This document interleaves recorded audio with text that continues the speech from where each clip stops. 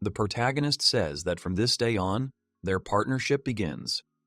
He extends his hand and expresses his hope that he and Rury will get along.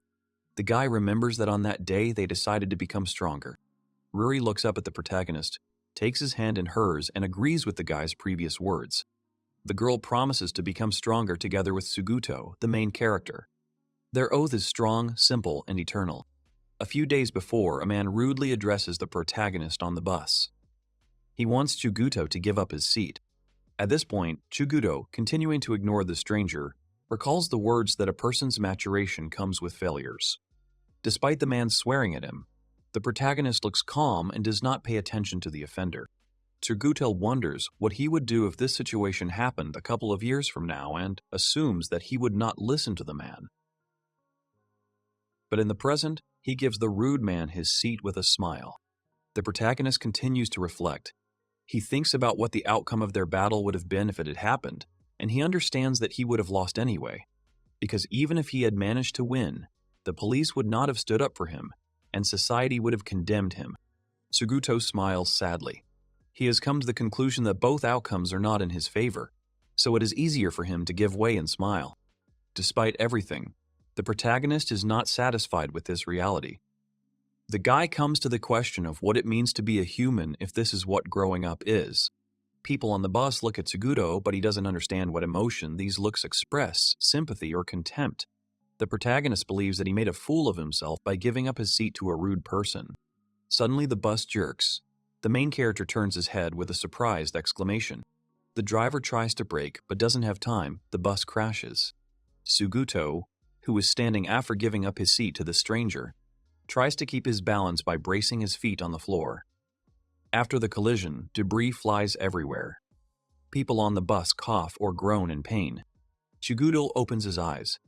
He tries to understand what happened and assumes that the bus was in an accident. The protagonist looks around the cabin and realizes that all the passengers survived. The boy realizes that he was the only one thrown back during braking because he stood up and mentally curses the person he gave his seat to. At the same time, Suguto notices that all the passengers are looking at him with horror. Looking down, the boy realizes that he has been hit by shards of glass. Suguto slowly realizes that he is hurt. The boy realizes that he cannot move. He does not want to accept what happened. He believes that his life cannot end so easily. Suguto barely holds his head up when he hears a sound.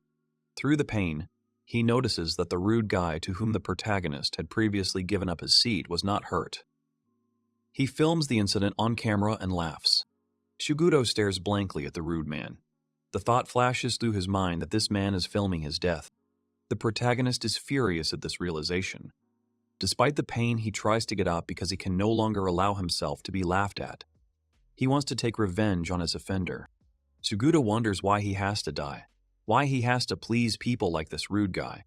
The guy experiences a lot of negative but contradictory emotions. The protagonist looks with all his fury at the man because of whom he suffered. At that moment, with his gaze, he cursed all the nature of the world. Before Suguto could finish his thought, a light appeared before his eyes. The hero finds himself in some cave. He lies on the floor when he comes to with a surprised cry. The guy sits up, looks at his hands, and suddenly realizes that he can speak and move, which means he is alive. Suguto continues to examine himself. His clothes are clean and his wounds are gone. He recalls his name to check if his memory is still intact. The boy's name is Sumihara Suguto. The protagonist is confused, as he does not understand what happened. Suguto assumes that he is in a dream, but quickly rejects this idea, as he can feel both the cool air and the wetness of the ground. Touching the vault of the cave, the guy decides that what is happening is definitely not a dream. Suguto, still surprised and a little confused, assumes that he was saved. Running his hand along the wall, the guy comes to the conclusion that he is in some kind of cave, after which he turns around at the sound. Suguto sees a tall adult man with a pickaxe slung over his shoulder and a bucket in his hand. The protagonist thinks he is lucky to have met at least someone in this strange cave and goes to the stranger. The guy wants to talk to him. When Suguto gets close to the man, he notices that the man has blue eyes. As the stranger examines him, the protagonist wonders if he could have ended up outside of Japan. The man is the first to speak to the surprised Suguto. He calls the boy nameless and tells him to move quickly if the hero is going to do so. Suguto is stunned into silence, so the man continues the conversation. He irritably tells the boy that if he doesn't leave, he should stay put until the stranger finishes. The protagonist remains silent, and the man returns to work. Turning away from Suguto, the stranger begins to hit the cave wall with a pickaxe. The guy standing behind the miner is even more shocked than before. He wonders what is going on here. Suguto comes to the conclusion that the stranger is definitely not Japanese. The guy also does not know what language the man spoke to him in. Despite this, Suguto understood the miner. He heard a foreign language, but somehow he understood the meaning. After some time, the man filled his bucket with stones and, lifting it, walked away with a satisfied face. Suguto, who had been watching the miner the whole time, assumed that the exit was in that direction. The guy decided that he needed to find out where he was. Passing by the place where the miner worked, the protagonist notices what looks like small, precious stones. He wonders whether he should take them with him because the guy lost his wallet. Suguto decides to take one and notices that it is transparent. The protagonist thinks that the stone in his hands is more beautiful than the others and therefore decides to take another one. As Suguto continues walking through the cave, he notices several more miners all heading in the same direction. The protagonist notices that they are all walking on the left side and carrying heavy buckets. The guy decides to follow them. Suddenly, a bright light starts shining in Suguto's eyes. He has to cover his face with his hand. The guy finally comes out of the cave. Suguto looks around. There is a small settlement near the exit of the cave. There are many miners. The guy comes to the conclusion that this is definitely not Japan. Almost all the people around him have light hair. The protagonist also notices the clothes of the strangers, which remind him of the Middle Ages. Suddenly, Suguto notices a group of people who have swords. He looks a little tense. The strangers pass by without noticing the protagonist. He assumes that they are guards, but notes that the members of this group look more like adventurers from some role-playing game. As Suguto watches the armed men, a short girl appears behind him. She walks quite slowly, and in her hands she holds a shovel, which drags along the ground. The girl passes behind Suguto, not paying much attention to him. Suguto, still watching someone, looks surprised but curious. The eyes of the girl, who turns out to be Rury, show no interest. She turns around briefly, watches the main character, but after a few seconds continues walking somewhere. Suguto, lost in his thoughts, doesn't notice the girl. He's never heard of a country with such a low level of development, so he can't figure out where he is. The boy notices that the miners are lined up. At first, Suguto wants to join them, but then decides that it would be better to look around. Suguto looks up and freezes, shocked. Directly in front of him, above the exit from the mysterious cave, incredibly steep mountains rise. They remind the main character of the Tower of Babel described in myths. What he saw refutes almost all the knowledge Suguto has acquired over 17 years of life. This leads the guy to some kind of realization. The main character comes to the conclusion that the place he found himself in is not on Earth. Suguto, with a loud exclamation that his lucky streak will continue, breaks the rocks with his pickaxe. Suguto and Rury bow their heads over the shiny stones, looking somewhat surprised. The guy, as if remembering something, clears his throat and, apologizing, swears to Rury, who looks quite pleased. There are many miners around and inside the cave who are also breaking rocks, so it is very noisy here. Suguto lowers his pick wearily and swears, sweat running down his face. Rury stands nearby, leaning on her shovel, silently watching Suguto. Already in his mind, the main character is outraged by the fact that, ultimately, he must engage in stone mining. Suguto flashes back to the moment he realized he was not on Earth. Someone calls out to him asking if everything is okay. The guy turns around at the sound of the voice. The man who called out to Suguto turned out to be a merchant whose shop was nearby. The merchant tells the protagonist that he missed the queue and asks if he managed to collect the magic ores. Suguto, somewhat confused, asks again, and the merchant confirms that the guy heard right and asks if he heard about the ores. The merchant explains that here in Berg they lack miners, and there are also many thieves and other dishonest people, but adventurers are constantly hunting monsters from the local dungeons. So if you don't go too far, everything should be fine. Suguto, shocked by the explanation, wonders if he might have entered a fantasy world. The merchant, who misunderstood him, tries to console the protagonist, remembering his discovery in the cave. The boy takes a blue stone out of his pocket and asks if it is also a magical ore. The merchant answers that it is, and asks to look at it. Tuguto wonders about the value of his find. The merchant guesses that the price of this stone is equal to 1 large copper coin, but then adds that its purity is not bad, so it is possible to throw in another copper coin. In the end, the merchant values Tuguto's find at 11 lark. The protagonist mentally laments that he would like to know the final cost, and then asks a friendly merchant what he can buy with this money to roughly understand the value of the find. After learning that this money can only buy a handful of dried fruit, Suguto comes to the conclusion that 11 larks is less than 100 yen, and then remembers the second stone he found. Suguto asks the merchant to evaluate this find of his as well, to which the merchant enthusiastically asks if it is an ethereal crystal. Seeing the boy's lack of understanding, the merchant explains that they are very rare, but without these crystals it is impossible to make a potion. He offers to buy this stone from Tuguto above the market price. Together with the first stone, the total amount is 2,1611 lark. Tuguto mentally calculates how many larks each coin is worth. Having roughly figured out the local currency, the protagonist sells his finds to a merchant and buys 1 portion of dried meat. Just as he was about to leave, Suguto remembered that he needed a place to stay overnight and asked the merchant if there was a shelter nearby. The boy realized that he couldn't sleep on the street in a world he didn't know. The merchant points in the direction of the city and offers Tuguto a place to stay at the Dragon's Den Inn for 5 silver per night. The guy is tense. The money he received will not last him long. He understands that the chances of finding a way to return to his world in a few days are small, which means he needs money. Suguto wonders how much he can earn on magic ore. After thinking about it, the guy asks the merchant if he sells pickaxes and buckets. The merchant replies that pickaxes are sold in the building next door and that the bucket is free. He is about to ask something, but Suguto interrupts him and says that he is going to prove that he can do it. Full of determination, he wants to return to the dungeon and dig up a whole bucket of ore. After some time in the dungeon, Suguto's bucket is almost empty. The guy wonders why he can't do anything, because he's sure he chose the right place. There are many other people here besides him.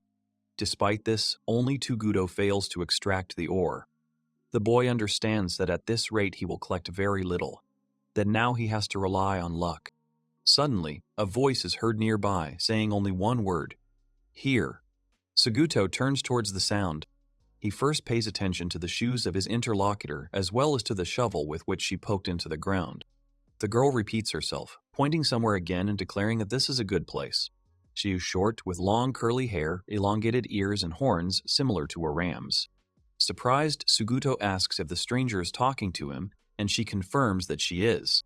The protagonist examines her, paying attention to all the differences from a human. He understands that the girl in front of him is just a child. Notes that she looks as if she belongs to some fantastic race. Suguto asks what's wrong with the wall the stranger points to, and she replies that he should dig there. The guy asks why not there, pointing to a random place, and the girl replies that ore was mined there yesterday, which means there is no point in digging in this place for now. Suguto calls the girl to be more serious and notes that there are no signs of digging in the place he indicated. After the stranger says that she is serious, the guy comes to the conclusion that she is lying. The girl says that she is not lying, and when Suguto says that there are no traces left on the wall, she replies that they have already disappeared because it was yesterday. The boy starts arguing. He thinks it's absurd and the traces of digging couldn't have disappeared so quickly. Suguto calls on the stranger to be a good girl and apologize. The girl replies that he will understand everything as soon as he sees it. She confidently grabs her shovel and starts digging in the place indicated to her. There really is ore there. Suguto is amazed that the girl extracted a piece of ore in one swing. Despite this, he still does not believe the stranger and claims that she was just lucky. The guy continues to try to extract ore in the same place, at the same time asking if the wall can't restore itself. The girl replies that the walls reproduce themselves even if they are destroyed. Suguto asks if there will be ore in the restored wall, to which the stranger replies that ore is also restored, which is much slower. Then, after comparing 2 pieces of ore, she throws away the one that she thinks is bad. The guy asks how long it takes to restore the ore, to which he receives the answer. About 2 or 3 days. Having learned this, Chiguto comes to the conclusion that not only the stranger, but all the local miners know exactly which wall needs to be dug on which day. The girl throws one of the pieces of ore into a bucket. The boy asks how soon they will fill the buckets, and when they answer that there is still plenty of buckets, he asks how much they will get for the mined ore. The girl answers that about 5 silver coins. This should be enough for one night, and so Chiguto comes to the conclusion that as long as he knows where to dig, he should have no problems with money. The boy thanks the girl, because he thinks she saved him, and then asks her name. She is silent for a few seconds, and then says that her name is Rury. Chiguto also says his name, and then asks why she helped him. Rury remains silent. She starts to say something quietly, and so Chiguto has to lean towards her. It turns out that Rury was worried about the guy. After hearing the girl's confession, Chiguto says that she is very cute and laughs. The guy thanks his assistant again and strokes her hair. Rury closes her eyes and looks very pleased about this. Something makes Chiguto surprised. He realizes that the girl does not have hair on her head, but something similar to wool, and asks her if she is a sheep. This outrages Rury, and she declares that she is a mothlan, not a sheep. Realizing his mistake, Chiguto apologizes and asks his interlocutor not to be angry, promising that he will not make the same mistake again. Rury sighs, but forgives the guy. He offers to go and sell the ore they have mined, but notices that the girl is wary for some reason and asks if something happened. Rury, with the shovel at the ready, reports that a certain Donald is here. 3 armed men with unfriendly faces appear at the entrance to the cave. Chiguto asks about Donald, and Rury explains that it is the guy in the center. Noticing his enormous height, the protagonist wonders who he is, to which the girl calls Donald a bad guy. Chiguto notices Donald's angry face. Donald and his men steal the ore miners have mined with impunity. Chiguto repeats Rury's words about Donald being a bad guy, but notes that his men do not take everything from the miners, but take a little and look for a new victim. Chiguto condemns Donald's behavior, wondering why no one stands up to him. Suddenly, Chiguto realizes what he was just thinking, and a nervous smile appears on his face. He understands perfectly why the miners do not contradict Donald, because it is the easiest way out. Chiguto remembers how he himself, despite insults, gave up his seat to a rude man on the bus. The guy knows that the miners don't resist because it will cause minimal harm and because it's safer. But he understands that as a result of such sycophancy, he died. Chiguto sums up his past life. In his opinion, he simply made a fool of himself in front of people and then died. He wonders if he has the right, given his past, to look down on the miners around him. However, something has changed in the protagonist. Rury notices that he is clenching his fists. At this point, one of Donald's subordinates approaches them and demands 10 stones per person. Rury holds out a shovel in front of him and refuses to obey. Donald's subordinate is rude to the girl. He says that the miners should be grateful to people like him for hunting monsters, because otherwise the miners would not be able to safely mine ore. However, Rury says that Donald's subordinate is lying because adventurers have already come today, and none of the 3 who came recently were among them, which irritates the rude man. Donald enters the conversation, angrily yelling at Rury, ordering her to give up the stones, but the girl, despite the trembling in her voice, continues to resist. Donald takes a few steps towards Rury as if he wants to hurt her, but then a rock flies right in front of his face. At the last moment, Donald manages to dodge and the stone flies past him. This stone was thrown by Chiguto. In the silence that followed his throw, Donald's subordinates call out his name in fear. Chiguto's actions make Donald even more irritated and he turns towards the guy. However, the protagonist is no longer willing to behave politely. When he looks up at Donald, his eyes are filled with anger and hatred. Chiguto straightens up to his full height. Donald looks even more angry than before, veins appearing on his arms. The leader asks Chiguto if he was the one who threw the stone. The main character's face looks incredibly calm, but his eyes have lost the softness that was inherent in the guy's gaze before. Chiguto remembers feeling disgusted at that moment because even though there were only 3 of them against them, they were armed with swords, meaning their chance of winning was negligible. In his opinion, they should have just given the scoundrels the ore they had mined. However, Chiguto could no longer act the way he had before because of what happened to him on the bus. The boy remembered how Rury, despite her obvious fear, decided to fight. Looking at the girl who was weaker but braver than him, Tsuguto realized that he was pathetic and felt disgusted with himself. At this time, Donald, losing his temper, began to shout to the main character, continuing to try to find out who threw the stone at him. Tsuguto, completely calm despite the situation, replied that Donald himself asked for the stones, so he does not understand what the man is complaining about. The protagonist's face expresses absolute confidence. One of Donald's henchmen also suddenly shouted, pointing at Tsuguto. He informed his boss that the impudent boy did not have a mark. As the henchmen began to try to persuade their boss to back down, Tsuguto remained completely calm. The man who approached Rury first made several arguments, but Donald yelled at him as well. The man turned to the protagonist again and asked if the boy knew what was happening to people like him. Tsuguto, who did not understand anything, thought about what had happened and came to the conclusion that, in the worst case, he would die again. Despite the thought of his own death, Tsuguto did not back down. He realized that it was better to leave this world with his head held high than after making a fool of himself. The protagonist's face reflected his determination. He ordered Donald to shut his mouth. Hearing another insolence from Tsuguto, Donald rushed towards him, not wanting to tolerate such behavior any longer. The leader decided to finish off the rude guy. Even though Donald was rushing towards him, drawing his sword as he ran, Tsuguto continued to stand up straight and determined, as if he had accepted his end. However, at the last second, Rury jumped out from somewhere and hit Donald's hand with the shovel with all her might. Tsuguto, who had not expected this, stared at his friend in surprise. Rury's face showed nothing but determination and concentration. Donald had to pull his hand back due to the injury he had received and let go of the sword, which immediately fell to the ground. Tsuguto called out to the girl, but before he could say or do anything, the enraged Donald pushed Rury away with one movement, and she flew into the wall. The determination in the protagonist's eyes turned to horror. Donald, who was not calmed down by this, continued to yell at Rury and behave terribly. Tsuguto managed to see the girl's face, full of fear and pain, before she fell again next to the wall. Forgetting about Donald, the main character rushed to his assistant. He was very afraid for the girl. Once he was there, the boy carefully lifted Rury's head. Her face was dirty, and her eyes were closed from the pain. She had most likely lost consciousness from the blow. Tsuguto realized that this girl was trying to save him, while the main character silently looked at his wounded girlfriend.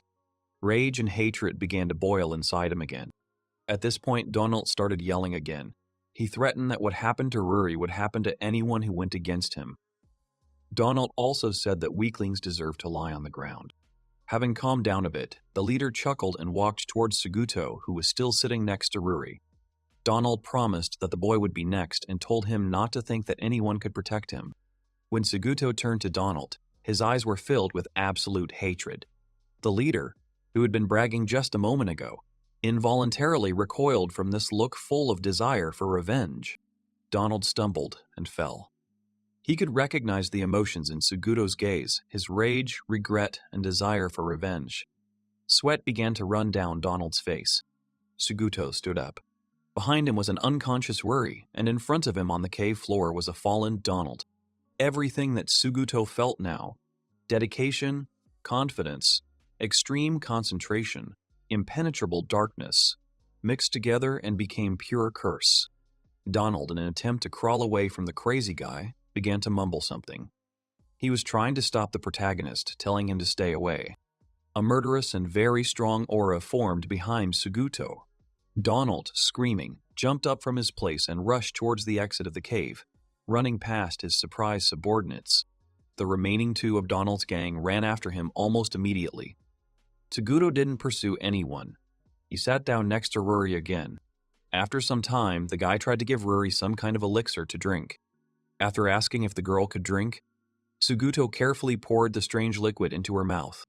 Rury finally opened her eyes. Tsuguto immediately bombarded her with questions about her health, trying to find out if everything was okay with her friend, but she was still unable to answer properly. The grandmother who gave her the medicine lost her temper because of the guy's questions. After demanding payment from Tsuguto, she told them both to get out, as it was time for her to close the shop. But the boy ignored her words, calling her a witch and saying that Rury had just woken up. The old woman was offended for the second time. The place they found themselves in looked magical. There were many different magical devices, books, and potions. Tsuguto asked Rury again how she was, to which the girl was finally able to answer, assuring the guy that everything was fine. Sitting on the couch, Rury asked where they were. Tsuguto hesitated and replied that they were in the city, in some tool shop, and the old woman became indignant again and corrected the guy. Her shop was called Hein Magic Tool Shop. Tsuguto briefly recounted the events that had happened since the incident in the cave. The merchant had recommended this shop to him as the best place to help Rury. The protagonist says that their visit here is a good idea, but the old strange witch tried to give the girl some suspicious liquid to drink. He had previously told the shop owner that he would not pay if Rury declared that she had been cured. But Tsuguto tried to convince his friend otherwise. The old lady began to scream again because the boy seemed to have no intention of paying. However, it turns out that it was a joke. Tsuguto thanked the old lady and told Rury to thank her too. The girl bows respectfully to the shop owner, who now looks a little embarrassed. The witch responds to the thanks briefly, stating that it is her job. After this, Tsuguto and Rury try to beg for a discount, but they are forced to pay for the treatment in full and thrown out of the store. The heroes have little money left, only 211 lark. Stopping in the middle of the street, Tsuguto asks Rury where she lives. He wants to walk his friend home, but it turns out that she doesn't have a home. This causes confusion in the guy, and he asks where Rury spends the night, as well as where her parents are. The girl doesn't look at Tsuguto when she answers. She says that she always sleeps in a flaup house, and she herself doesn't know anything about the whereabouts of her parents. The guy doesn't say anything in response, but becomes a little sad. After a few seconds, Tsuguto finally asks where the shelter is. Rury says that it is right at the entrance to the dungeon. The guy thinks about what to do. It is dangerous to walk in the dark along the mountain path to the dungeon, and there is no money for an inn in the city. Rury, noticing his confusion, apologizes for the cost of his treatment. Tsuguto asks her not to apologize, but the girl holds out the money and asks the protagonist to take it. She gives the guy 350 lark, which, combined with the money left over from Tsuguto, allows him to spend the night at the Dragon's Lair Tavern that the merchant had told him about earlier. Breathing a sigh of relief, Tsuguto smiles and says that he feels like Rury really does save him all the time. Looking down, the girl replies that this is her path. Elsewhere in one of the houses, Donald yells at a beautifully dressed girl and pushes her away. The girl, catching herself on a table, screams and falls to the floor. Donald is very angry again. He does not pay attention to the fallen girl. Sitting on the bed, Donald clutches his head in his hands and curses loudly several times.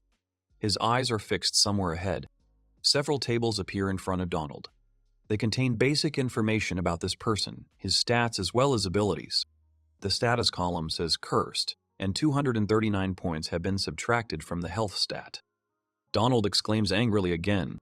He doesn't understand how he could lose so much health. With the health he has left, he could die even from a fall. Donald knows that Tsuguto is to blame for all this, and he wants to do something to get revenge. As morning comes, a bell starts ringing over the city. This wakes Tsuguto up. He spent the night in the room he and Rury rented yesterday. Half asleep, Tsuguto feels something nearby. It turns out to be someone's loose hair. The guy finally wakes up from surprise. Seeing Rury sleeping next to him, Tsuguto wonders why the girl would want to sleep in his bed when she had her own. He looks confused, but doesn't try to wake her up. The bell continues to ring. The sign with the image of a bird reads Dragon Inn. The slanting rays of the morning sun penetrate the room through the window. Tsuguto sits up in bed, putting his hand to his face, either to shield his eyes from the sun's rays or to show fatigue and some degree of irritation. The boy reminds Rury that there is another bed in the room. Looking at the sleeping girl, he asks why she went to bed with him. Thinking back to the events of last night, Tsuguto recalls that he was glad they were able to stop at the Dragon Inn after everything that had happened. When they entered the inn, they saw a muscular, gloomy man. The protagonist described him as an incredibly gloomy, middle-aged man, mentally wondering if all men in this world were that huge. The man approached Tsuguto and Rury, informing them that he would be prohibited from using the dining hall. But if his comrades were okay with it, they would have a room on the 3rd floor for 5 silver coins. Hearing about the canteen, Tsuguto looks around with interest. Having agreed to the terms, but still not understanding why he alone was forbidden to use the canteen, the boy received the keys as well as 2 flasks. which the menacing man gave him with the words that he was giving him light and hot water. Rury, seeing the flasks, immediately became cheerful, especially because of the mention of hot water. Suguto, not understanding anything, asked his companion what kind of flasks they were. The girl explained that they contained magical ores. Upon entering the room, Rury inserted one of the bulbs into the lamp, causing it to immediately light up. Suguto, who had not expected this, was surprised, and the girl continued to explain, "If you put magic ore in the bath and then fill it with water, it will become hot." The boy realized that this kind of use of magic ore was probably the norm. Rury, after finishing her explanation, asked if Toguro understood them, and then asked if he wanted to take a bath together, but the protagonist refused under the pretext that he understood everything. Afterwards, Suguto gave Rury some dried meat, but the girl ate it reluctantly. The boy assumed that this was because both sheep and mouflons were herbivores. While Rury ate, Suguto went to the bathroom and lay down to rest, and eventually fell asleep. Looking at the clothesline stretched out right in the room, Suguto remembered that all the clothes had been washed. Carefully touching Rury's face, the guy finally woke her up. After wishing the sleepy girl a good morning, Suguto not very carefully handed her things, asking her to get dressed and at the same time thanking Rury for doing the laundry yesterday. Suddenly, Suguto noticed a chain around the girl's neck. Intrigued, he asked what kind of badge it was. As if surprised by the boy's question, Rury asks if he really doesn't know, to which he answers in the affirmative. The girl then says that she has a badge around her neck, but Suguto still doesn't understand anything. Rury asks the boy if he lost his token. Suguto replies that he couldn't lose something he didn't have in the first place. Suddenly, Rury's face becomes tense. Clutching her token in her palm, she says that Suguto not having a pendant is very bad, which makes the guy tense up as well. Stopping some time later at a 2-story building with large windows and 4 columns, the main character asked if it was an adventurer's guild. Thinking back to the altercation with Donald yesterday, Toguro finally understood what they meant about him not having a tag. However, at the same time, the protagonist also remembered that the first miner he met didn't have a tag either. Suguto asked another question. He wondered how people could accurately tell if he had a token since he could just put it in his pocket, to which Rury replied that the protagonist would know once he entered. Suguto pushed open the double doors and stepped into the guild hall. It was small. Right in front of the entrance was a counter, behind which stood a girl who greeted those who entered. Her clothes looked like they were the guild uniform. Smiling, the girl asked if Rury and Suguto had come to restore the token. Because the guy was stunned by the beauty of the girl at the reception, Rury spoke to the stranger. She replied that they did not have a recovery token, but they needed to create a new one.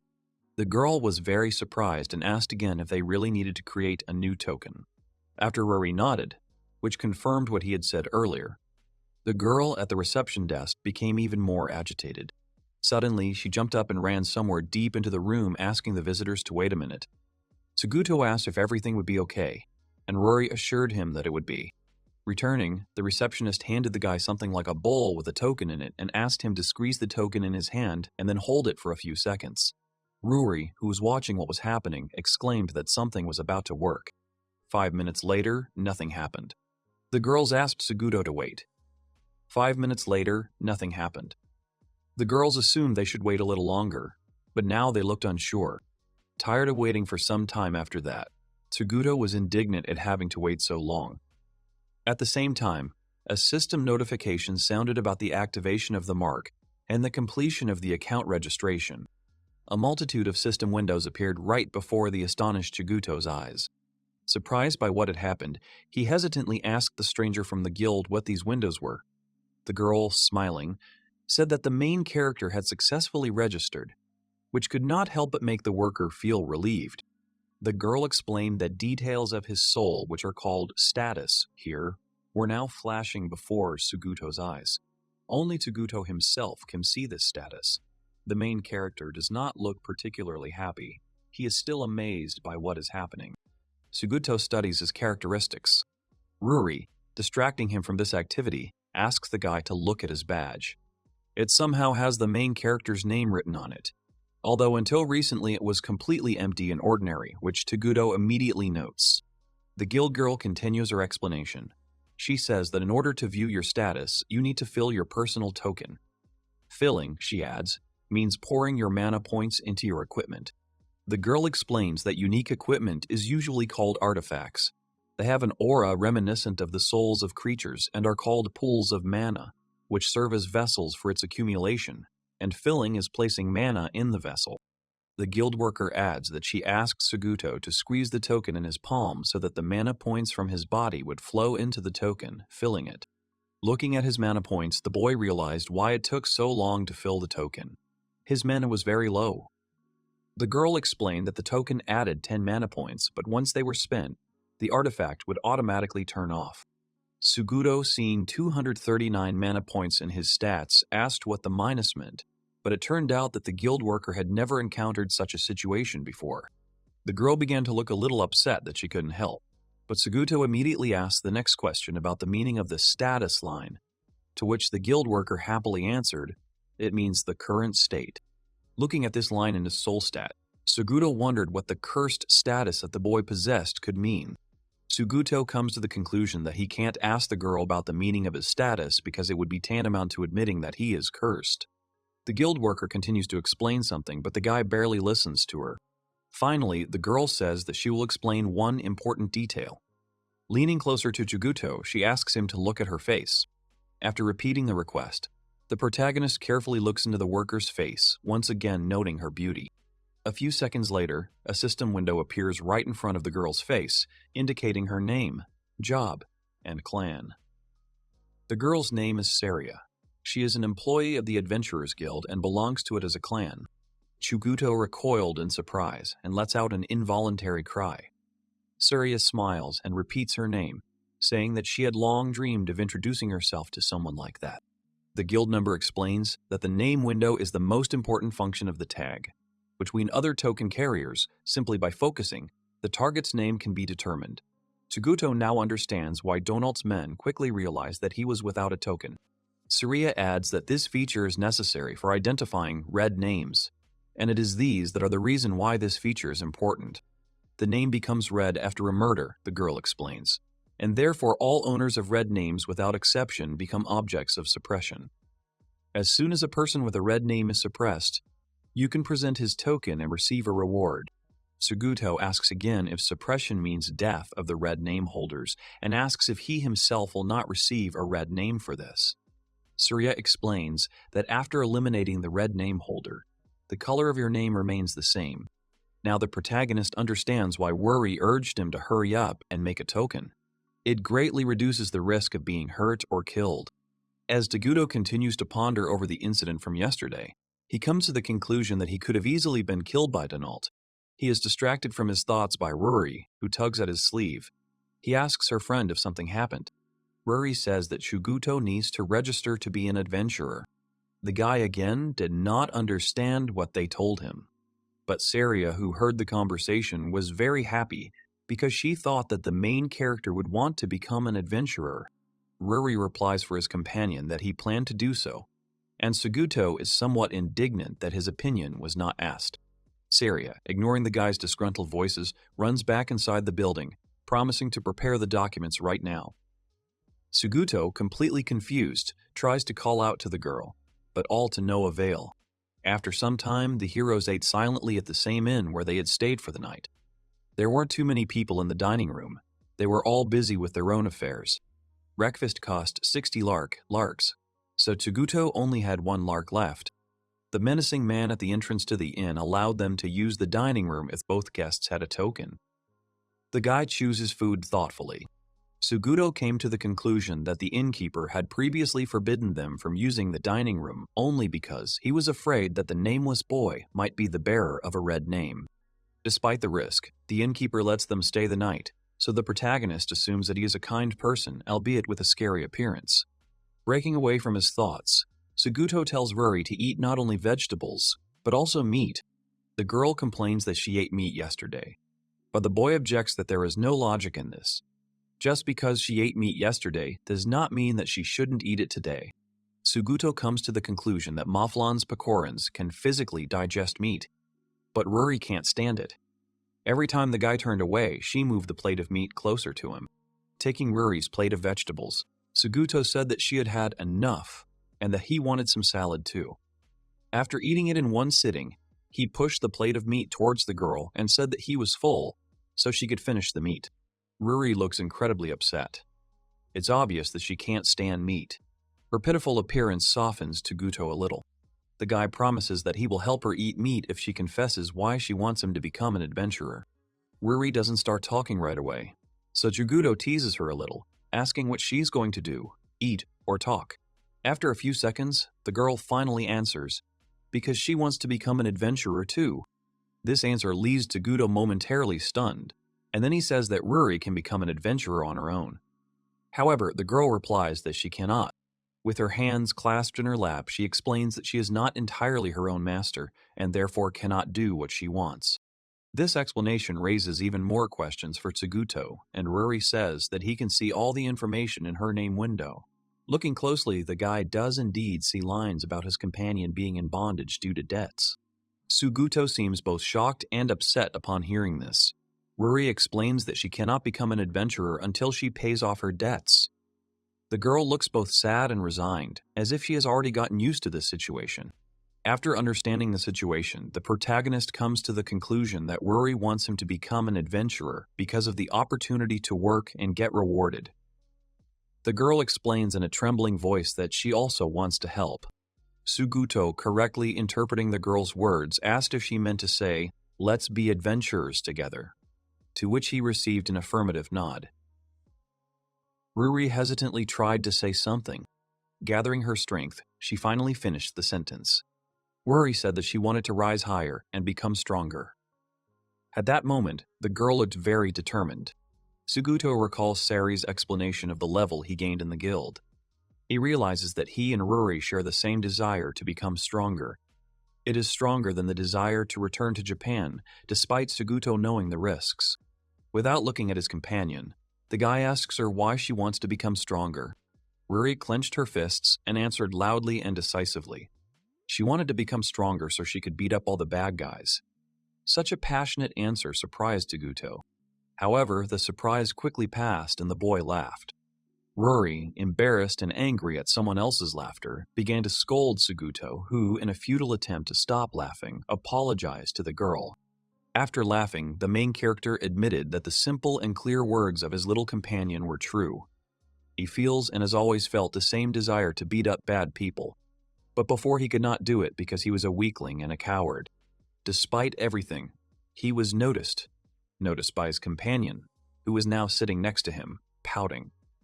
Tsuguto extended his hand to Rury. The boy said that he also wanted to become stronger. His face seemed very kind, but at the same time, determined. Tsuguto promised that from today onwards he and Rury were partners and expressed his hope that they would get along. A little surprised but happy, the girl squeezed his hand with hers. Rury promised that she would become stronger together with Tsuguto. Sometime later, in an unfamiliar dungeon, Rury asks Tsuguto to show his status, since they are now partners. The guy agrees, but wants to see the girl's status as well. The partners exchange tokens. After looking at Tsuguto's stats and skills, Rury is delighted. She says that the skill Evil Eye is unique, but the guy laments that he is only at rank F and has only 1 point of mana. Tsuguto asks her friend if she knows anything about the curse. The girl, thinking, answers that there are different types of curses and begins listing ways to remove them. The first is purification in the Holy Church, which Tsuguto immediately dismisses due to the risks. The second method is defeat the one who cursed you. Rury assumes that it has something to do with Tsuguto's skill, so the guy asks what to do if he is the source of the curse. But the girl does not answer. Sighing, the boy comes to the conclusion that Rury does not know this. At the same time, windows with information about the companion finally appear in front of Tsuguto. The boy feels humiliated because Rury's stamina is higher than his. However, the rest of her stats are pretty typical for a 9-year-old, except for her huge amount of skills and mana points. Tsuguto says that he's counting on Rury's skill called Noise Detector. Armed with a pickaxe and a shovel, the partners set off to hunt for monsters. 10 minutes before, Tsuguto suggested that Rury try and dig 2 buckets of ore, which left the girl puzzled. She asked what about hunting monsters since it would help them level up. The guy asked in bewilderment whether his companion wanted to start hunting today, to which he received an affirmative answer. Suguto tried to explain that this was too reckless. Before hunting, it was necessary to prepare equipment and gather information. The guy suggested mining ore for now, since they only had one lark left. The girl shouted that it was too slow, but the main character objected that it was not slow, but gradual. Gripping the shovel, Rury shouted that the bad guys wouldn't wait for anyone. This statement shocked Suguto a little. Thinking about Donald and his subordinates, he came to the conclusion that his plan was indeed too slow. Suguto asked his companion if she knew how powerful the labyrinth monsters were. The girl explained that they were near an E-rank dungeon, so the monsters inside were extremely weak. In addition, with the noise detector, Rury was good at detecting their presence, so as long as they were together, they would both benefit. Suguto concluded that Rury had used the noise detector to predict Donald's appearance yesterday. He asked if she could tell the exact number of monsters by ear. Rury said that if there were only a few, it would be easy. The protagonist realized that this was convenient. They could ignore the crowds of monsters and track down only the loners. Remembering his original plan, Suguto returned to the issue of weapons. Rury proudly raised her shovel blade up. The boy dejectedly praised this weapon. Sighing, Suguto came to the conclusion that he now had no reason to give up on hunting monsters, and suggested that they head into the dungeon to begin the hunt. As soon as they entered the dungeon, the partners encountered several passages. Suguto complained that it immediately turned into a labyrinth. Rury said that she knew of a path on the right called the garbage slit, and suggested that they see what was in that direction. After walking a little in the right direction, Suguto was stunned and asked if there was anything there at all. Instead of answering, Rury threw a pebble and suddenly the floor collapsed with a terrifying roar. The girl with a calm face explained that all sorts of trash is thrown into the garbage chute, but the main character looked shocked. Looking into the hole, Suguto realized that he couldn't see the bottom and became even more tense. The partners, after demonstrating the abilities of the garbage slit, decided to move on in a different direction. Suguto asked if not being safe meant that they were already lost, and Rury responded that they were. Suddenly she heard something. The girl grabbed the shovel more comfortably and said that the monster had been found. Suguto asked in surprise if it was true, and then asked about their location and number. The boy realized that he seemed to be too nervous because this was his first battle. Suddenly, the girl got excited and swung the shovel. She screamed that the monster was right there and called on her partner to attack. Suguto, seeing his friend's panic, grabbed her by the collar and told her to calm down because otherwise they would not succeed. The girl screamed that the monster was already here and that it was approaching. An ugly thing appeared from one of the passages. Quickly looking at the enemy, Suguto determined that it was a goblin. Suddenly, the monster roared loudly and rushed towards the hunters. The protagonist froze and cursed. The guy, despite his fear, tried to swing the pickaxe but realized that he didn't have enough time, and so he simply threw his weapon in the direction of the rapidly approaching attacker. The pickaxe actually hit the goblin and sent it flying. Suguto realized that throwing his weapon wasn't such a bad decision since the monster was approaching them at high speed. However, the goblin, screaming in pain, suddenly stood up. Blue blood was flowing from the wound. The monster rushed towards Suguto again, who was unarmed this time. The goblin jumped on the protagonist and knocked him to the ground, crushing him with his own weight. While trying to fight the monster, Suguto saw that the attacker had bared his teeth. It seemed like the goblin wanted to eat him. Arriving at the last moment, Rury hit the monster with all her might with the shovel. The goblin froze for a few seconds as he was stunned by the shovel. The girl's face expressed determination and readiness to fight. Rury swung her shovel and hit the goblin, still sitting on top of Suguto, who had fallen to the ground once more. Despite the girl's attempts to cause damage, the goblin barely reacts to her. Suguto comes to the conclusion that Rury's strength is too weak, but she does not give up and continues to fight. With a determined battle cry, the girl grabbed the shovel and struck the goblin in the left eye. Finally, the monster took damage and screamed in pain, breaking away from Suguto. The boy realized what had happened and, following his companion's example, struck the goblin in the right eye to disorient the enemy. The monster, clutching its head, could no longer attack. Suguto took advantage of the opportunity and picked up the pickaxe he had thrown earlier. Swinging, the guy dealt the final decisive blow to his opponent. System notifications about gaining experience points and increasing experience from level 8 to level 9 appeared before Suguto's eyes. The values of most of his stats also increased. Suddenly, the pickaxe the boy was holding in his hand began to glow. Intercepting it and raising it above his head, Tuguto smiled happily. His strength had increased by only 2 points, but the effect was noticeable. Glancing sideways at Rury, the protagonist noticed that the girl had also raised her shovel. She began to look very pleased with her victory. Suguto mentally noted that his companion behaved like a heroine. Suddenly, the boy realized that they had unconsciously adopted similar poses, raising their weapons to the sky. Clearing his throat, Tuguto asked what was wrong, since Rury looked so happy. The girl boasted that she had raised her level, for which the protagonist praised her. Rury said that she was now the coolest in the world, and Suguto did not know what to answer. But later, when his companion asked about his level, he answered that he had also raised it. Throwing his pickaxe over his shoulder, the protagonist asked what they should do with the defeated goblin. Rury said she would tell him, but now Tuguto had to call her mistress. He refused, but asked the girl to tell him what she knew. Rury replied that the goblin that was gone could be sold to the guild. They would also serve as proof of the adventurer's victory over the monster. It turns out that Rury had a knife with her all this time, which was originally intended for cutting hair. Upon learning this, Tuguto reminded the girl that the knife would need to be cleaned. Having moved away from the fight, the main character collected his thoughts and said that he would now explain their further plan. By the end of the day, the partners had earned 2,204 larks, which couldn't help but please Tuguto. However, Rury didn't look so happy. On the contrary, she was offended by the main character. Tuguto asked how long the girl was going to sulk at him, and she replied with displeasure that she wasn't sulking at all. The boy said that it wasn't his fault that the monsters didn't appear anymore, to which Rury replied that they needed to go deeper. Suguto countered that going down without preparation was extremely dangerous. The protagonist's plan was to stay alert so they could always escape when danger came. Tuguto said that the goblins were faster than he expected, and that they had mined enough ore while the monsters were gone. The girl did not argue anymore, but still looked offended. The guy handed her some of the money he had earned and suggested that they finish for today, and then asked where she would spend the night. Rury answered that she would stay at the hotel.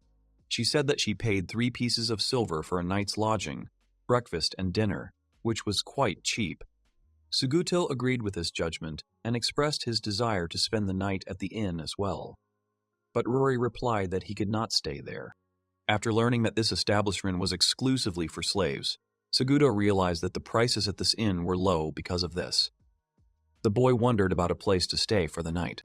Continuing on their way, the partners met a merchant who called out to them. It turned out that his name was Rail. He expressed his joy that Rury was safe, and Suguto replied that it was all thanks to Rail. Turning to his companion, the protagonist explained that it was the merchant who told him about the shop where Rury was cured. The girl thanked Rail. Suguto bought dried fruit for 3 pieces of silver and told the girl, who didn't understand anything, to stretch out her hands. The main character put the dried fruits he had just bought into the girl's palms. Rury asked if Tuguto was giving her the bag. The guy replied that it was a gift, and promised that they would go deeper tomorrow, so the girl needed to get ready. Rury thanked Tuguto for the gift. The girl waved goodbye and left. Rael spoke to Suguto, who was still standing near his counter. The boy explained that he gave his friend dried fruits because Rael could not trade directly with the slaves. The merchant was surprised to hear this and asked if Tuguto knew that all the street stalls nearby had permission to sell things to slaves. The protagonist, of course, did not know about this. Rael, seeing Tuguto's embarrassment, laughed kindly and asked if the guy really wanted to do something cool, and when the main character tried to deny it, he said that everything was fine. The merchant added that Rury would definitely treasure the gift. The girl's face really looks very happy when she looks at the bag of dried fruits that Suguto bought for her. As night fell, one of Donald's henchmen burst into his home asking why Donald was locked up. Seeing that the boss was wearing leather armor, the henchman was very surprised and asked why Donald did that. Pulling his sword out of its sheath, Donald cursed and promised that he would definitely find the man without a token. Suguto. The heroes are sitting outside near one of the caves, leaning their backs against the mountainous heights. Rury asked if Tuguto was angry. Hearing the question, the boy turned to the girl with a puzzled face. The protagonist repeated his friend's question as if he wasn't sure he heard it correctly. However, Rury confirmed that she had asked exactly that. The girl added with a guilty look that Suguto still hadn't said a word. The guy looked away and remained silent. Some time ago, the heroes entered an E-rank dungeon called the Magic Ore Cave, which only had 5 floors. The most dangerous monsters here are the Great Poison Spider and the Blue Killer Fish, but they are only found at the very bottom. Tuguto recalled that this was all the information they had left with on the second day. He screamed loudly as he tried to fight off a large rat that had latched onto his leg. After the monster was thrown aside, Suguro gained experience points as well as a level increase and some stats. Turning his head from side to side, the boy found Rury squatting right at his feet. She noticed that the protagonist was wearing different shoes today than yesterday. Sighing, the boy muttered that Rury had noticed. Suguto's mind went back to the memories of yesterday when he visited the armory next to the guild.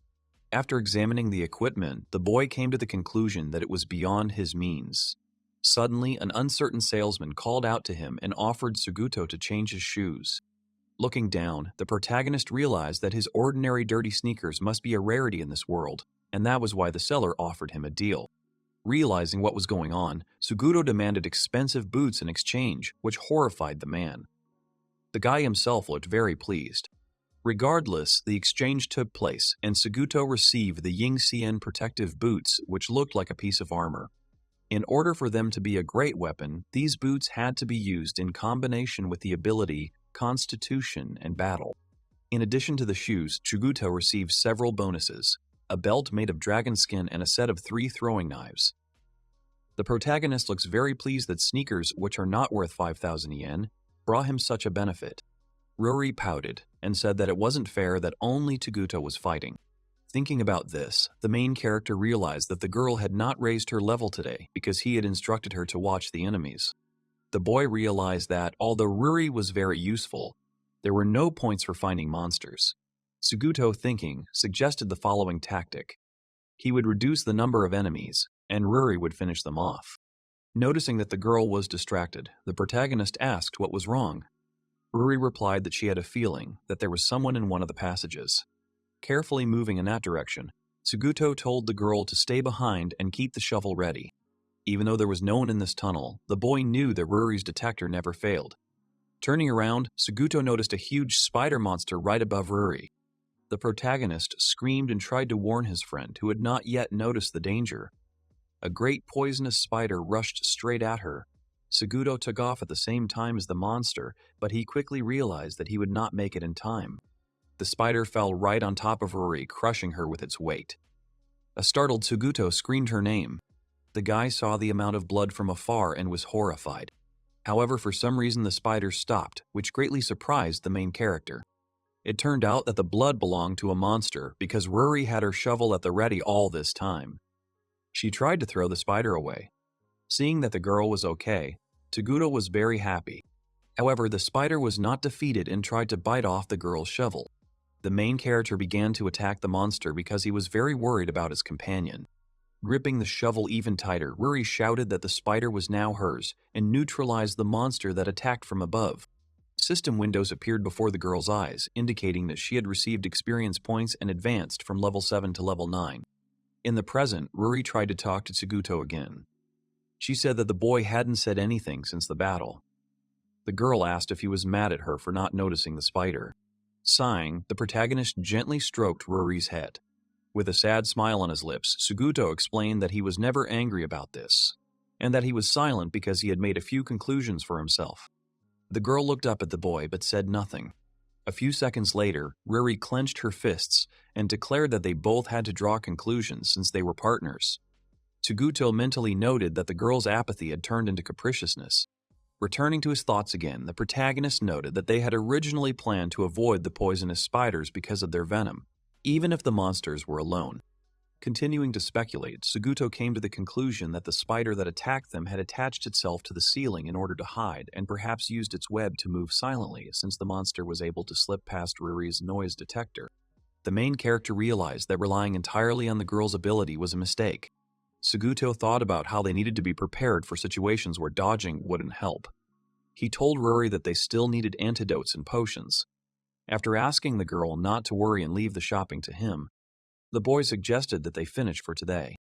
Noticing the girl swing her shovel as she stood up, Suguto mentally noted how she was practicing her swing.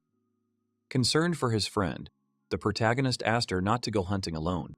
Rury clutched the shovel and promised that she would not go hunting again today. Suguto smiled and said goodbye. Waving to her departing partner, the girl repeated her promise. However, she added a second part to it. Rury decided to go digging ore, since she had said that she would not go hunting. After a while, a very pleased Rury exclaimed that such was the power of level 9. In a short period of time, she had mined several buckets of ore.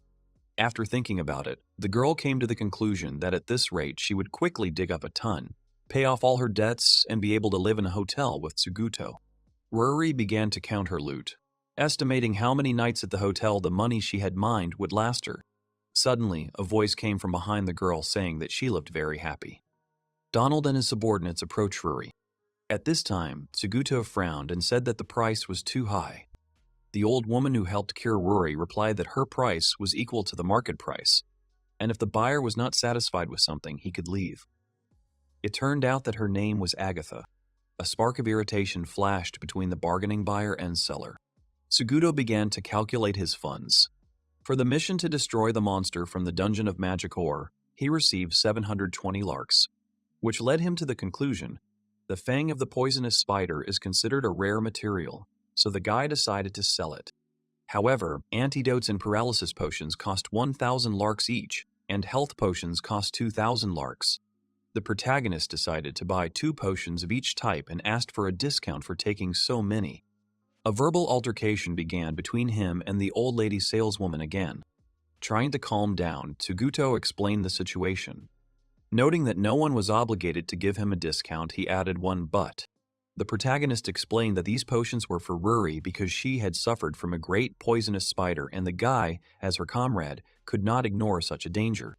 Switching very quickly from a friendly tone to a threatening one, Suguto continued to try to get a discount for himself, trying to press on the old woman's sense of guilt. After a short period of time, the merchant kicked the guy out of her shop again, but she still gave him a discount. 6 potions cost the main character 6,000 larks. Noting that the old woman was soft, Suguto wished her a long life. Walking away from the medicine shop, the protagonist wondered whether he should buy dried fruit for Rury with the remaining money. At first, he wanted to leave some just in case, but remembering how happy the girl was about the gift, he decided that it was a small expense. At this time in the cave, Rury stood opposite Donald and his minions holding a shovel in front of her. Donald, turning to the girl, told her not to be so wary, because he did not come here for the ore. But she did not relax, still holding the shovel in front of her. As he continued speaking, Donald promised that if Rury listened to his proposal, she would no longer have to bring him ore. As Donald spoke his next line, his face showed anger. He asked where Suguto was now. Stunned by the anger radiating from the man, Rury clutched her shovel to her chest, fear etched on her face. Even though the girl began to tremble, she replied that she would not tell. Donald, instead of further persuasion, preferred the method of brute force.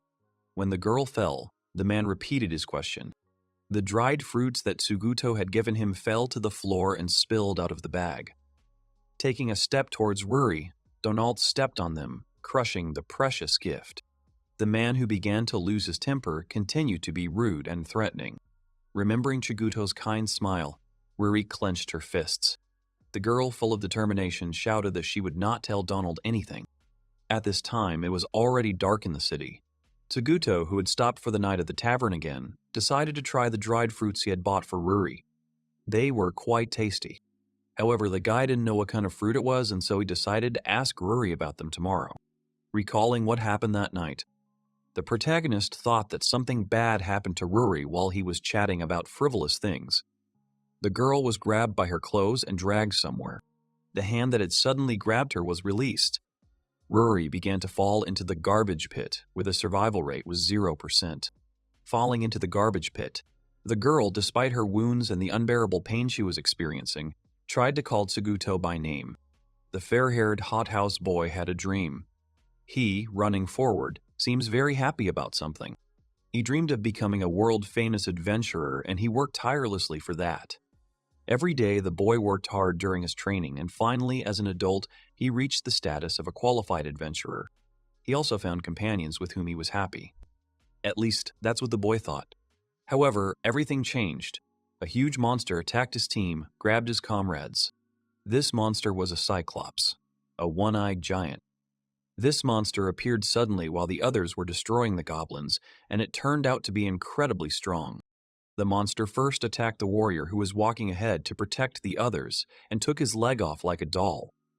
The hunter drew an arrow, but under the monster's power, his hands began to rot. Another of the boy's comrades writhed on the ground in agony. The guy who hadn't had time to get hurt looked very scared and shocked. It was as if he couldn't believe what had happened. Abandoning his wounded comrades, the boy ran away without even taking his sword out of its sheath. He felt the gaze of his dying friends on him, but he did not return to help them. His comrades never returned from that mission, and the boy decided to drown his sorrows in alcohol. He began to take out his anger on people and eventually realized that it was easier to earn money by deception than by waving a sword. This boy, just like the man with the dark look that grew out of him, only watched as other people died. The man sat with his feet up on the table. His name was Danold. The man's gaze was still gloomy.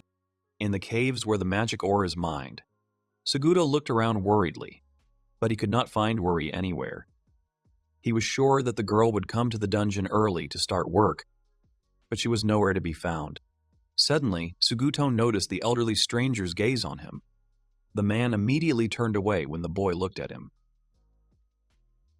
The protagonist, looking at the system window, saw that the stranger's name was Temsis and that he was in the same position as Rury. Calling out to the man, Suguto asked if he had seen Rury nearby. Temsis hesitated, so the boy began to suspect that this man knew something. Temsis began to mumble something about Danold. Hearing that name, Suguto immediately lost his temper. He shouted and asked the man why he mentioned that person. Temsis told him that Rury had gotten into an argument with Danold the previous day and had ended up being thrown into the ravine. Shocked by what he heard, the protagonist continued to question the man, but he could not say anything more. Suguto finally lost his temper and started yelling at Temsis again because everything was happening before his eyes. However, the man really couldn't say anything else. He only added that Danold was looking for Suguto, which meant that he was also to blame for what happened. The protagonist froze in shock. He didn't want to believe that something terrible had happened to Rury because of him. Turning around, Suguto headed deeper into the cave, where it branched into 5 passages. The protagonist remembered what he had been told in the guild. Each of these passages ended in a dead end. Finding himself at a fork in the road, Suguto shouted the girl's name. She, the boy decided, without a doubt must be somewhere here. Gritting his teeth, the boy rushed forward. The entire dungeon was teeming with monsters. At this time, Temsis left the caves and went to a bar where he told Suguto that he had received a token for money. The man also told Danold and his henchmen that when the guy went into the dungeon, he looked quite serious. One of Danold's minions sent Temsis away and turned to Danold, asking him what he was going to do. The man, eager for revenge, looked even more grim and angry than usual. Rising from the table, Danold ordered to follow him. Despite the persuasion of one of his subordinates, he did not change his mind. Apparently, even under the threat of death, Danold was not ready to give up revenge. One of the man's subordinates noted that his boss had been acting strangely ever since he met Suguto. Danold had never taken risks before, but yesterday he had suddenly abandoned this principle of his. The subordinate came to the disappointing conclusion that it seemed Danold would not return to normal until Suguto was dealt with. He slapped Danold's second henchman who had fallen asleep due to drinking alcohol. The first subordinate explained to the second that they had a job and that their target was the nameless man they had met earlier. After stating that the man did not seem dangerous, the second subordinate announced that he would take Suguto on himself. The 3 of them set off for the caves, Danold staring ahead with a wild but fearful look, clutching his blade with a trembling hand. At this time in the caves, Suguto, having defeated several goblins, threw back another one. Enraged, he shouted at the last goblin, ordering him to get out of the way. Having cleared his way, the guy no longer paid attention to the monsters. He rushed forward. A system window appeared in front of him with information about receiving experience points and increasing the level from 11th to 12th. While continuing his search, Suguto was forced to continue fighting. After defeating a monster that resembled a giant moth, the cursed state was supplemented by the paralyzed state. After defeating another giant spider, the poison status was added to the previous ones. Covered in blood, Tsuguto continued to look for Rury, calling her name. His eyes reflected a mad fear for the girl's life. Weakened after all these battles, the boy was forced to lean against the wall. He wanted to drink a potion to restore his health points, but he was afraid that Rury might be injured and then 2 potions would not be enough. Remembering his friend's smiling face, Tsuguto hid the potion in his belt pouch and took off again. During this time, the protagonist managed to check 3 paths, but did not find Rury anywhere. He planned to check 4, and therefore he was left with 1. Rushing deeper into the passage, Tsuguto tried to convince himself that Rury would definitely end up in this part of the tunnel.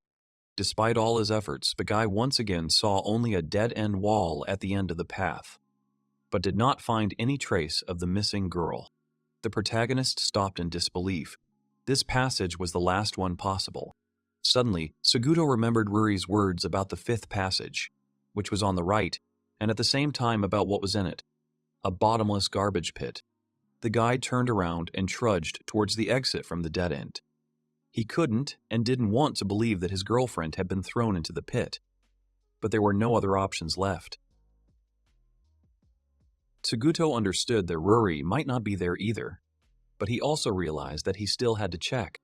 Coming to the beginning of the labyrinth, the main character saw 3 people who had just entered the cave. Covered in blood and nearly insane, Tsuguto stared at the terrified Danolt. Using the system windows, the protagonist learned the names of Danolt's subordinates. Their names were Garnon and Riot. However, all the guy noticed was that their names remained white. Tsuguto shouted his question about what they did to Rury. Garnon, one of Danolt's henchmen, instantly sensed the boy's murderous aura.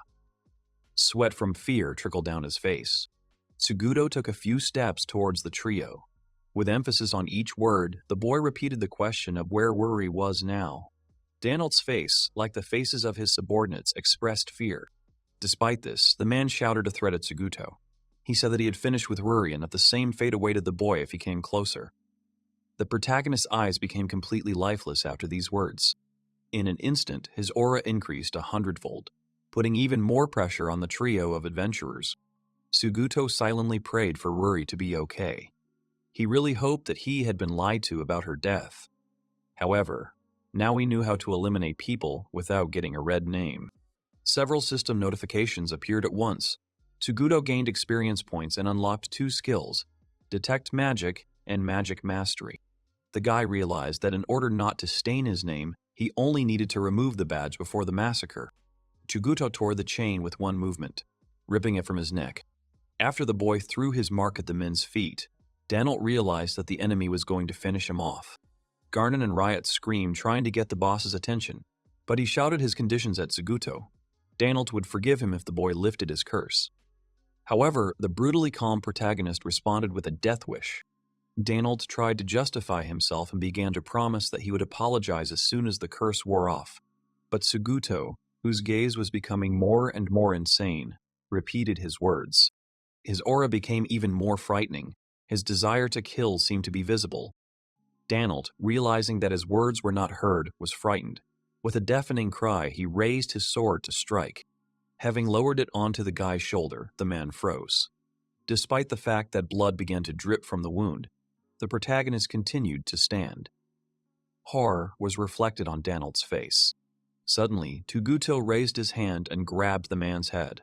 He said that now Danolt would not be able to escape like he did before. These words made the man remember with fear his dead comrades, whom he had thrown to be eaten by the Cyclops because of his own cowardice. Tsuguto's terrifying curse-inflicting ability has activated.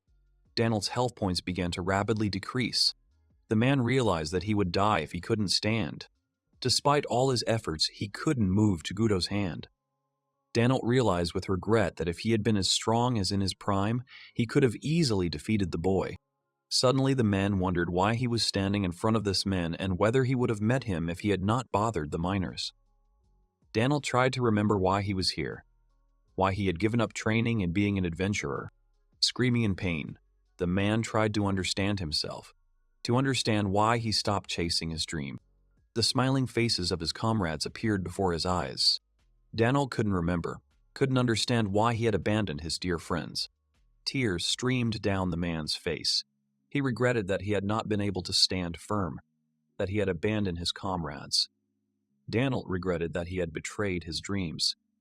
His hand, clutching his sword, began to shake again. Suguto, consumed by hatred and a thirst for revenge, once again uttered his death wishes. When the boy let go of his hand, Daniel fell to the floor. Tears were still running down his face, but he was no longer alive. While this man was deep in regret, his life came to an end. However, even after death, he continued to clutch the sword in his palm. Suguto recalled the day when he and Rury decided to be partners and promised to be stronger. The guy knew that his little partner was most likely killed. People had killed him, two of whom were now standing right in front of him, and one, who had been defeated a few seconds ago, had finally gotten what he deserved. Garnon, not believing what was happening, called out to Daniel. It seemed to the man that his boss could not have died so easily and quickly.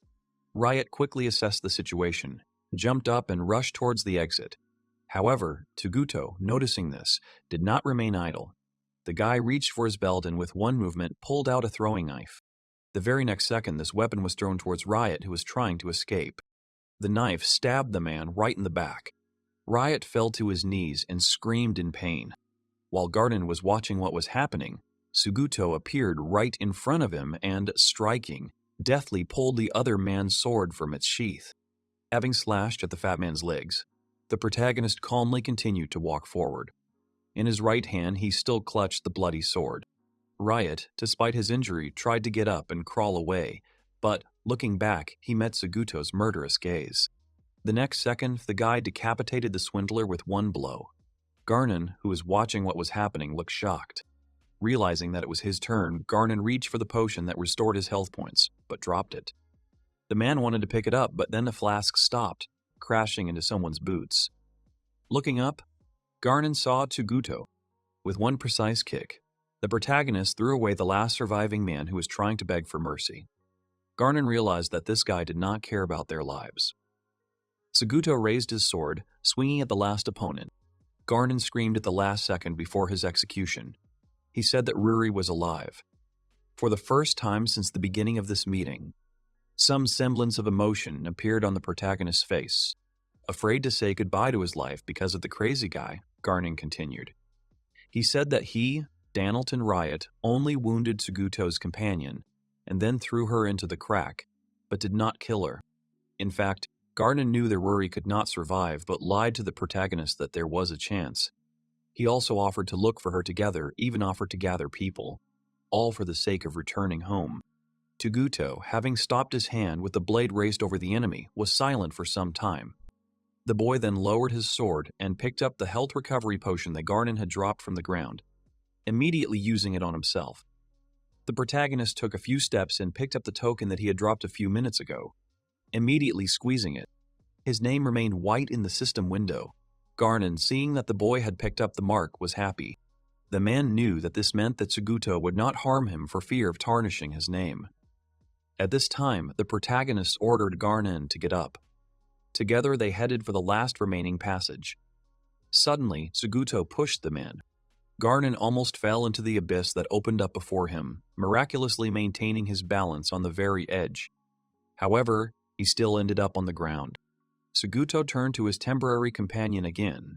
He asked Garnon what his maximum HP was and how many the man currently had. Surprised by the question, Garnon replied that his maximum was 322 HP and that he currently had 216 HP.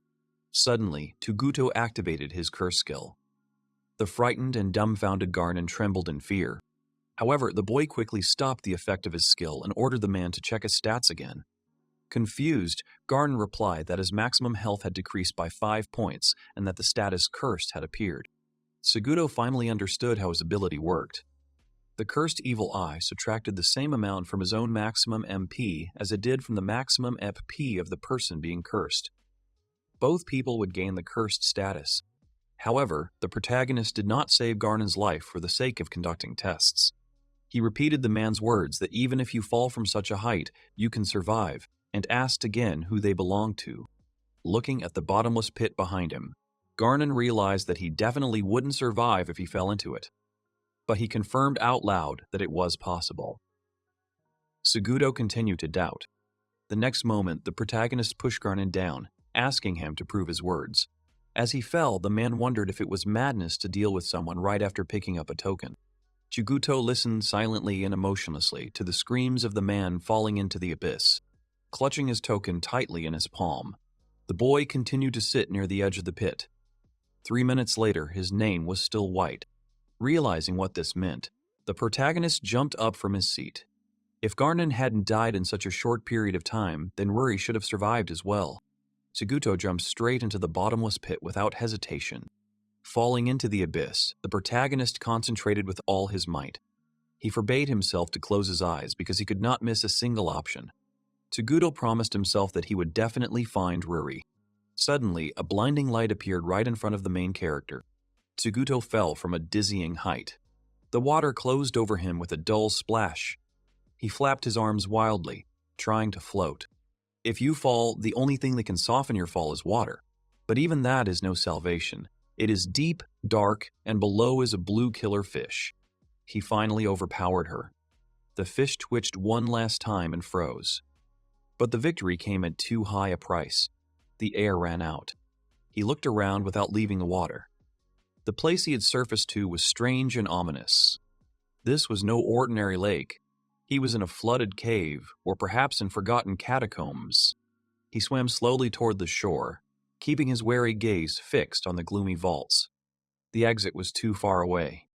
There was only water around him. And then he saw movement. The men were being pulled down by the same blue killer fish. Their jaws clamped around his arms and legs. He recognized it. He remembered that the school of blue killer fish was one of the strongest monsters in this world, an inhabitant of the catacombs guarding the ancient magical ore. And then he noticed a narrow crack in the wall. He squeezed into the gap, clinging to the slippery edges. He emerged and exhaled heavily and was finally on dry land. The boy was an F-rank adventurer. Rury should be here too. He clenched his fists, holding back his trembling, and went to find her. This floor was different from the first. If there were blue killer fish here, it could be that the boy was on the 5th floor. But after all, this was an E-rank dungeon. The young man moved carefully, looking intently. He continued to walk forward until a massive rock appeared in front of him. Looking more closely, he noticed a narrow opening between 2 layers of rock. The young man came closer, bent down, then began to carefully move inside. As he reached the middle of the passage, his gaze caught on a spot on the wall. It was a red handprint, small, like a child's. He pushed forward until he could get out and return to the print, and it was dry. The young man stepped into a puddle, the sound echoing throughout the cave. Almost immediately after, a cry came from behind the rock, sharp, alert. Someone had noticed his presence and called out demandingly, trying to find out who was there. The footsteps became quieter, and suddenly another print. It came closer. The girl fiercely refused to reveal where Chiguto was and firmly stated that she would not let them take him. The boy froze. It was Rury's voice. The voice grew more desperate. She screamed, sobbed, but did not give in. He hid, continued to listen, preparing for the moment when he would have to act. Rury suddenly fell silent to her tears. Something caught her attention. The boy was standing nearby, half hidden behind a rock. Rury was exhausted. When the young man saw her in such a state, anger flared up in his chest. Rury walked closer with trembling steps and hugged Sumihara. She took the bottle and took a few sips. Sumihara asked if she had been crying. This girl went through a real nightmare. Even in such a dangerous place, she did not give up. She protected him until the very end without thinking about herself. Seeing him like this, she was confused.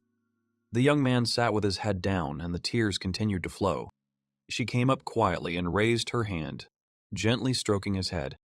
Then she made it clear that everything was okay, and that she would not tell anything. As soon as he woke up, everything changed. He immediately became one of a kind, because he was special. He was born with a power that was not available to other members of his species. He could freely use this power. There was no doubt that it was the king. The crowd buzzed, their exclamations merging into one roar. She raised the sword of the holy Excalibur. She was like a goddess who had descended from heaven. It was she, the heroine, Mrs. Rury. The little girl slowly opened her eyes. The boy quietly asked if she was awake. The girl stood up and suddenly said confidently that she was a heroine, but he didn't understand what she was talking about. She was thrown into a garbage pit after going through terrible things. She didn't have a chance to sleep a wink. Now they had to be on guard. This place still held dangers and it was too early to relax. They fell from the first level of the garbage pit into the flooded area. They couldn't just sit there anyway. Their only food was dried meat and fruit. The girl wanted dried fruit, but the boy told her to eat meat too, otherwise he might die of starvation. The girl noted that they should find the exit quickly.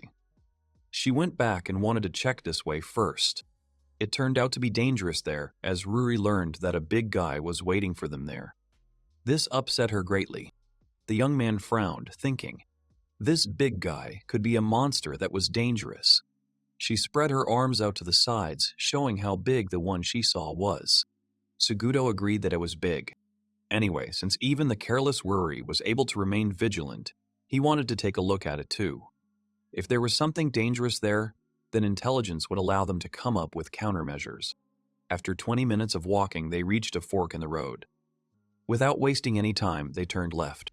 10 minutes later, a strange sound was heard ahead behind the rocks. He raised his hand, signaling the girl not to make unnecessary movements. He peered out from behind the rocks cautiously. What he had glimpsed in that area from behind was undoubtedly a monster. The huge figure moved slowly. It was a huge, growling, scarred Cyclops with sharp teeth. The young man, watching the monster, did not immediately understand what was happening. It seemed that he was losing his mind. But then it became clear that the monster was fighting a school of blue killer fish. But then it became clear that the Cyclops was not only fighting but also devouring them. Blue killer fish clung to his body, piercing his flesh and leaving bloody marks. The Cyclops let out furious growls, waving his arms and running into the walls. The Cyclops and the blue killer fish devoured each other in a wild primeval frenzy. The young man thought it was an abomination. He watched silently, hoping that this wild struggle would be the beginning of the end for these monsters. Then the Cyclops suddenly raised his head. The young man did not understand what exactly had happened. The young man finally realized that the Cyclops had actually blown away the water. This was a monster of a completely different level. The rising wave caused by the Cyclops' exhalation rushed down with a roar. In an instant, their bodies were knocked off their feet, swirling in the flow of water. The young man coughed again. He turned to the girl, looking at her with concern. Cyclopes shouldn't be here, and black skin isn't typical for them. It's a subspecies, the girl said. 5 minutes later, they returned to the fork in the road where they had turned earlier. After 20 minutes, Rury noticed another fork in the road. The young man slowed down, looking around, having a hard time understanding how exactly they got here. After a brief discussion with Rury, they decided to turn left, hoping that this route would lead them closer to the exit. 20 minutes later, Rury suddenly ran forward. The young man immediately ran after her. He couldn't believe his eyes when he saw that she had led him to a row of old chests. A new chance to find something important had opened up before them. The girl was also amazed by her find. They hoped that these were treasure chests. Rury also stared, holding her breath. He suspected that something was wrong here. The size of the chests seemed too big even for a dungeon of this level. Someone left them here on purpose. The young man looked around carefully. Then the girl opened one of the chests. He sternly reprimanded her, reminding her that it could be a trap. She calmly replied that so far everything was fine and nothing had happened. Inside the first chest was a dagger. They decided not to open the others without caution. The young man, wanting to protect the girl, said that he would open the next ones himself. In the second chest was a ring. Rury was surprised to see the ring. But what was in the third chest struck Rury the most. She immediately realized that this was not an accident, but fate itself. There was a shovel there, so they found a steel dagger, a ring, and a shovel. Rury was overjoyed, not hiding her delight. But for the young man, the find seemed rather disappointing. The dagger turned out to be an equipment artifact that affected the area called the soul. It allowed mana to accumulate, and the abilities formed within this soul were built individually. This allowed the owner to use them freely. Such an item was especially valuable and desirable for any adventurer. They now have a level 2 Expert Steel Dagger Cursed Eye, a level 3 Golden Treasure Ring Item Box, and a level 1 Reinforced Iron Shovel Aggressiveness. They all turned out to be artifacts. Rury said that the shovel was hers and asked for it back. He wanted to share all the loot with her but refused to give her the shovel because he was not sure if she really wanted it, since it was the weakest item of all in terms of level. She knew he wanted to keep the shovel, but since she had found it first and asked for it back, he agreed and said he didn't need it. Then he asked how long he would tolerate that strange name. Since she insisted, he had no choice. He pretended that he really wanted to keep the shovel for himself. But this time he decided to give it to her. She thanked Tuguto and promised to take care of the shovel. In return, she said he could have the other 2 items. He felt guilty because his things were better and more valuable than the shovel. But she was very happy to receive it. There was nothing else in this area. All they could do was return to the fork they had come from. He had seen a fork like this 3 times on this level. So, without thinking, they headed along the left path which they had not yet taken. But if his worst fears were true, this path would only lead them to another fork with exits forward, left, and back to the right. In that case, there should be an imprint on that very stone. There was indeed an imprint. This meant that his worst fears had been confirmed. The circuit of this level was closed. He was angry and did not know what to do next. He pictured the level in his head. They were at the point where the imprint was. That is, at the point where they met. He had some bad news for the girl and another one that wasn't so good either. He told her there were 2 and asked which one to start with. She said there was no difference between them because they both sounded the same. Then he said he would start with the bad one. He told her that he was almost certain that there was no way out of this level. It was hard news, so he added gently that it would be better to postpone the training because now they had much more important things to focus on. The girl said hopefully that this was good news. He asked her to listen to the end because that was not the point. The young man explained that what he was about to say was almost completely unfounded, but he was almost certain. Because they had found those chests, he had no doubt that this cave was magical in nature. And if that was the case, then there had to be a way to get out. He asked her if she knew where the monsters in this cave came from. The girl replied that they came from outside. He said that was one of the possible options. However, based on his experience with the poisonous spider and the knowledge he gained from the guild books, he had his own opinion. There are 3 possible explanations. The first is that the monsters themselves come here from the outside world. The second option is that those that lived here initially began to multiply. And finally, the third is that these monsters were deliberately imprisoned in this cave. This cave seems to be affected by a spatial distortion. It is small on the outside but huge on the inside. This type of distortion could extend beyond the dungeon. If someone is in its area, it is as if they are sucked in. This phenomenon is called caves that swallow people. However, there was a way to counteract this phenomenon. Under certain conditions, the delay could be avoided. There was a method to reactivate the spatial distortion, thus opening a path out. The essence of this method was to destroy the dungeon boss. It was his presence that stabilized the distortion, keeping the entire space closed. Once the boss is defeated, there will be a chance that the exit will open. In other words, if they can defeat this creature, they will have a chance to get out of here. So, in the end, it was actually good news. The young man, having thought about their situation, suggested to the girl that when they finally got out of this strange and dangerous cave, they should become real adventurers. The girl nodded without thinking, as if the decision had long been ripe in her. She gladly accepted his offer. Then he, after a slight pause, said that now, taking into account everything he had said earlier, she should look where he was pointing. He pointed ahead to the Cyclops hidden behind the rocks and said that he was the boss of this level. They both silently realized that there was nowhere to retreat. There was only one goal left, to defeat this monster together. Rury asked if Tuguto was ready. He put the ring on and looked ahead, telling her to leave everything to him. Blue killer fish appeared in front of them. Despite the fear, there was determination in their eyes.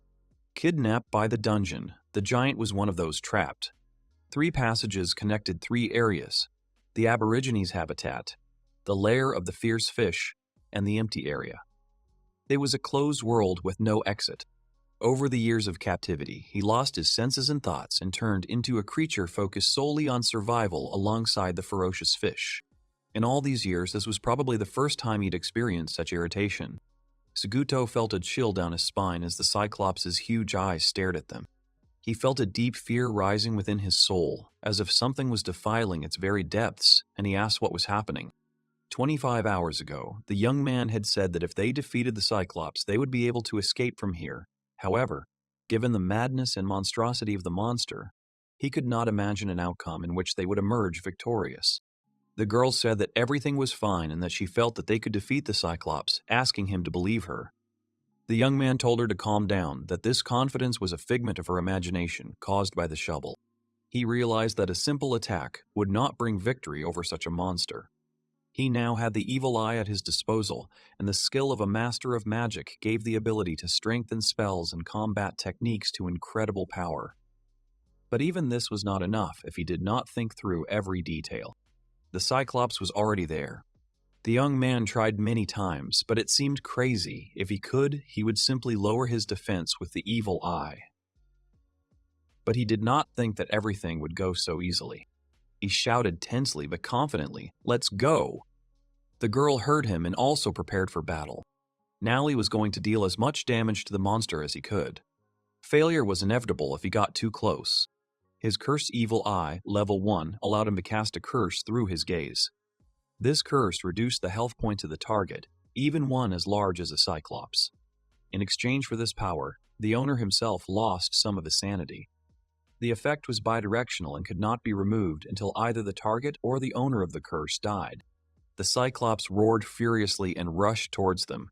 Rury and Suguto braced themselves for the blow, knowing that the full force of the beast was hidden in that throw. Suguto knew that one use of the evil eye would be enough, but even with that, things would get much worse if the Cyclops got close. The monster was chasing him now. Its strength and agility were clearly beyond human. The young man ran forward with all his strength, his breath coming in short bursts, his legs barely obeying him. The distance between him and the Cyclops was closing with alarming speed. The Cyclops roared and extended his hand, and his claws only managed to tear the edge of the young man's shirt. At that moment, a huge stone appeared in front of him, separating him from his goal. The young man saw the stone that the young man had found on this level appear before the monster. And at that moment, the young man realized that this was no longer the dungeon that the Cyclops knew. Everything had changed. The large rock that had stood on the partition of the flooded area was now between the Cyclops and the fork. While the young man was feeding her, the girl asked if he was going to move the stones. He said he would move all the stones in the tunnels. To fully unleash the power of the evil eye, he needed 480 seconds, 8 minutes. He would have to run all that time without stopping. He was going to use the narrow tunnels for this. He had a difficult task ahead of him. Moving all those stones was not easy. Before leaving, he put a ring on her hand, but it was too big for her finger and kept slipping off. Now she had a chance to test whether the ring would work through the gloves. He suggested that she touch the stone and then immediately remove her hand. She followed his advice, and when she removed her hand, the stone disappeared. The gold ring of the treasure chest found in the chest had the effect of item box. It was a truly rare and incredible skill. It allowed you to store any items you touched in a special space and retrieve them back. They approached the boulder behind which was a garbage pit. Even Rury's small hands were able to move the massive boulder, the very one behind which the Cyclops stood. The Cyclops tried to get them through a gap between the rocks. The boy could pass through it because he is the size of one person. That means as long as he can see at least one part of his body, and he can use the evil eye. But this is just his guess. The Cyclops had no choice but to climb over the open rock above. As expected, he began to climb. The young man jumped up and ran to activate his power. When the Cyclops found himself outside the boulder, he had already entered Suguto's territory. The young man arranged the stones so that there was only enough space for one person between them.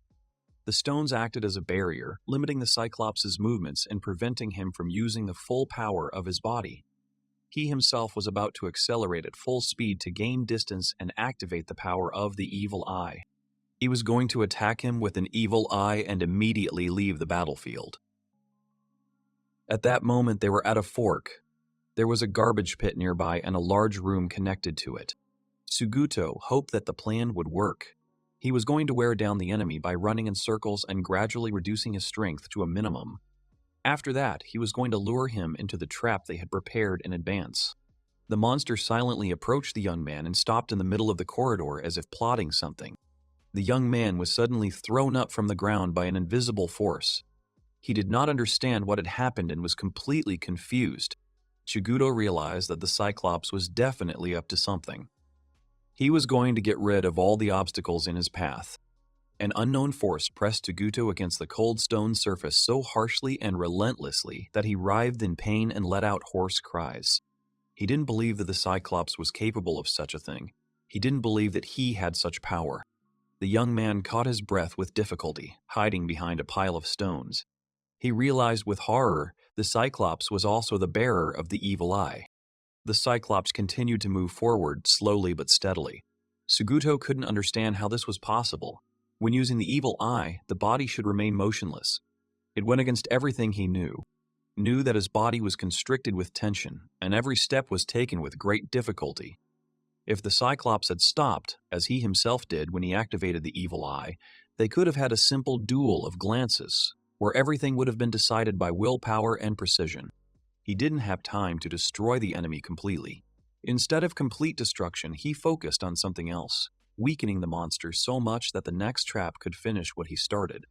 Then, when he fell into the trap, he would have a chance to win. He thought that this was the end. He pretended to give up, let the Cyclops believe in victory. And he himself, barely able to stand on his feet, pulled out a few coins from his pocket and threw them on the road in front of him. If he were alone, he might have given up already. He ran between the rocks, weaving through a narrow passage laid out in advance to slow the monster down. From the very beginning, seeing what had happened in the open, he realized that the Cyclops had a ranged attack. In order to survive, he developed a scheme, moving from the shadow of one stone to the shadow of another. Rury noticed the glitter of coins scattered along the way, and this was a signal from Chiguto. She immediately knew it was time to act. Chiguto ran ahead, and the Cyclops pursued him. Rury followed them, keeping her distance but not losing sight of them. They were heading in the direction where the chests had been. Now, he was sure that the power of his evil eye was increasing and the distance was closing. The young man hid behind the rocks. He considered himself worthless, weak, inept, and he wondered if he could just give up. But he already knew that even if he had to crawl, it was the path to victory. He reached the fork. First, he had to clear the left path, move the stones off it. Then, when everything was ready, these same stones would become a barrier, an obstacle in the monster's path. Chiguto felt relieved and happy when he saw how well Rury had done. Everything was in its place just as he had hoped. He told Rury to hide at the start of the left path at the fork. Once the Cyclops passed by, she was to follow him and return the stones back, blocking the path. While the Cyclops' evil eye was distracted at the fork, the young man planned to run away from him without stopping. The distant goal and the return route hidden behind this spectacle proved too much of a test for the Cyclops' mind. His reason could not stand it. The Cyclops, accustomed to the role of a superior being who torments and destroys with impunity whatever he wishes, now found himself deceived by a pathetic creature. And so he, blinded by rage, crushed the stones behind which his annoying target was hiding. The young man had very little left to do. There was the last fork ahead, after which everything would be decided. He noticed a signal from Rury, coins scattered at the fork. This could only mean one thing, that everything was going according to plan. The Cyclops smiled. Beyond this point began the lair of the magic fish. There was a large boulder in front of the Cyclops again. The giant was puzzled why the young man did not understand that this rock could not serve as an obstacle. The monster did not understand how his prey moved such a huge stone, but now he could climb it. He thought the boy was a pitiful and funny creature. He was curious about the best way to torture him or how to take his life. And then he remembered that he had not heard screams for a long time. His mind woke up and he tried to remember the feeling of feasting on corpses. The Cyclops was going to crush their pathetic tricks. They were useless against the power of this monster. Everything seemed strange. Where there should have been water, there was now only dry land. And the Cyclops' prey, or rather Chiguto, was kneeling, and Rury stood next to Chiguto. She silently looked at the approaching monster, and Chiguto suddenly smiled. He knew that the Cyclops would definitely climb up.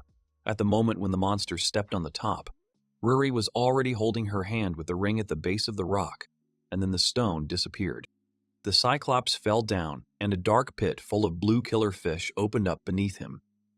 In that moment of horror, the Cyclops' eyes reflected complete incomprehension of what was happening. The monster was desperately fighting for its life underwater. This perfectly calculated and merciless trap was created especially for it. As soon as they said goodbye to him, Rury silently walked over and returned the stone to its place, hiding the entrance to the trap. The young man thought that if they could destroy the Cyclops boss, then perhaps the way out would open up and they would finally be able to leave this level. The Cyclops was unable to get out of the pit, and the way out was again blocked by a stone, which Rury returned to its place immediately after it fell. They finally breathed a sigh of relief. A dull rumble was heard beneath the stone. Rury became alert, her ears picking up every movement below. Suguto looked at Rury and asked her to remove the stone since the noise had stopped. He added that the door to the outside could appear anywhere. Everything went well for them, and the Cyclops fell into their trap. 23 hours ago, they were sitting by the garbage pit and discussing the plan. Suguto then noticed that the place with narrow passages, rocks, and open space was perfect for a trap. Suguto noted that the depth should be enough for the Cyclops to begin to drown. If you surround the hole with stones from the inventory, its bottom will be completely hidden underwater, and whoever falls in there will not get out. He told the girl that that was not all. Although the blue killer fish were aggressive, they did not pose a threat from the shore. He wanted to catch them in a bunch and put them in a trap, and the Cyclops would probably be eaten by them. Everything went according to plan, and they were not harmed. They tried to remain patient, but something was wrong. They heard the sound of rocks vibrating and colliding with each other.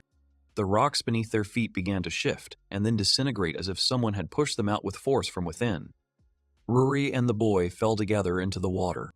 The ring was still on Rury's hand, and the young man hoped that she remembered how to use it. The young man made his way to her with difficulty. He thought about how well she had tried and decided to treat her to whatever she wanted. At the same time, something strange was happening underwater. Looking at the stones under the water, he suddenly remembered that 24 hours ago they were sitting on these very stones. Then it seemed to him as if Rury had kicked one of the stones. It swayed slightly.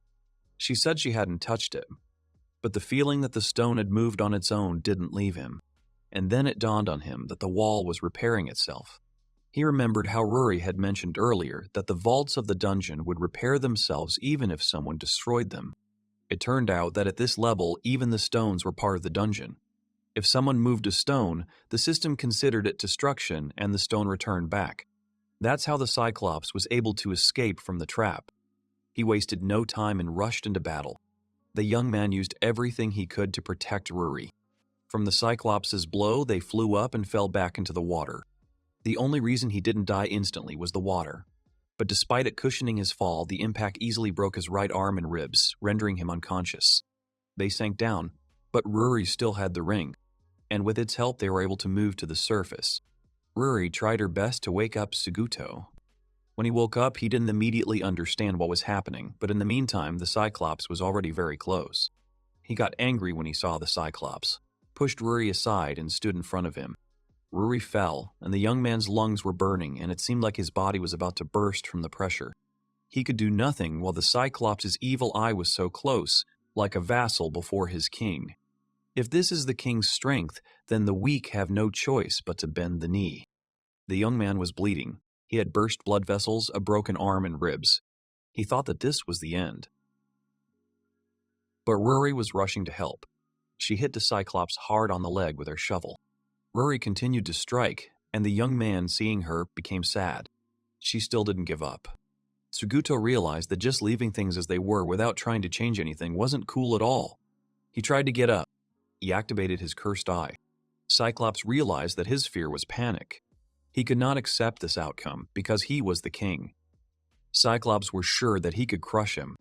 He wanted to kill him the way he wanted, and the same way he had done to those who came before him. Rury caused a serious injury to the Cyclops' leg by hitting him with a reinforced iron shovel. She was determined to save Suguto. Another incredible thing happened. Along with the debris, perhaps out of laziness, someone threw the criminal's body into a dumpster. And even after death, it remained there. This was a boy who devoted half his life.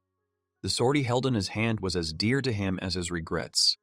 As he fell from above, Donald plunged it into the Cyclops' shoulder. He sank it deeper and deeper, as if trying to rid himself of the feeling of regret. Then, as if at peace, he released the sword from his hands and sank into the depths, never to return to the surface again. Cyclops raised one of his legs to crush Tuguto. He then began to slowly retreat due to the wound on his knee and the pierced shoulder and could not go back.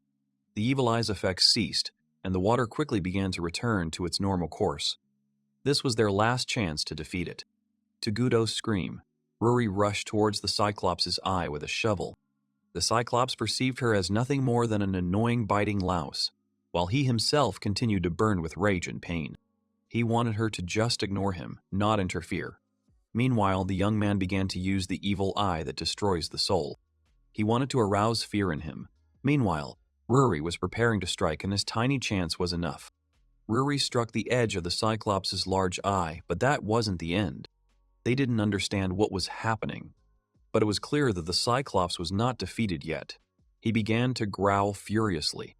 A shovel was not the weapon to pierce an enemy. The shovel is meant for digging, but Rury was still able to rip out the Cyclops' eye with it. Having lost his eye, the Cyclops swam straight towards the whirlpool and fell in. He tried to reach his eye, but he couldn't. Seeing the eye, Suguto couldn't believe that it was finally over. Rury was swimming towards him. He noticed her, and, smiling through his fatigue, thought that she was swimming either like a dog or a sheep. He extended his hand to her, but he suddenly felt like he couldn't move his hand. It was like it didn't belong to him anymore, and he just watched it hanging there as Rury approached. Then he realized that this was happening for the second time. Suguto thought that it was all useless now. But he was pleased to know that he didn't feel as bad as he did then. Rury hurried towards him, overcome with anxiety. He tried to hold on a little longer, just a little bit. Tuguto wanted to travel with Rury. The boy lost consciousness. During this time, his experience points increased and his level rose from 16 to 24. He received the title Emperor of the Evil Eye, the abilities Evil Eye of Truth, Evil Eye of Truth, and many other improvements. Tuguto's subconscious met the Cyclops. He looked at him with a look full of contempt. The youth asked him what he wanted. The Cyclops turned into a large glowing cloud of dust, and the young man watched what was happening. A stream of light shot upward. Intrigued, he peered into the funnel to examine its depths. He felt as if someone was looking at him from the terrifying depths. He opened his eyes and saw that he was lying on a clean bed. His grandmother was nearby, taking care of him, and she noticed that he was awake. The grandmother, grumbling, asked him to hurry up and go home already since he had woken up. Because her shop, she said, had been closed for a long time anyway. It was Granny Agatha, strict but caring. She even brought him a glass of water in bed. But regarding the words "go home," the young man noted that he only needed a little rest, and if, of course, she had not forgotten that he was wounded. Granny snorted and replied that his wounds had healed long ago, and he had simply been sleeping here all this time. His right arm must have been broken into pieces, and yet he wondered how he had managed to survive at all. She said that he should thank that girl, and if she hadn't used the potion, he would have already gone to the other world. Come to think of it, he could have summoned the potion himself, but he never used it. He didn't understand why Rury was sleeping cuddled up to him. He was grateful to her for saving his life. But the stream of drool flowing from Rury as she slept on him was simply unbelievable. Granny heard that they had conquered the cave of magic ore, and the boy who had brought them there told her everything right away. He replied that if for her, panicked flight was the same as conquering, then perhaps she was right. No one had ever seen the boss in the magical ore cave before, and together they found an uncharted area and the ruler of this zone. This can only mean one thing. They really conquered it. Surely the Adventurer Guild are already aware of what is happening and, naturally, now they expect something from them. If Granny didn't tell anyone that they had conquered the cave, no one would know. But monsters could have witnessed this event too. However, first of all, Suguto hadn't seen his profile window yet. After all, he is now the Emperor of the Evil Eye. This title is bestowed by the world and is usually not something one can simply wish for. Adventurers with titles are a tiny fraction of the entire elite. In other words, this is more than just conquering a dungeon. Now the young man will have as many problems as there are stars in the sky. Grandma Agatha said that the title was already reflected in his profile, and now he would not be able to hide it. It was like a punishment. He had to play with his cards completely open. He couldn't hide it by staying out of sight because it wasn't just him. Otherwise, he might have resigned himself to it. Suguto looked at the sleeping Rury. She turned out to be Digger. Agatha found this funny, but the young man did not understand why she was given the title of Digger. The boy didn't know the reason, but the girl loved shovels very much, and he was sure that Rury would be happy to know about it. The grandmother asked him to deal with their problems on their own, and told him to go home as soon as the girl woke up. Looking at her, he realized that there was nothing to worry about from the beginning, because he found his true path when he decided to become an adventurer with her. The young man decided from that moment on to simply move forward without looking back like Rury. No matter how hard his path would be and how many problems he would have to overcome, as long as his partner was by his side, he would always find the strength to dig a path forward. And if someone stood in their way, he would simply glare at them. They must become stronger together and for each other. Currently, Suguto held the title of Emperor of the Evil Eye, and Rury received the title Digger. Suguto thought that Rury had become even fluffier, and he couldn't help but run his hand through her hair while she slept. After the cave containing the magic ore was cleared, the two people who suddenly returned became the title holders. In the morning, the city of magical ore, Bergu, awoke to the hum of discussions. Everywhere they talked about how two adventurers had conquered a cave, which had previously been the stuff of terrible legends. In the markets, traders whispered with empty eyes. Workers from the mines told each other the details of their underground feat. Clearing an E-rank dungeon, it was hard to imagine that this news would not cause such a stir. The man in the market was constantly amazed as he listened to the story that reached him from mouth to mouth. It seemed like the entire area was talking about this event, and the rumors only multiplied with each new retelling. They discussed how this group jumped into a garbage pit, defeated the dungeon boss, and then suddenly came back, even receiving titles. How reckless, and at the same time incredibly strong, these daredevils were.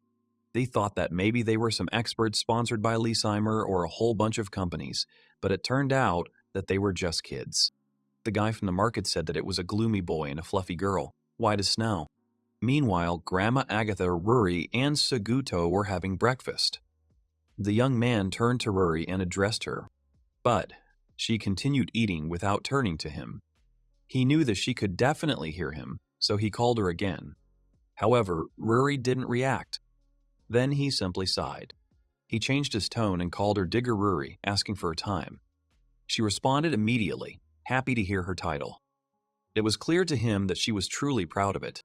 He asked Rury the Digger to stop feeding him all the meat and to eat at least a little herself. She replied that she had her own vegetables and they were better than meat. Well, how could it be otherwise? The young man turned to Grandma Agatha, asking her to return to their conversation. She mentioned inheritance. He asked her to explain what exactly she meant. She began to speak while drinking her tea, first about the title. The one they now have has extremely powerful skills. However, the problem is that the effects of such skills are unique and unknown. And as long as they are so valuable, there will definitely be those who try to steal them, because they didn't yet understand exactly how to acquire a title. But there is one known way, and that is inheritance. If you kill someone, you can take their title for yourself. However, there are no guarantees, and on the contrary, the chance of success is very low. Usually there is no point in taking risks and becoming a fool, trying to become an adventurer of a very high rank, relying only on such minimal chances under normal conditions. The young man suggested that on the other hand they were weak and children. Grandma Agatha agreed, saying that in that case they would be easy prey, and that was indeed possible. At that time, Rury finished eating and Suguto put more bacon on her plate. She looked at the piece of bacon on the plate in surprise. The young man wanted everyone who thought they were easy prey to regret it. And Rury was shaking from the meat that was lying on the plate. Grandma Agatha asked them to be careful and said that even in the best of times the girl could easily be kidnapped. Rury ate her meat, but did not get much pleasure from it. He asked Granny if the girl had any wounds. She did examine her, but there wasn't a single scratch on her. They found it hard to believe that she had fought a dungeon boss. He said he understood and thanked his grandmother for her help. The girl also thanked him for the food. Agatha told him that he could claim to be the girl's protector, but if he asked her opinion, he himself was still a child, and the death of the children would leave her alone with nightmares. She, sitting at the table, said that she had not fed them breakfast for free and asked for their money back, not forgetting about it. Seguto promised to return the money, and Rury said that he was not her protector. She explained that he was her partner, and Seguto stroked her head, turned to Grandma Agatha, and said that he understood everything. They left the house and promised to definitely come back together. He said so, but in the fight with the Cyclops, they almost spent all their money sending signals to each other. Now he thought about the cost of the clothes he was wearing and suggested digging magic ore in the dungeon again. The boy suddenly felt sick and noticed his vision was distorted. He was ready to swear that the potion had completely restored him, and the status window looked normal. He thought that maybe he was just tired and told Rury that everything was fine and nothing bad would happen. They passed by a market where there was a lively bustle and vendors loudly offering their wares. The young man thought that outside the dungeon he had only been to Granny Agatha's shop and the armory and nowhere else. As they walked, looking around, people noticed them and began to whisper among themselves. The girl was frightened and pressed herself against him, trying to keep up. As they passed the candied fruit stand, Rury couldn't take her eyes off them. She kept walking, but kept looking back at the sweets, clearly wanting to try them. The young man gently stopped her and reminded her that they had no money at all. He said that they had just had breakfast and could not afford a snack now. And then he remembered, back in the cave, feeling his strength fading, he had promised her that if they got out alive, he would buy her whatever she wanted. He stopped, took a deep breath, and then turned to Rury. Approaching the sweet shop, he offered her to choose what she would like to receive. Rury, with shining eyes, began to happily examine the counter, sorting through one tasty fruit after another with her gaze. They settled down on the edge of the road.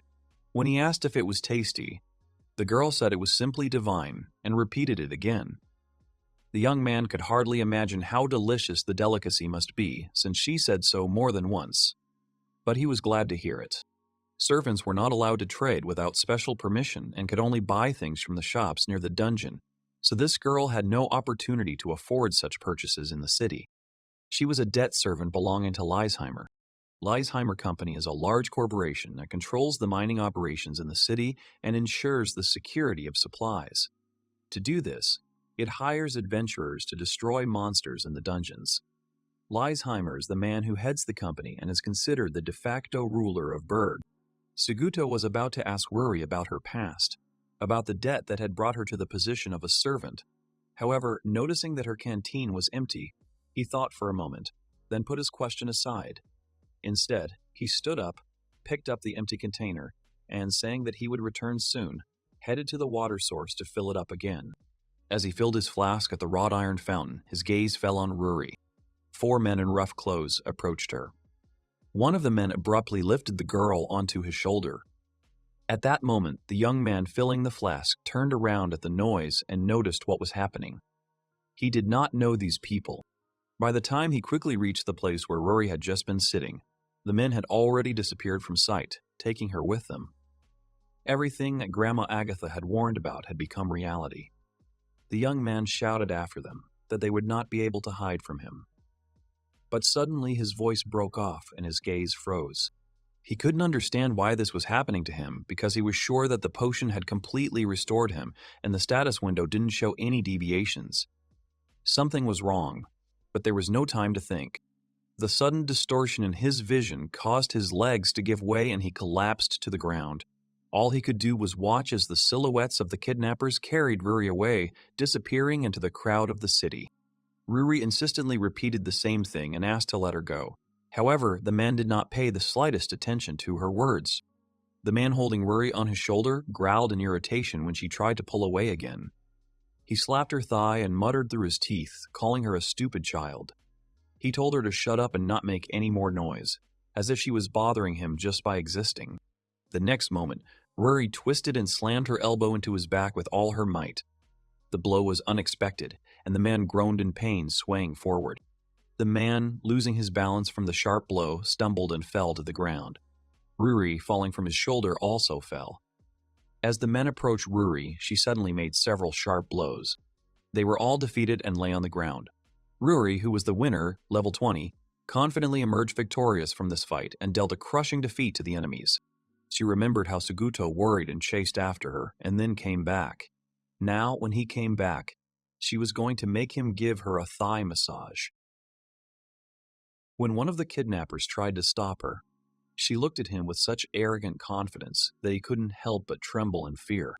Although the kidnappers knew of her title, they let their guard down when they saw Rury's frail frame. She radiated such strength and pressure as if she had stood face to face with death more than once and each time emerged victorious from this battle. Having confirmed that she was the bearer of the title, they bowed before her, addressing her as mistress, and asked for forgiveness for the attempted kidnapping, while offering to accompany her, considering this to be an aid to themselves. They continued to bow before Lady Rury, calling her milady and begging her to lend them her immense heroic power. The words of admiration sounded like a single chorus, each of them expressing deep respect and admiration for her incredible power. Rury took responsibility for what had happened. Realizing that they were in a difficult situation, she decided to act on her own. Her words sounded like a death sentence for the kidnappers and a confident order that she alone would carry out all further actions. They exchanged a quick glance, a smile flitting across their faces. Then, bowing their heads, they pointed with their hands in the direction they should go. Suguto still felt weak, and his vision was barely enough to keep his balance. He realized that these nooks and crannies were unfamiliar to him, and there was no point in searching further. Deciding to change tactics, he paused for a moment to assess the situation. He planned his next move. He knew he had to file a missing person report with the Adventurers Guild. Of course, this was a risky move, and those who had kidnapped Rury might themselves be adventurers hunting for titles through inheritance. If their real goal was to obtain a title, he couldn't afford to waste a minute. He was going to offer the artifact Expert Steel Dagger as a reward, which was highly prized among adventurers. That was all he could offer at the moment. But he was sure that it was an expensive item. He also knew for sure that the Adventurers Guild building was somewhere on the main street. He heard the rumble of a cart rolling down the street and, catching the sound, turned towards it. At that very moment, the cart, as it turned out, was driving right behind him.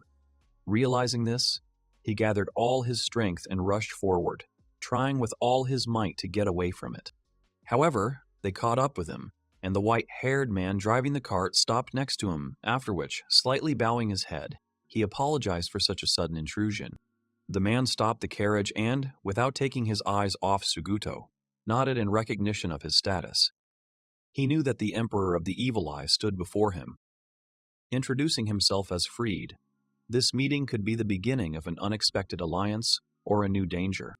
Fried bowed slightly and, still standing at a distance, said that he had come on behalf of his mistress, Lisaheimer.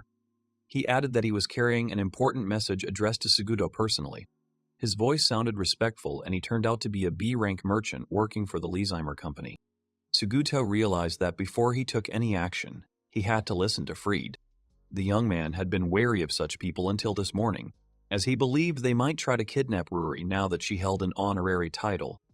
However, now that she had been kidnapped, Lisaheimer was determined to take action to get his property back. Freed reported that he had received direct orders to bring the digger, Rury, and the Emperor of the Evil Eye to Guto. He had known in advance that they were traveling together, and so he came specifically for both of them. Suguto informed Freed that Rury had been kidnapped and, with desperation in his voice, asked him to help find her as soon as possible. They approached the building. Suguto realized that this was Lisaheimer's residence. Inside, people were scurrying around everywhere, clerks, guards, messengers. Fried showed the young man the way. Fried turned to one of the maids and politely asked where Mrs. Lisaheimer was. She replied that she had just finished an important business meeting and was currently in her office.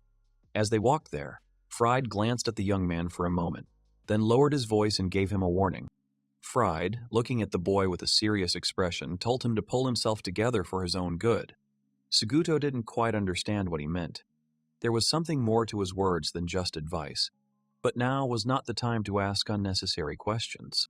Fried loudly and clearly reported that he had brought the Emperor of the Evil Eye, Suguto.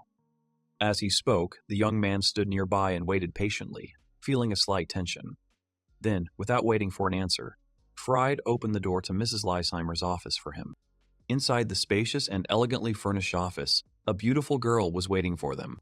Suguto did not see a refined girl or an elegant office before him. What appeared before his eyes was a terrifying creature. The girl's figure had turned into something terrifying, as if woven from shadow and stench, with eyes full of the abyss. The young man did not understand what was happening to him. He concentrated trying to correct his distorted vision. At this time, the lady calmly greeted the Emperor of the Evil Eye. She said that she had been waiting for his arrival. She added that she saw no point in wasting time on formal introductions. The young man bowed respectfully in response to her words. She immediately stated that she wanted to get straight to the point and asked him to become her subordinate. However, he firmly refused. Then she gently but persistently suggested that he at least listen to the reason for her proposal, so that she could understand her motivation. He said with determination and firmness in his voice that he would never agree to become a subordinate to anyone. He was categorically against becoming her subordinate and would never give in to a woman or allow her to show his weakness. If she felt that there was a risk of drawing him into this web, as once happened with Rury, he was ready to fight to the end so as not to repeat her fate. She replied that it was unfortunate, and if he changed his mind, he should definitely let her know. She then turned to Fried and asked what had happened.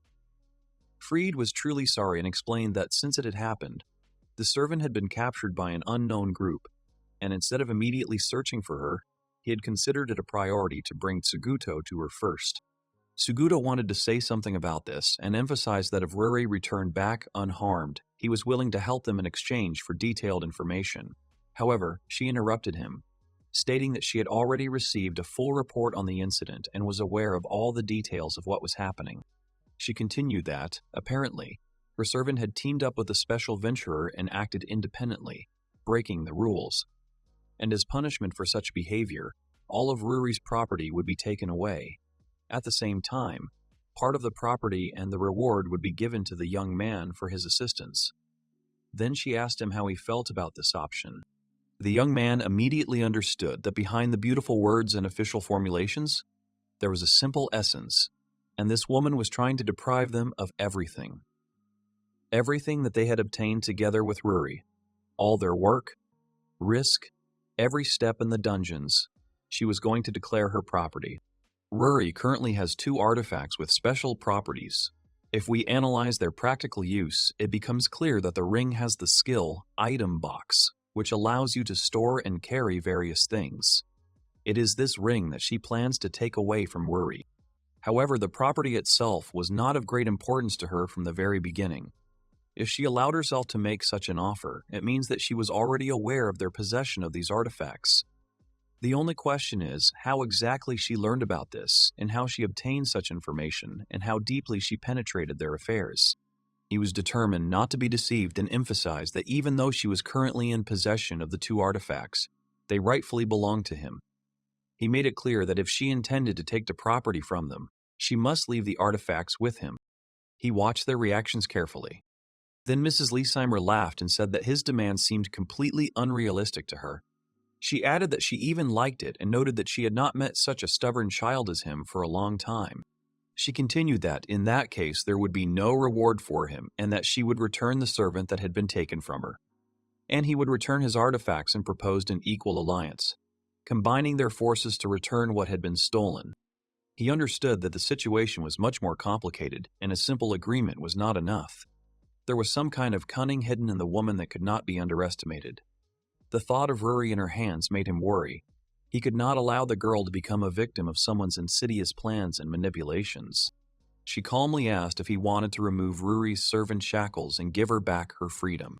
She couldn't understand why he was so eager to free Rury and said that she would tell him the truth, and that this girl was sold by her own father, and even if he removed the shackles from her, she would still remain useless to anyone. She continued that if he freed Rury, he wouldn't be able to really help her, and that being alone was her greatest achievement. She had no means and was like a helpless lamb who couldn't live on her own. So she thought it would be better to get her settled somewhere and teach her manners, if he understood what she meant.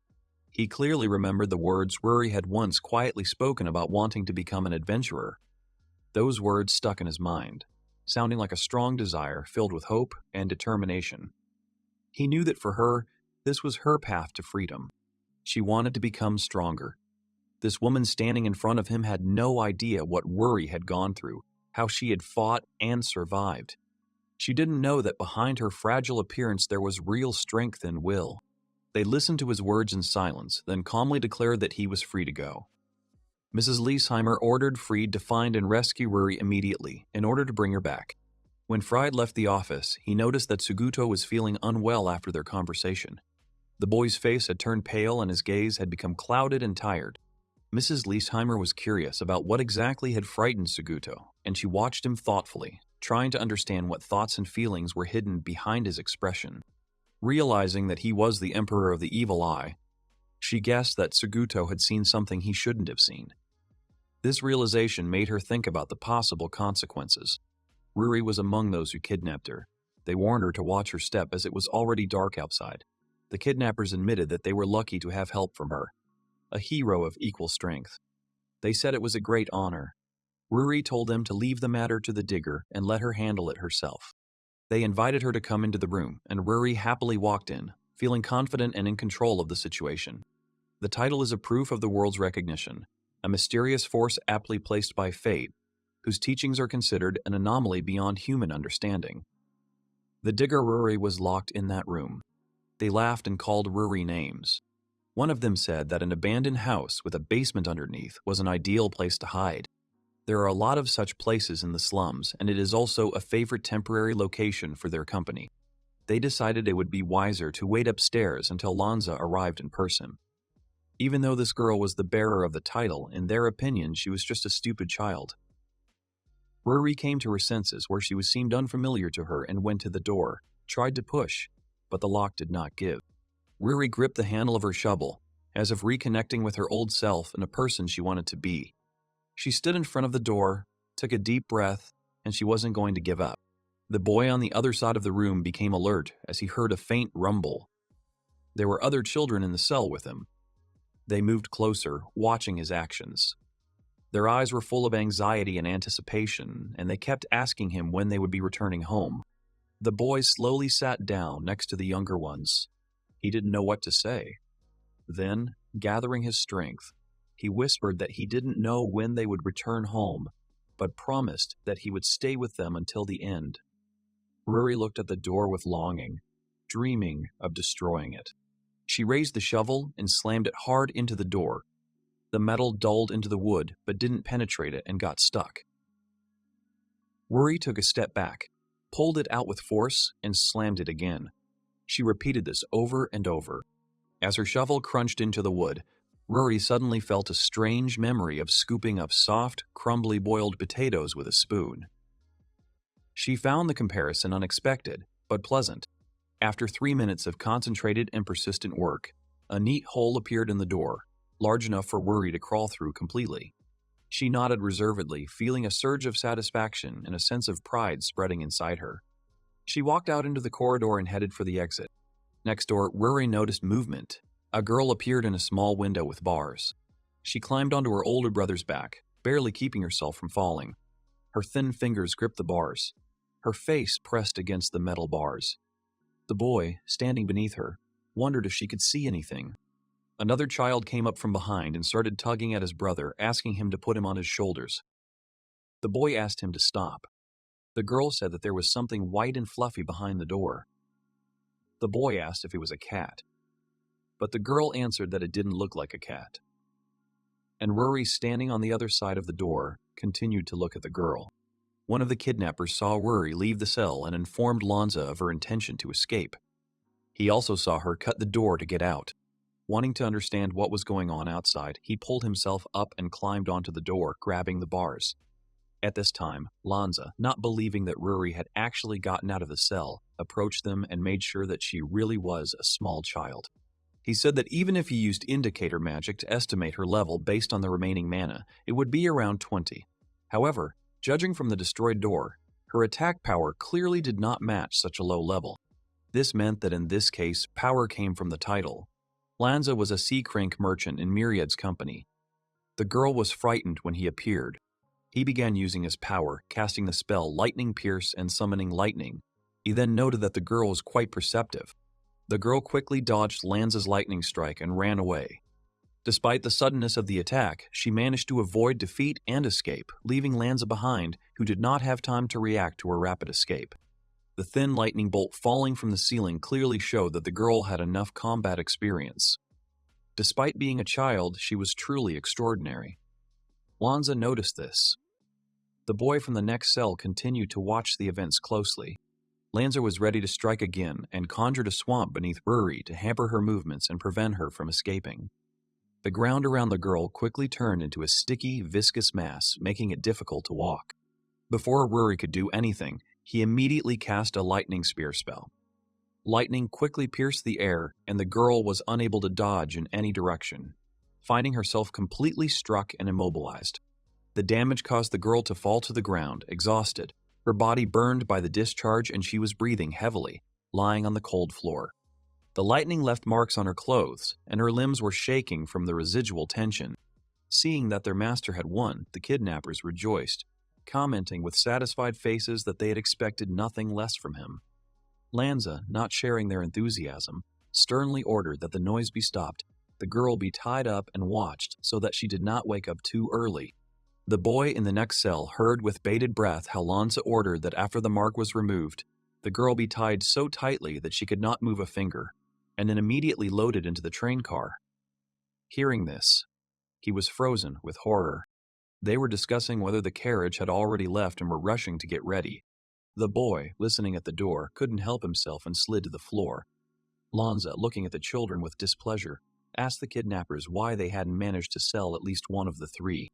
They told him that their business partner had demanded a significant discount this time, but since that was impossible, they had to refuse.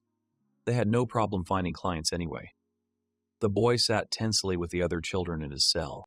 They asked Lanza if it was acceptable for them to make such decisions themselves, since Mr. Myriad was not always happy with such an initiative. Lanza replied that he was still constantly nervous and would not stop being dissatisfied even if everything was done perfectly. Looking at the unconscious Rury, he added that, on top of everything else, they could give Mr. Myriad a good gift. The girl they had managed to get today, since she was clearly worth much more than the others. The boy who was around the corner gritted his teeth when he heard those words. He bitterly resigned himself to the fact that eventually this girl would also become one of them, an underground servant without the right to freedom, and, trying to hold back his tears, silently hugged the frightened children sitting nearby so that they would feel safe. The city of Magical Ore Berg, southeastern part. The slums are really a dark place. Fried and Seguto discussed the situation, noting that if the kidnappers wanted to hide somewhere, then these slums would be the most suitable option. At this point, they have already sent several people to search in other areas. In a dangerous area like the slums, Fried decided that the smartest thing to do was to look for information directly. Normal rules didn't apply here, and if they wanted to find out anything, they'd have to talk to the locals, look around, and rely on their intuition.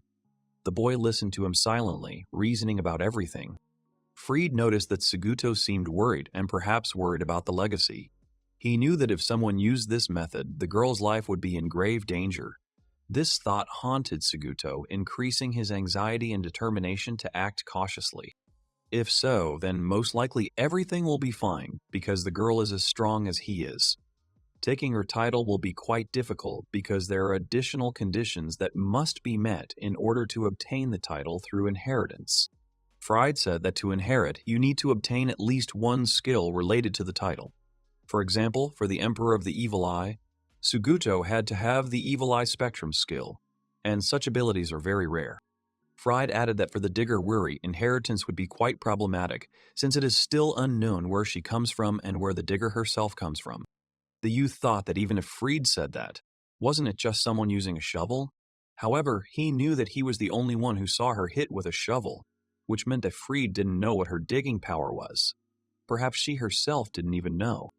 At first they decided to study its location, and on the way they met two men, and then there were more of them and they surrounded Fried and Seguto. They were looking for a fight. Looking at Seguto, they realized that he was the Emperor of the Evil Eye. Fried broke the neck of one of the men with his bare hands. Seeing this, Seguto and the other bandits were shocked. Fried instantly drew mana from his mark. They were actually just going to ask the locals about Rury and gather information. But Freed wanted to fight out of habit. The young man noticed that the work indicated on their marks did not suit them. The men began to surround them, preparing for battle. They decided to attack Toguro from behind, considering him a child even though he had a powerful title. The young man managed to notice him and kicked the man hard in the leg. He dodged their blows. He wanted to be gentle with them, and one of them realized that he was specifically aiming for their legs so as not to kill them. The man said that since everything was over, they should now talk a little. The hero was said to be incredibly strong and didn't even use his evil eye. The man asked to listen to them and said that they were looking for a kidnapped girl. The guy said that it was not them. They were told that it looked like it was a group of 4 kidnappers and asked if they knew anything about them. They started discussing whether one of them could have done something like kidnapping. However, someone heard that Malik's men kidnapped a woman, but they find it suspicious that it could be another man. One said that if they were talking about a group of 4 men and a girl, then he could see them. Well, it didn't look like she'd been kidnapped at all. He didn't think they talked about them, but he thought it was worth mentioning. If we believe his words, then they went there. The building looks abandoned. The man thought it would be a good reconnaissance site. The guy said he didn't think the prisoner saw anyone visiting the building. He said that 5 men and 4 children had been there just recently. They took them away in a rather elegant strip, and then they all left. They were unmarked. The man asked if he was sure. He was told that they used large carts and took them away in groups to places like those. These were children who were taken and forced to become servants. The poor children who were taken are offered loans to cover their upkeep, making them legal debt servants. And for the company, which has its own people in the Merchants Guild, to approve servants and also to openly make deals with the underground servants. The man said he knew where to look for the girl. They went to Rosalek, the company which controls all the servants in the area, including Berg, with the rose in the center. If the culprits took underground servants with them, he had no doubt that the Myriad company was involved. The men saw that they had arrived. It turns out that the information about them going to Rosalek is true. These were red names. When someone with a mark equipped kills another with a mark equipped, their name status display turns red. They all become targets for elimination, even having a bounty on their head. From then on, people with red names are treated as monsters. In front of them was a girl who bore the title with the red name. She was one of the 3 great crimson disasters. She was asked what business she had brought to the country. She asked the man if he was going to stand in her way. He asked what her goal was. The girl said that her goal is to eliminate the dealers of underground servants and save these underground servants. In the direction of that city, located to the north of Berg, the city of Magicor, far beyond the Holy Road, 2 carts were visible, passing by on foot. One of them was already an hour away from the Rose, while the other was about to arrive at the gate. The girl said in her sleep that the fruits were delicious. The boy thought it was amazing how a girl could be so carefree in such a situation. There are only 3 people in the entire world who have red names, nicknamed the 3 Great Crimson Evils. Initially, the owners of such names were considered criminals for whose heads there was a huge reward. Therefore, they were forced to stay in the country in order to survive in such a harsh reality. But in an instant, this trio decided to come out of the shadows, appearing in places populated by people to unceremoniously take away their food, kill, and sleep in their shelter. But despite the fact that their lives were constantly subjected to attacks and contempt, they always remained themselves. There were only 30 of them, brave warriors. A squad that could boast of strength capable of defeating even dragons. The man said that he would not allow a monster like her to enter the country. Numb is a defensive spell that turns the opponent's body into stone, unable to move any further. He is going to use it to disarm the girl. Bertard appeared behind her and swung his sword. However, the girl stopped him with her teeth.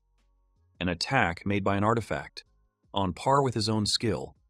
They also cast a spell on her, and it was useless. The girl said that she found it delicious. The 3 Great Crimson Evils stopped hiding their names, running and hiding, because no one else dared to challenge this cruel monster. The letter spoke of the cessation of the underground trade and the annihilation of their dealers and the salvation of all underground servants. The girl said that she had messed everything up and she needed to ask him for a more precise location. Elite District of Rosalika, headquarters of the company Myriad. The man said that a long time had passed since they were supposed to return. He asked what it all meant and where he was. He was told that he was expected at the president's office. The man said that he was noisy as always. The boy turned to him and asked why he had returned without selling a single servant. He was told that he had already been informed. The client had been haggling for too long, so the negotiations had fallen through at the last moment. The guy said that was why he was demanding an explanation. The maids said that the two were quite unrestrained in their interactions with each other. They were childhood friends, and rumor has it that they grew up together in the same slums. The guy was indignant that the family would suddenly start complaining about the price. He didn't understand how much she wanted a discount. The man replied that it was half. He replied that it was absurd, and what was she thinking? They replied that in the end, the girl was not so simple, and most likely she had something in mind. The man asked the boy not to make a tragedy out of it. After all, he hadn't returned empty-handed, and he had a souvenir for him. More precisely, not just a souvenir, but something that had recently caused the prices at the market to skyrocket. He got this thing from his informant in Berg. It seems that the magical cave of ores located there was conquered by a titled child. The children turned to the boy and asked him to take a look. The girl was white and fluffy. However, she never woke up. Human children, Kyle and Vita. He was ordered to take care of them from the moment they were brought there. Now this girl's been added. If they threw her there, then this is a way of trying to hint to him to keep an eye on her too. She woke up and he said that not even 100 years had passed. The girl looked like a caterpillar. The boy told her that they tied her up by throwing her to them and took her token. He tried to untie the knots, but they were too tight. The ropes evaporated, and the boy was very surprised. The girl asked who he was and where she was. He introduced himself and said that right now they were in a town called Roselick. They had all been taken by an organization that introduced itself as the Myriad Company. They want them to pay their debt by becoming the company's service provider, and it looks like that's what awaits her. The girl said that things were bad. She asked about the boy. The boy did not understand who she was talking about. She showed him his t-shirt. He wondered why it was so torn. It seemed to him that he hadn't worn it for a long time. The boy sniffed her and said that she had no scent at all.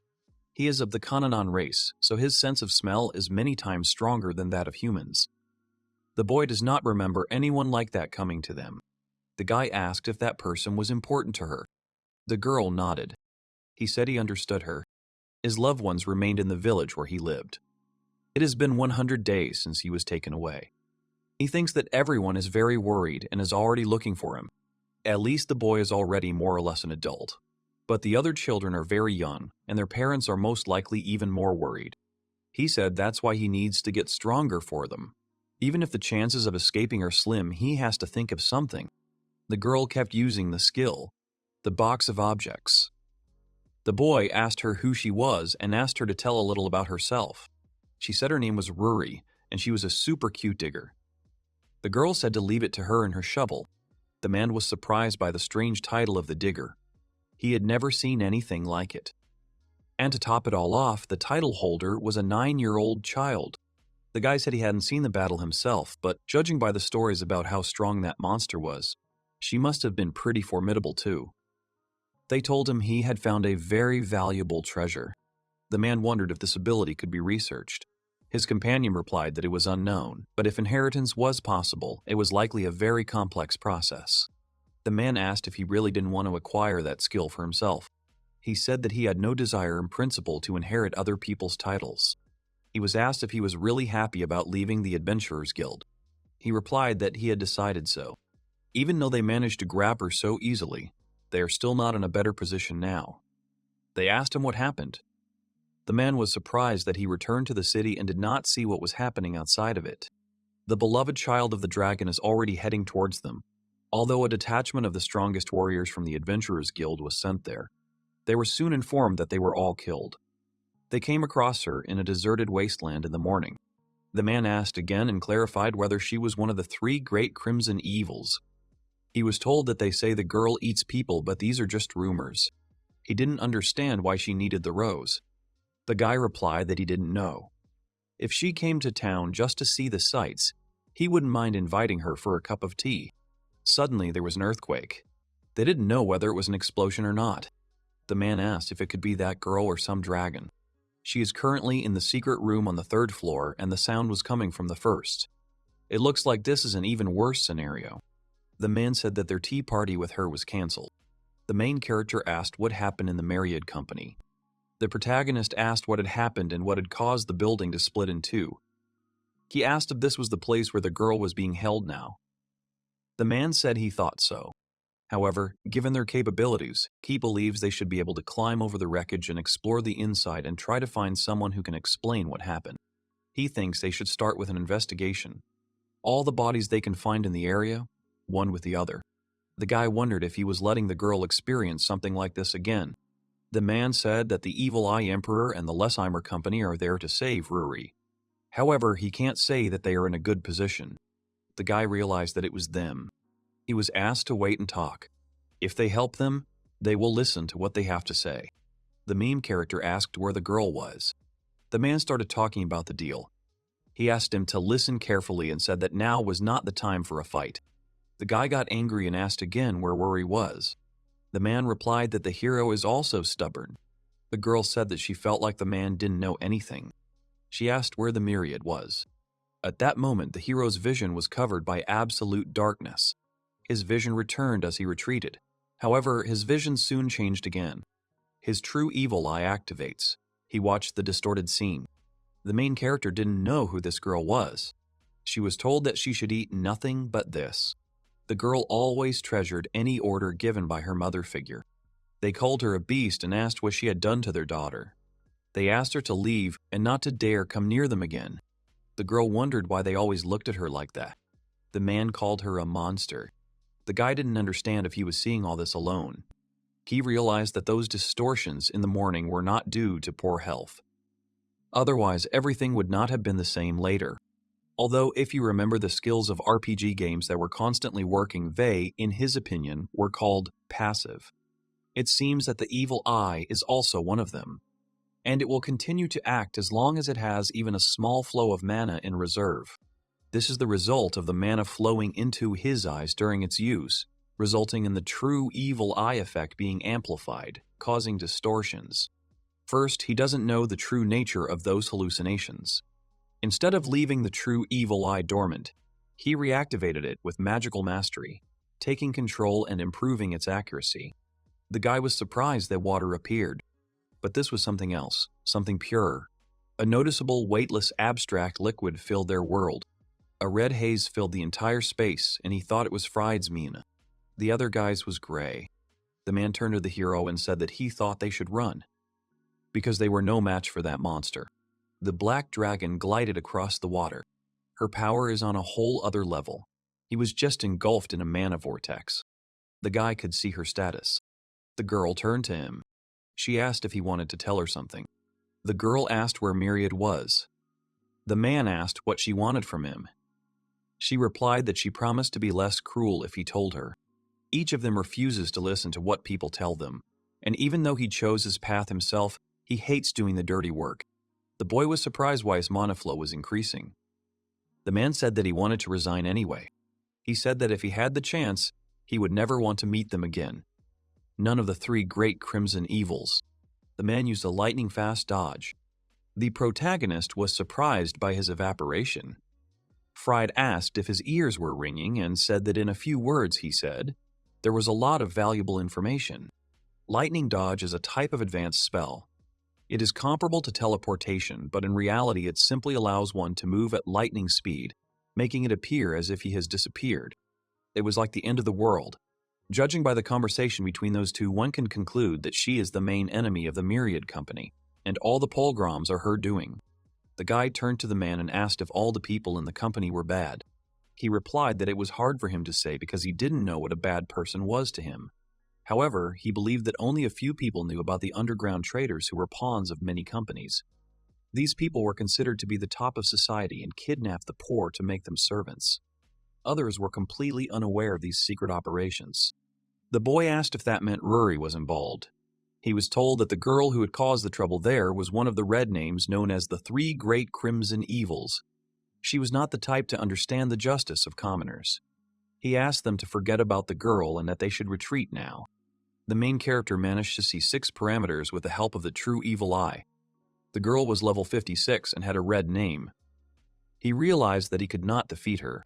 The sense of justice is completely different for them. One maid asked someone to help her. Fried said that the hero was no match for her. The guy said that they were together, and they simply cannot come to terms with the fact that they are being unfairly trampled by those who are stronger. During the explosion, Secret Headquarters, Room 11, secret room of the underground servants. The boy was surprised that there was an explosion inside the building and asked what was going on there. He began to calm the children down and asked them not to be afraid. The boy turned to the girl and asked how to dig a hole in a brick wall with a shovel. He asked her to stop. The boy asked what she would do if they heard them. The girl said she would just beat them up. He told her that they had thrown her in there anyway after they had been hurt. Their fight was visible in the dungeon.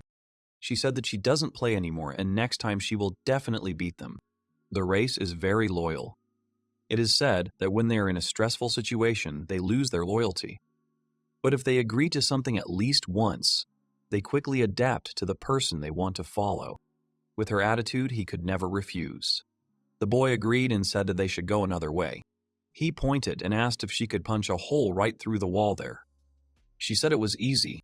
The girl said that those merchants often mentioned that there was a warehouse in that direction. He told her that voices were always heard, and he inadvertently overheard them, so he knew where things were. The boy knew better than anyone, and he found their tokens. He said that her badge was not there, and most likely the men took it with them. The boy said that there was nothing to be done about it and suggested taking a gun. They needed to be equipped in case of danger. He said he wasn't impressed, even though it was his first time touching swords with his hands, and besides, they were in an emergency, so it would be a good idea to be prepared. He was told his tail was wagging. Rury said that a shovel is the best weapon. The boy said he would go with a sword. He was surprised by its length. All he had to do was take it, draw it, and strike the enemies with one blow. The girl asked if he could get it. The children began to say that he couldn't do it at all and needed to pull harder. Now their escape has begun. They had to make tunnels in the walls. He's done a ton of work for the company in the past, so he knows the building like the back of his hand. The boys said they needed to go there. They found a back door. He said that the carriage was already there and they needed to escape in it. The hero said that he would go to the stable for the horses, but they needed to get inside for now. However, he was interrupted by a man who was already sitting in the carriage and asked who had decided to come and visit him. He said that they thought the same way and asked if they also ran through the back door. The main character told the girl to run away quickly because it was dangerous there. He asked the villainess if she knew Rury. She replied that she didn't know. The guy asked her if she remembered the names of the people who died at her hands. The girl also answered that she didn't know. She said she didn't care. The moment she came close enough to kiss, he felt something strange. He's like a frog being hunted by a snake. Not even a snake, but a dragon. A shiver ran down his spine, his instincts telling him to run. But he could have sworn he had long ago abandoned the side of himself that ran away from problems without putting up any resistance. The guy said that he wouldn't run away, and if something happened to her, she wouldn't live. He saw panic and refusal, and eyes looking at him with disgust. Even if he could see it, his body couldn't handle such a blow. The man was surprised by the powerful explosion. His guard asked him to stay inside. The most powerful guards of the Myriad company appeared, the Belamis brothers. The man called the girl the same digger who had conquered the Cave of Magic Ore. He asked for forgiveness and said that it seemed that they both did not quite understand each other.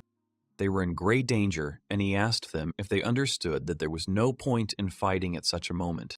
He suggested crossing the border together. The man said that it would be better if they all were saved. The main character lay in the rubble. He started counting sheep. However, he thought it was strange. The hero asked the girl to wake up. He asked where they were. She wished him good morning, to which he replied that now was not the time for greetings. The girl said that they wouldn't make jam today. She said they were in a space-time called Cooking with Rury. He asked her not to say that as if something so crazy could be routine. The woman didn't understand where she was. The guy didn't understand what was happening.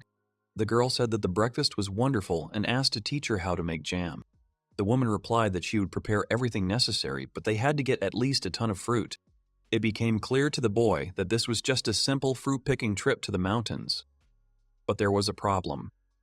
He knew nothing about nature. Even the candied things she ate remained a mystery to him. These were apollos. They are sour-sweet. They are about to start picking them. They are small berries that grow under trees. They found them and it was like a portal into a fantasy world. The guy apologized and said that he felt sick from this development of the main storyline. There was something on the tree too. The girl said it was also tasty, but they were too high. The boy picked her up and the girl collected the fruit with a shovel. However, they were damaged by the shovel. The hero thought that they were trying.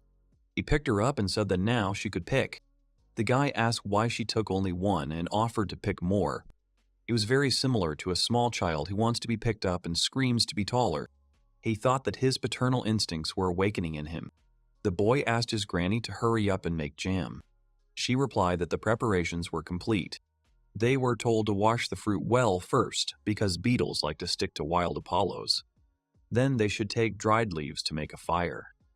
After that, they should put the chopped Apollos and fruit in different pots. You need to cover them with a huge mountain of sugar, about a little more than half for Apollos and a quarter for the cinquefoils. The boy was surprised that it was locked. The grandmother replied that they needed to get something sweet. The girl said that she could do as she wanted. The title of digger is not given for free. He should not think that anything can stop a fearless young girl. Granny asked him to start too because scale would appear there and it needed to be fished out and thrown away. For Cernushki, you should add citric acid or herbs and spices to improve the taste. As soon as everything thickens, you need to pour the jam into bowls or sterilized jars. It's good chilled too, but she prefers it warm. The guy said it was really delicious.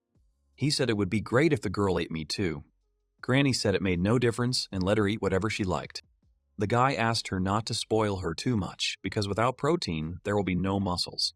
She replied that she did not need to be a muscle man at a young age.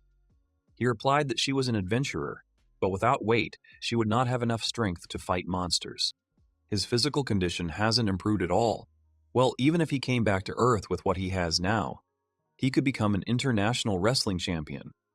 Levels are something that can't be measured by looks. For example, that girl. She looks fragile, but cruelty gave her unprecedented strength and agility surpassing any human. No matter how you look at it, they have clearly already heard about the 3 great Crimson Ashes. He still couldn't believe that she had managed to encounter one of them. Granny asked her to come over for a minute. She gave her some supplies for the road. The woman asked why the house had a strange design. She was told that they lived there together.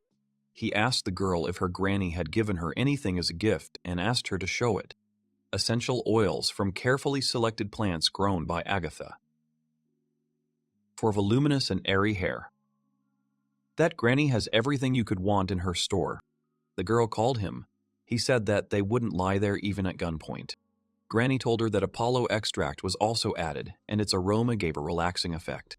The guy said he was afraid he would end up using her as a dakimakura, which is to say, as a pillow to cuddle with while he slept. The girl replied that it was he who had messed everything up, and that he would be the pillow. She said that next time they would have to cook according to Grandma's preferences. There was a sound like a huge bomb exploding. The man offered to cross the border together. After all, it would be better if everyone avoided the danger that threatened them and remained alive. The boy was more than sure that these were the very same strongest guards working for the company. The man asked to put down his weapon. The guards said they couldn't let their guard down. He said that the girl was probably very strong. The man replied that he knew this and therefore told him to stop. He apologizes deeply for the rudeness of his guards for them being there. The man doesn't know if they understand the current situation, but they should leave. He will explain all the details inside on the way. He said to think at least about the lives of the 3 children and whether retreat seems wiser to them. The girl asked if they would take everyone and leave no one behind. He replied that he was not only talking about them and even promised to treat them well. The man said that she was a smart and kind-hearted girl and asked her to climb in. The boy asked where they were going. He replied that they were not going south. The girl should be familiar with those districts.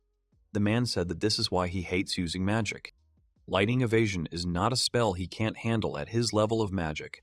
He can easily transform things into electrons, and he was able to achieve perfection by honing it to the limit by laying out routes before traveling. The only problem, this is the restoration of his body back from the lightning. Since that part is still not perfect, he gets severely injured. However, only with its help he had enough time to escape from the great disaster. This is one of his military assets. He said that he would prefer to fight to the last drop of blood, and he himself does not believe what he is saying. The meeting with the myriad was already confirmed, so he had to go south. The Holy Road leads there. Couldn't we wait there first? The city no longer had any military forces left. However, he still had some work left to do. Fred asked if the protagonist was okay. He said that they were safe now.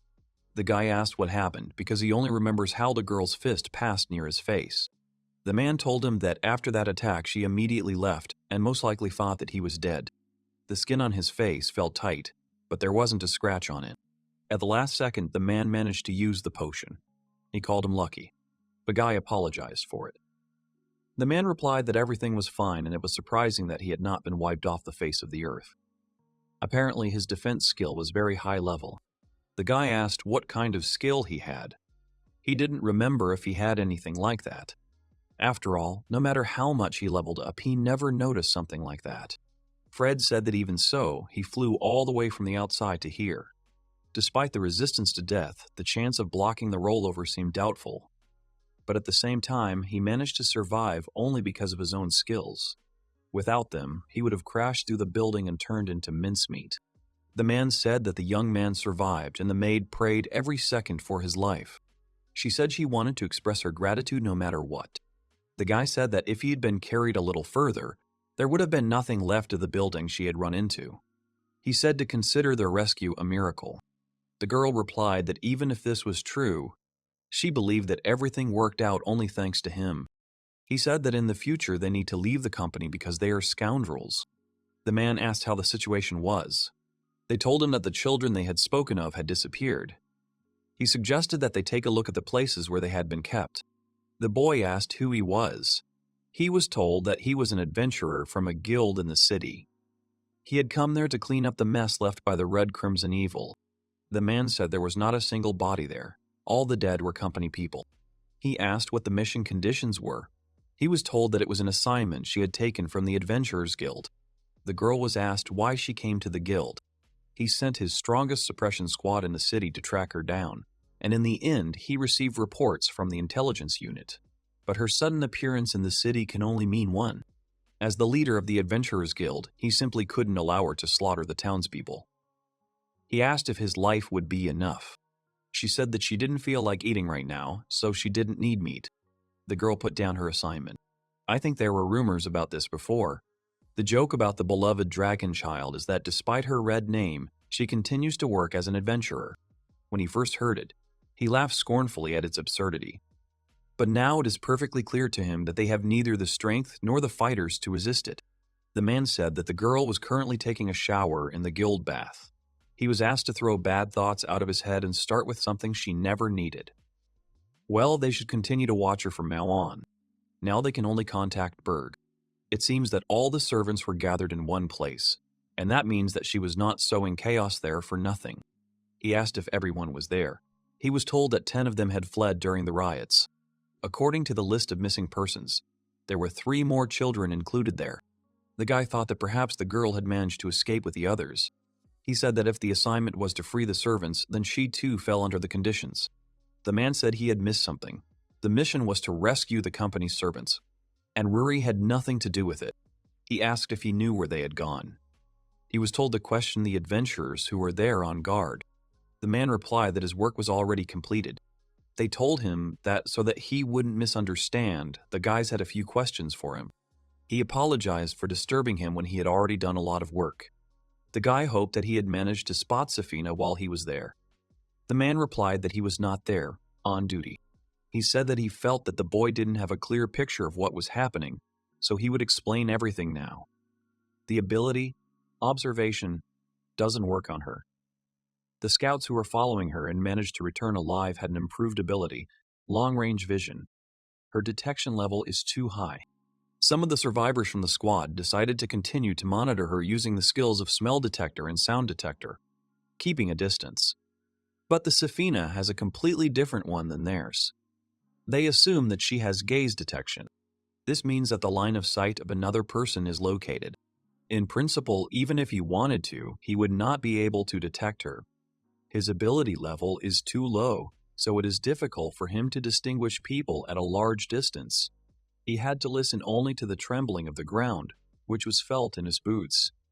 The guy answered that everything was fine, and he just wanted to get at least some leads. He asked if he knew about the children who ran away.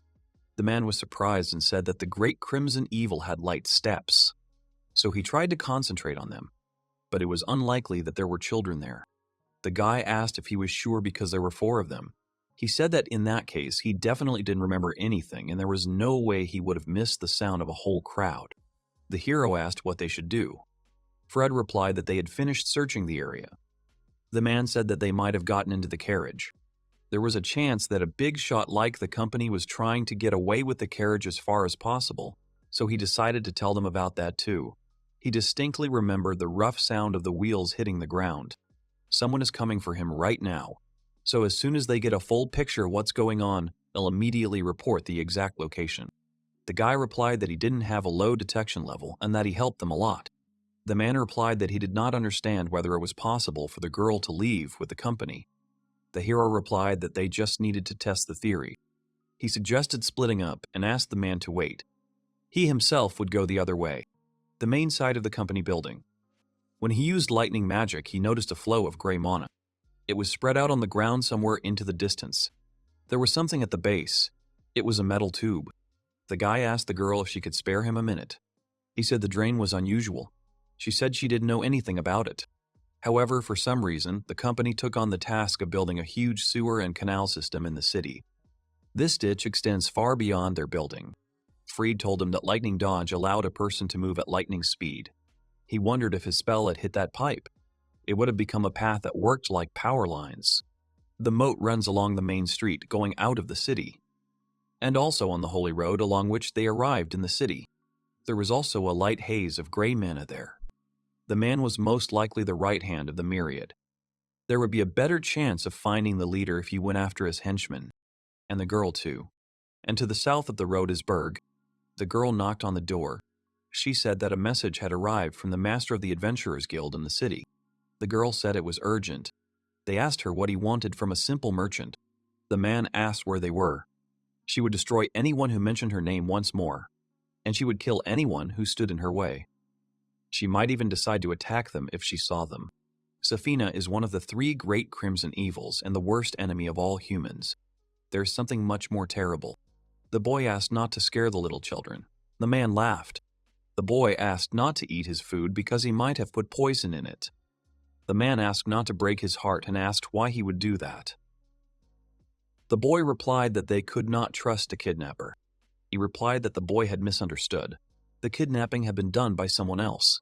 He was often used as a servant, and he was the one who had saved him, protected him, given him shelter, clothes, and paid for many of his expenses. The boy said that he was just a big liar and was telling them stories about the girl. He said he was sad and that they probably wouldn't be able to get along. The man asked the girl, "Subordinates never forgive the mistakes he makes, even if he apologizes sincerely." She replied that everything was fine now. The guy asked her not to fall for his bribe. As he had already told them, they were in common danger, so escaping together was the most rational solution. He asked them to forget about the city for a while and just go north. The man said he wanted to return it to the girl. Without a token, you can't see other people's names. The boy was surprised that it was a title and she had such a thing. The man shouted and asked how much longer the woman would make him wait. He didn't understand why some pathetic merchants like her were suddenly scheduling personal meetings with them. They told him that even if he scolded her like that, she still remained the representative of the house. He was asked to stop throwing a tantrum. He should have guessed by now why they were called. Even if it hadn't happened, they would have ended up sitting down at the negotiating table anyway, because it concerns the topic of the 3 crimson evils. The girl said that they haven't changed at all, and to hope that she didn't make them wait. It seems that she intends to gain complete power over Berg. The main topic of discussion at the meeting was one of the 3 great crimson evils heading straight for the coast. It was unknown what its purpose was. If it was coming from the north, it would most likely pass through the city first. The city was half destroyed. Their people received word from the Adventurers Guild. At last count, almost all the warriors were killed there. Her target is the main merchant with the company and myriad. He was a well-known merchant whose activities were concentrated in the city. He had managed to establish a monopoly and, with his influence, worsen the turnover of servant sales in other areas, including Berg. They had been keeping an eye on him for quite some time. Most likely, it was because of the mission. He became a target because Safhina accepted the mission, destroying the underground merchants and freeing the servants. He had heard about her. She was very strange because she continued to carry out missions for the Adventurers Guild, having a red name. If she suddenly gets it into her head to go to Berg, then only ruins will remain of it too. They need to take action immediately. They are in a very bad situation now, and time is not on their side. They have almost no nice fighters left. No one knows how long it will take to get them back into action again. The man said that they were just show-offs and that they should use their great skills when people really needed them.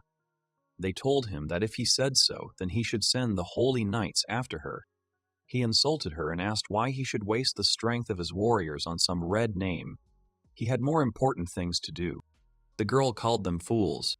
The beloved dragon child, driven by a specific goal, offered to simply not fulfill it for her. The girl asked why she was shirking. She was told that all the paperwork was very complicated and they had not received any information since the morning. She was told that although her duties as an administrator were important, she should not forget to keep an eye on those two. The girl said she thought things would be tough for him now. The other suggested going back to work. The man apologized and said he was in a hurry. He said he wanted to see the guildmaster.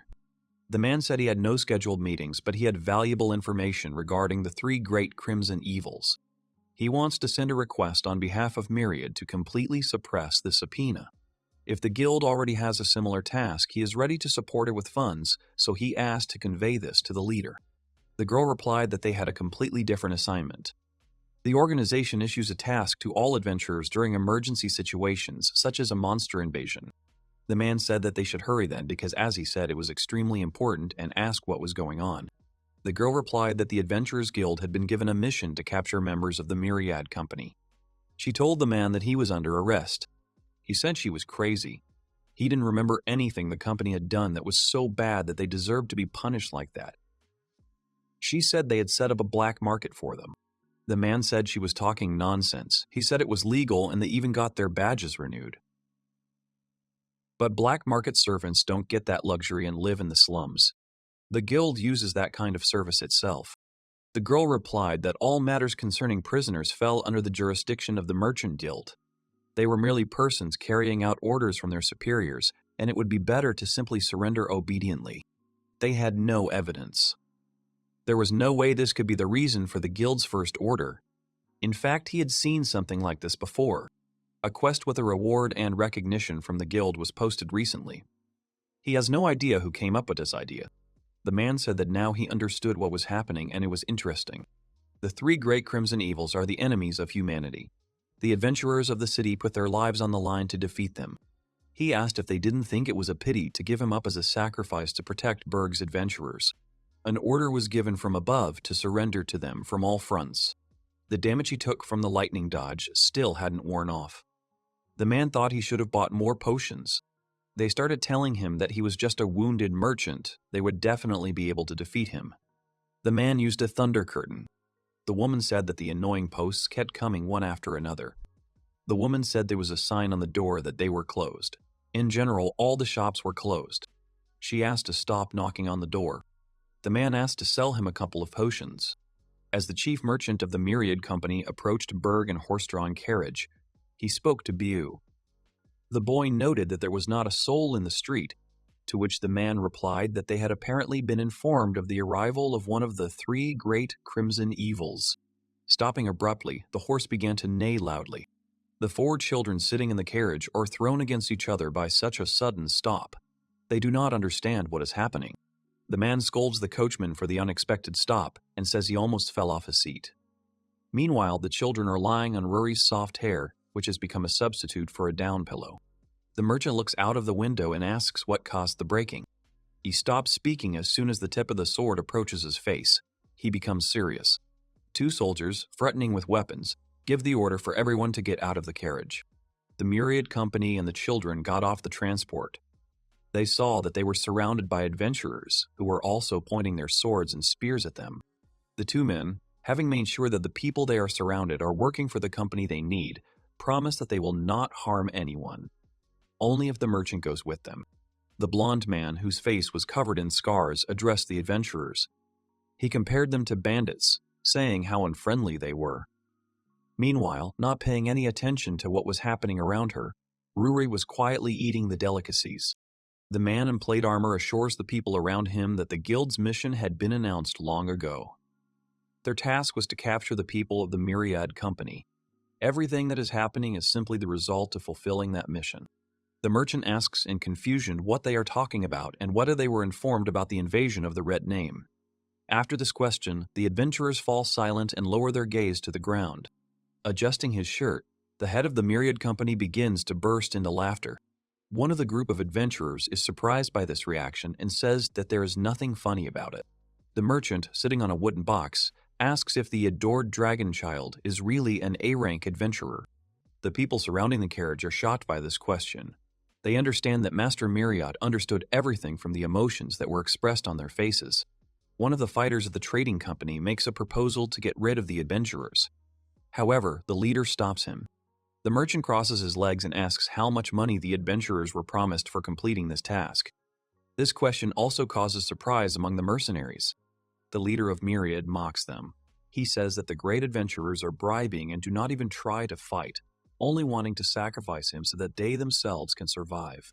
The man, out of pure interest, wants to know how much the mercenaries will receive for such a noble and worthy deed. An armored adventurer with an evil expression asks the merchant if he has one last wish before he goes to the afterlife. Closing his eyes and beaming a smile at those around him, Master Myriad utters only one word. The company's leader offers the mercenaries a reward 100 times greater than what the guild offered in order to buy back their honor. This offer shocks the adventurers. The man in armor clearly shows that he doesn't believe him and asks if he decided to joke about this situation. The merchant, in turn, convinces everyone that this is no joke, because Safhina has caused a pogrom in Rosalik, and she will definitely not spare other people's lives, even if they beg for mercy. However, Master Myriad is going to fight to the end, and wants to conduct the fight on his own terms. For this reason, he is ready to pay right now. Having assessed the warriors' ranks, he assumes that the guild could promise them 10,000 larks. The merchant is ready to give them 1,000,000 larks. Even to each of them if they agree, of course. The adventurers cannot believe it because such a sum is simply indescribably huge. The dark-haired warrior raises his voice at Myriad, wanting to end this circus as soon as possible, since the amount named would take an ordinary person half a lifetime to earn. Moreover, offering it to each of the adventurers surrounding their crew is too much. The man with the scar on his face says that the man really does have money. He is a merchant and definitely has a passion for valuable things. The mercenaries with surprised faces did not know how to react to this information, but their blood boiled. Master Myriad believes that, as adventurers, they used to be proud of participating in battles and fights. It is unlikely that all warriors would give up so easily, but they knew that the merchant was right. They did not deny the leader's words that they wanted to sacrifice him to Safhina, because that was indeed the case. Their pride could be restored right now, along with 100-fold percentage of profit. The man asked the adventurers if everything was okay. The merchant knew that in this situation, the words of anyone, even the weakest person, would have a great influence on them. With a grin, he tapped his token and advised everyone to hurry up and line up. Digital money is an intangible currency stored inside the owner's token. It can be exchanged like regular money. The merchant's token touched the token of one of the adventurers with a ringing metallic sound. 1,000,000 larks were credited to the mercenary's account. His resource amounted to 1,052,210 larks. Seeing this amount, the man, not believing his eyes, screamed with happiness. He held his token in his hands and exclaimed that he really had received the money. The head of the Myriad company looked at him and confirmed this and asked why he would lie. He also counted everyone and asked if there really were 23 mercenaries. Rury, with her head held high, stood at the very end of the line, hoping to get money too. When it was finally her turn, the girl walked up to the merchant, held out her hand with the token and bowed. The man looked at her awkwardly and thought that money really did blind. He asked Rury if she really wanted to be hired by him, to which the girl nodded her head. Looking at the digger, he said that, unfortunately, he will not be able to hire her, as she already belongs to another owner. Also, this function does not work on her token. Rury lowered her head in disappointment, but the merchant continued speaking. Master Myriad asked if she really owed the Leiserheimer company, as the man needed to speak to their boss. They were old friends. A bracelet sparkled on the merchant's hand, which Rury noticed. She asked if his inventory was filled with candy. The man answered positively and also added that there were also coins inside. The head of Myriad extended his hand and sparkling coins poured out right into the girl's palm. Rury was so happy that she opened her mouth and looked happily at the money. The man said that he looked forward to further cooperation while the girl laid out her loot on the ground and counted it. Baya walked up to the merchant and looked at him seriously, standing at a short distance. The man noticed this and asked what the boy needed. Enthusiastically, Bayou said that he would fight too because with 1,000,000 larks, he, Vita, and Kyle would pay off their debt. The Myriad Company master calmly said that the boy had misunderstood everything regarding his action. Unlike him, the digger was worth the money because she was special. The boy's voice sank to a scream. He claimed that he could fight, but the merchant only replied that this was out of the question. Bayou was sure the man was making fun of him, calling him a barking puppy who didn't understand fighting, but it was true. However, despite this, he couldn't just run away, as the status would still be there. The current situation presented a good opportunity to pay off everyone's debts in one fight. The boy was thinking about how to convince the merchant since he was unlikely to be more eloquent. At this time, the man was sitting thoughtfully on a wooden box and scratching his head. He folded his arms and sat up straight, thinking about the situation. The head of Myriad looked at the boy seriously and said that he was old enough to understand the value of money, but he was still a child. He asked whether such a youngster could fight normally. Bayo, surprised by the merchant's words, opened his eyes wide. He turned to look at Rury, Kyle, and Vita. Seeing how they were carefully counting the coins and smiling, he clenched his fist with the token. After this, he confidently said that he could handle it, hoping for the man's approval. Master Myriad smiled and looked at the boy promisingly. He agreed, and their tokens touched with a clang, confirming the deal. A special episode about how Kopodanitsa cooks porridge, after which she asks you to open your mouth and make a drawn-out sound in order to eat it. In short, due to the current situation and circumstances, Shuguto caught a cold, so he is feeling very bad now. Rury burst into his room, throwing open the door, and loudly announces that she has cooked porridge for him. The girl calls her dish digging porridge. The young man, in turn, asks the name again, to which Rury resolutely repeats it. She began to explain that it was a legendary porridge with vegetables mashed with a shovel, which only real diggers are allowed to cook. It sounded like she was rapping. Next, the girl said that the dish was hot and blew on it, after which she scooped up some of the porridge with a spoon and brought it to her mouth to cool it with her breath. Chuguto silently watched the happy Rury. After this, the digger transferred the porridge from the spoon to the shovel.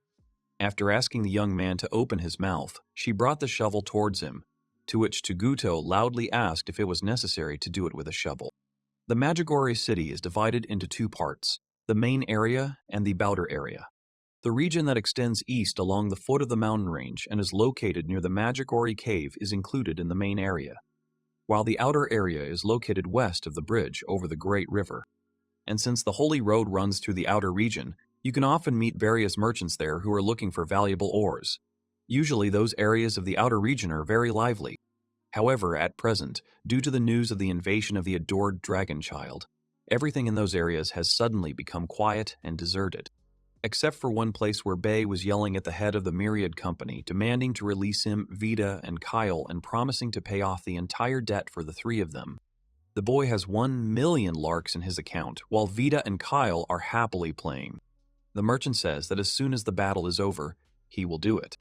Bayo indignantly asks why he can't do it now, since the half-wolf is capable of fighting, to which the man calmly replies that the boy might disappoint him, and that would be a different story. The head of Myriad rubs his chin and pensively thinks that the frozen currency that Bail owns is useless, since only the owner can use it. After some thought, the man says he will give the boy some coins, as well as permission to shop anywhere. Bayou takes the coins, confused. Realizing the situation, he decides to object that he didn't mean shopping, but at this time one of the guards takes the master's attention, asking what they should do. The plump man asks what the boss thinks they can defeat one of the three red names. The merchant sighs and replies that he realizes that such a situation is impossible no matter what, since all the adventurers he hired are D&E ranks. Continuing his thought, he says that now it is necessary to go to Berg and enlist the support of the most powerful adventurers, trying to lure them to his side. One of the mercenaries interrupts him, voicing his concerns about the impossibility of carrying out this plan. This is because all the strongest adventurers are now in the dungeon, Magic Ore Cave. The merchant looks at the man in confusion and then turns his gaze to Rury. He asks why this is necessary, because this dungeon has already been conquered by this girl. Digger confidently walks towards the fruit and vegetable store without saying a word. She looks at the coin in her hand, confidently squeezes her palm and turns her gaze to the door. Next, she knocks on it twice, hoping to buy herself a snack. Everyone watches this picture silently. The adventurer breaks the silence by confirming the merchant's words, but informs that the problem lies in the sudden mutations that the dungeon underwent after being conquered. It began to change its structure. Dungeon mutation is an extremely rare occurrence where the labyrinth terrain is completely changed. The degree of change varies from small changes such as new monster species appear or complete redesign of routes to large changes such as recreation of new layers of challenges. The man continued his story, informing the myriad workers that the stairs leading to the unknown level had been recreated in the place where the trap called Garbage Pit was previously located. The new floor of the dungeon is equivalent to a mountain of treasure. Many hope to find chests and artifacts there. Therefore, all the high-ranking adventurers headed there. The merchant listened thoughtfully to the man, pondering his words. At this time, the employee of the fruit and vegetable store, the greengrocer Lotto, was rearranging boxes of goods and thinking out loud that, apparently, he would have to close the shop for a while. He stood up, putting his hands on his hips, and thought that the merchants had fled these districts, and so much effort and time had been spent on his shop, so he did not want to give it up, because he had been in this business for more than half his life. Even if the greengrocer seemed pathetic to others, he would not back down from his convictions. The man approached one of the boxes and picked up a fruit in his hand, saying that it was the season for vegetables and fruits. At that moment, there was a knock on the door, so the seller looked back. Looking at the entrance, he thought that someone had decided to play a joke, because there shouldn't be any customers at this time. Approaching the door and timidly opening it, the man looked out, confident that there were no people left on the street. Suddenly, a small hand grabbed his clothes and pulled them down, wanting to attract the seller's attention. Rury stood and looked at him carefully, waiting for reaction. The girl said one word, but the merchant was surprised by the child's status and did not immediately understand that she wanted to buy vegetables. Rury handed the man a coin and said that she wanted to buy some vegetables, which made the seller even more surprised. In his hand lay a huge gold coin. Its value was a whole 100,000 larks. One bag of dried fruits, however, cost only 100 larks. He awkwardly asked if the girl had asked the owner if she could buy his goods, to which she shook her head. The merchant sadly said that he was sorry and that he could not sell her anything. Rury puffed out her cheeks comically, showing her disappointment, which made the man feel embarrassed. However, the girl stood her ground, so she went up to Bayou, grabbed him by his clothes, and led him to the merchant, which surprised the greengrocer, seeing 3 more children. The boy at this time screamed in confusion and asked where they were going. Next, Rury decided to give the boys a lecture on how healthy vegetables and fruits are, pretending to be a professor.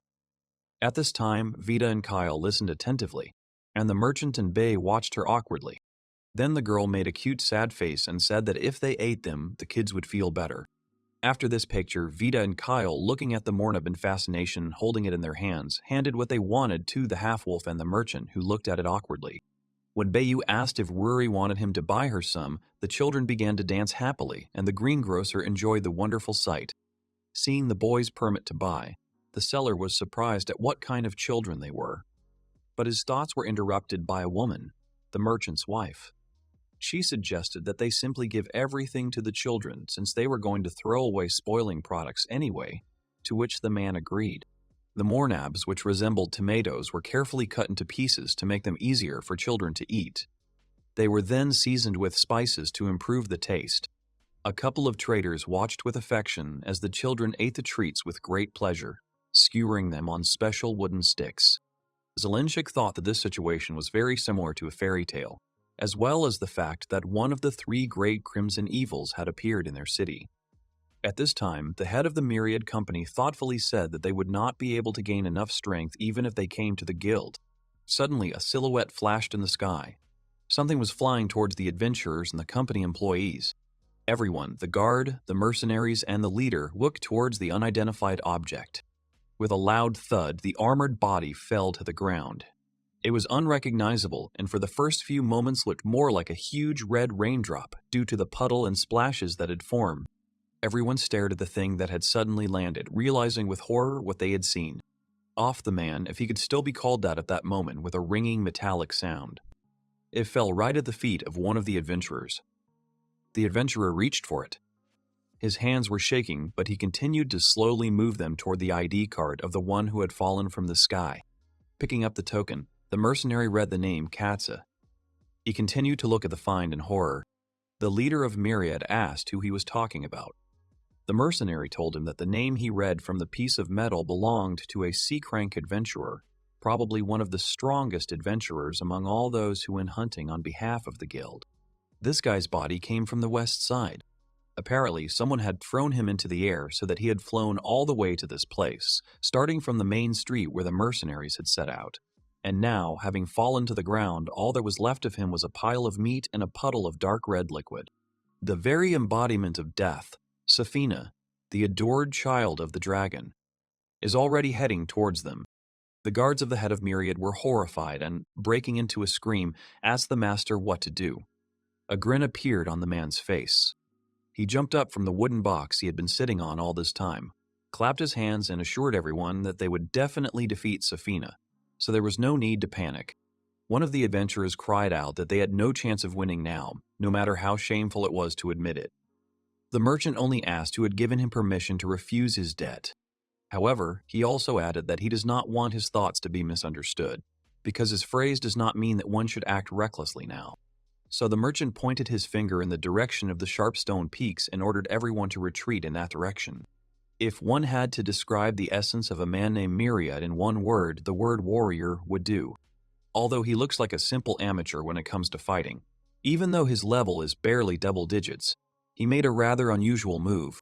In the example of others who, when becoming adventurers, choose the path of swordsmen or sorcerers, this is very reminiscent of video games, where a choice of profession is provided for future superiority over others.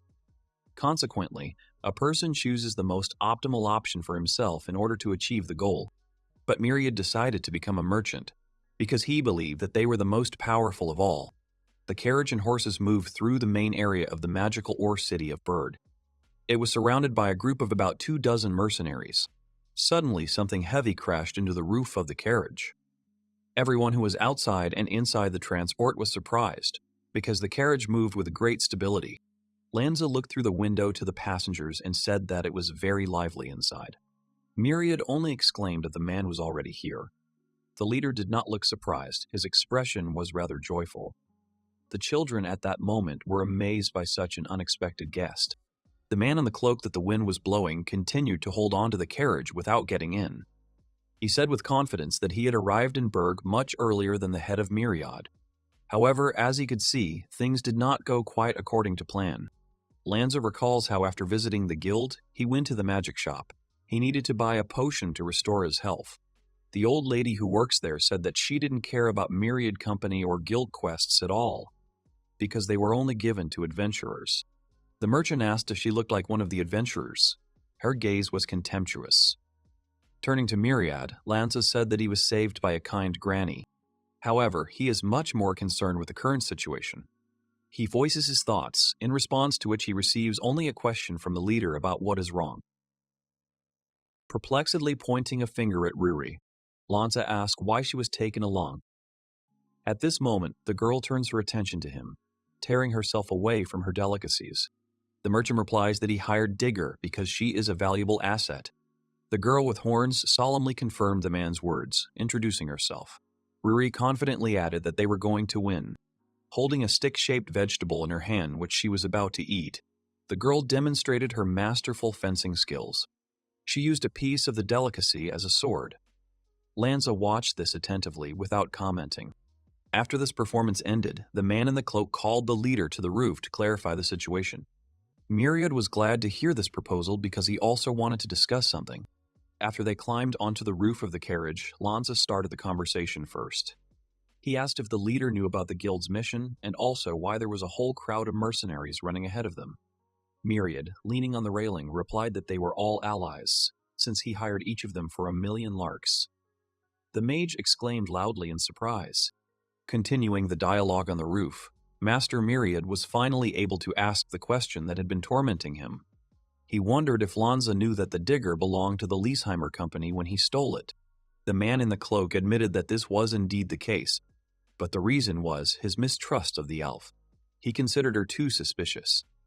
There was always a shortage of workers in Berg when it came to magic ore. The Leisheimer company always needed miners, but their leader always behaved a little strangely. In addition to the current situation, Myriad eats up the curiosity about Lanza. Usually, the master uses a convenient excuse for his business, telling everyone about the desire to protect children because others can do it. However, turning to the man in the cloak, the head clarifies whether he really did everything sincerely and openly. Lanza doesn't say a word, but he remembers how vulnerable Bio, Kyle, and Vita looked. Myriad continued to talk about the slums being the area where the underground debtors without tokens first end up. It's a place that you definitely can't call habitable. Despite this, the man in the cloak found children there and handed them over for care. In turn, the head filled out all the necessary documents, promised to provide proper care and good shelter. However, even this fact will not change the essence of Myriad's business. And he understands this perfectly well, and does not feel any compassion in this regard. He uses any means at hand to gain profit. The chief believes that Lanza is a man of completely different principles. The man in the cloak listens silently to his chief and does not dare to contradict him because everything he says is true. The master feels that the mage should become an adventurer again. Of course, given the fact that they will all survive. Lanza looked away and paused for a moment before answering that Myriad, as always, was asking what he wanted. The head of the company, however, asked if he should have been more modest. He seemed relaxed despite the circumstances. Then the master continued to tell about his plan. In order to defeat the Red Name, he was going to go to the Magic Ore Cave and hire all the greatest adventurers there. Each rank had a considerable amount of money, 5,000,000 larks for each C rank, 10,000,000 for each B rand, and 100,000,000 for each B rand, and 100,000,000 for A rank. If he offered them such amounts, the deal should go smoothly. As soon as the sums were announced, Lanza exclaimed with undisguised surprise that Myriad was going to ruin the company. He was harsh, but worried about the master's decision. The master, without answering the question, only asked the magician what would happen if he could defeat all of the 3 great crimson evils, the strongest in the world. He looked at his subordinate attentively, resting his chin on his hands. His glowing eyes and slightly frightening smile only emphasized Myriad's desire. He wanted to be the best, and now was the right moment. To miss it would be simply unforgivable. The wagon continued to move forward rapidly, with the mercenaries surrounding it keeping up. The younger brother Bellamese stood on the outside of the carriage, keeping a close eye on the situation so he could protect the leader and the other passengers. The carriage passed close to the clock tower, on top of which a figure could be seen. It stood next to the bell, as if stalking prey. The guard saw this with his keen eyes. He was attracted by the long hair fluttering in the wind. The girl stood on the tower holding on with only one hand. This place was perfect for a good view. The adored child of the dragon knew that her prey would appear soon. She just had to wait a little longer. As soon as she noticed the carriage, she squeezed the hand that was holding onto the stone column. The material could not withstand such force and cracked with a loud sound. One of the 3 great crimson evils broke off the stone. Her pupils narrowed and her gaze became like that of a snake or dragon looking at its prey. The younger brother Bellamus only managed to warn the unsuspecting passengers of the carriage about the danger, covering the entrance to the transport with his body. After that, something flew into the carriage at great speed. Events unfolded so quickly that of all the people, only Lanza, Bellanis's older brother, and Digger Ruki managed to notice what had happened. Only 3 people witnessed that lightning-fast incident. A small object flew at them from behind. The younger Bellamese brother used his left arm to protect the master and the others, but unfortunately, it was lost. The projectile ricocheted and partially destroyed the roof of the carriage. Lanza looked at the destruction and the red name. It turned out to be a very ordinary stone, which made the man stand in a stupor. The girl, whose hands were wrapped in bandages, looked at the people with a predatory gaze. Observing the situation, Myriad said that she had already arrived. Rury, the leader, and Lanza directed their gaze to the tower, anticipating the battle. After what happened, the mercenaries alerted the others, shouting that the dragon's beloved child was already here. One of the red names watched the cart and the destruction it caused. Seeing that her attack had not stopped the people, she dug her hands into the column from which she had previously broken off the stone. Then, with one movement, the girl tore a large piece out of the structure, intending to continue what she had started. Myriad, watching this, ordered his men to hide. Safhina threw the column at her target. The elder brother Belanus managed to cast the spell Stonewall and erect a magical shield formed from the earth. Lanza was also able to strengthen the defense with Wall of Solid Mud. The mages did this almost simultaneously. A huge projectile flew into the defense with a roar. Despite this, fragments of the stone block fell under the wheels of the cart. This wooden design beginning to collapse. The coachman managed to react, thanks to which the carriage turned sharply into the nearest alley and no one was hurt. The mercenaries ran forward. The warrior in armor pointed out to Master Myriad where to run. For safety, they planned to reach the magic ore cave through the alleys. Lanza seriously and asked if he could handle it. The magician got out of the carriage and looked at the man. The blond man with scars on his face kept his piercing gaze on his colleague. The master asked if Lanza could hold off the adored dragon child so that he could escape and gain more power. The man looked at him in surprise, his mouth slightly open. He imagined a boy with bruises and burns on his face, who smiled despite his condition.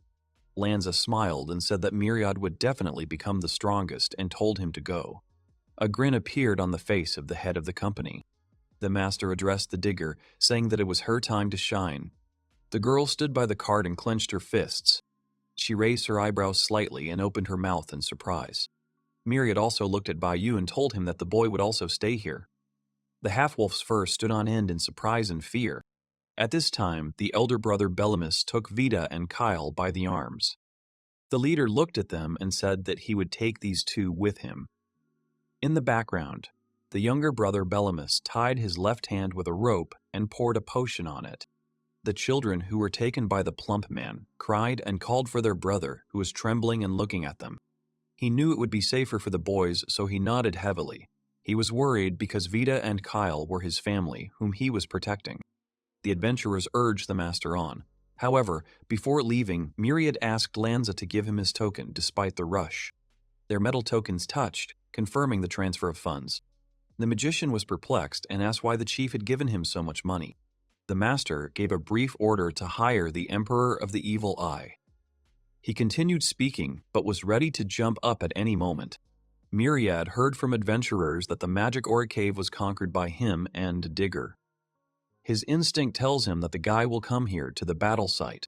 Lanza shouted at the man's back that this was going too far. The leader just smiled and continued moving forward, saying that he was counting on the mage. Moving quickly across the rooftops, the girl jumped from one house to another, eventually arriving at the place. She glanced at those on the street between the stone buildings. Lanza, Rury, and Bayo were waiting for the adored dragon child. They all clenched their fists in anticipation of the battle to begin. The faces of the three fighters expressed different emotions. The digger looked calmer than all of them, even a little dreamy. The magician looked at his opponent seriously. The boy was scared, trying not to tremble. He even broke out in a cold sweat. The girl took a small pocket watch in her hand and pointed it towards her opponents. Lanza was emitting a magical trail of mana that looked like smoke trailing behind the man. Safhina could see it. Previously, the man could not understand how she found them so quickly, but now everything became clear. She was helped by a magical tracking device, which he called the Neon Artifact. If the girl was pursuing him, and not Myriad, then the condition of use comes down to tracking the blood or mana of the target. Lanza, pointing his finger at Safhina, continued his monologue. He said that in the past he believed that mage warriors were the strongest. The man asked if the girl's strong point was really in magic. Her outrageous mana reserve was clearly not for show. The bearer of the red name listened to the mage in silence. An attempt to start a conversation to buy time failed, but the girl still stood there. The man asked if she was going to ask where Myriad was. Safhina's gaze was indifferent.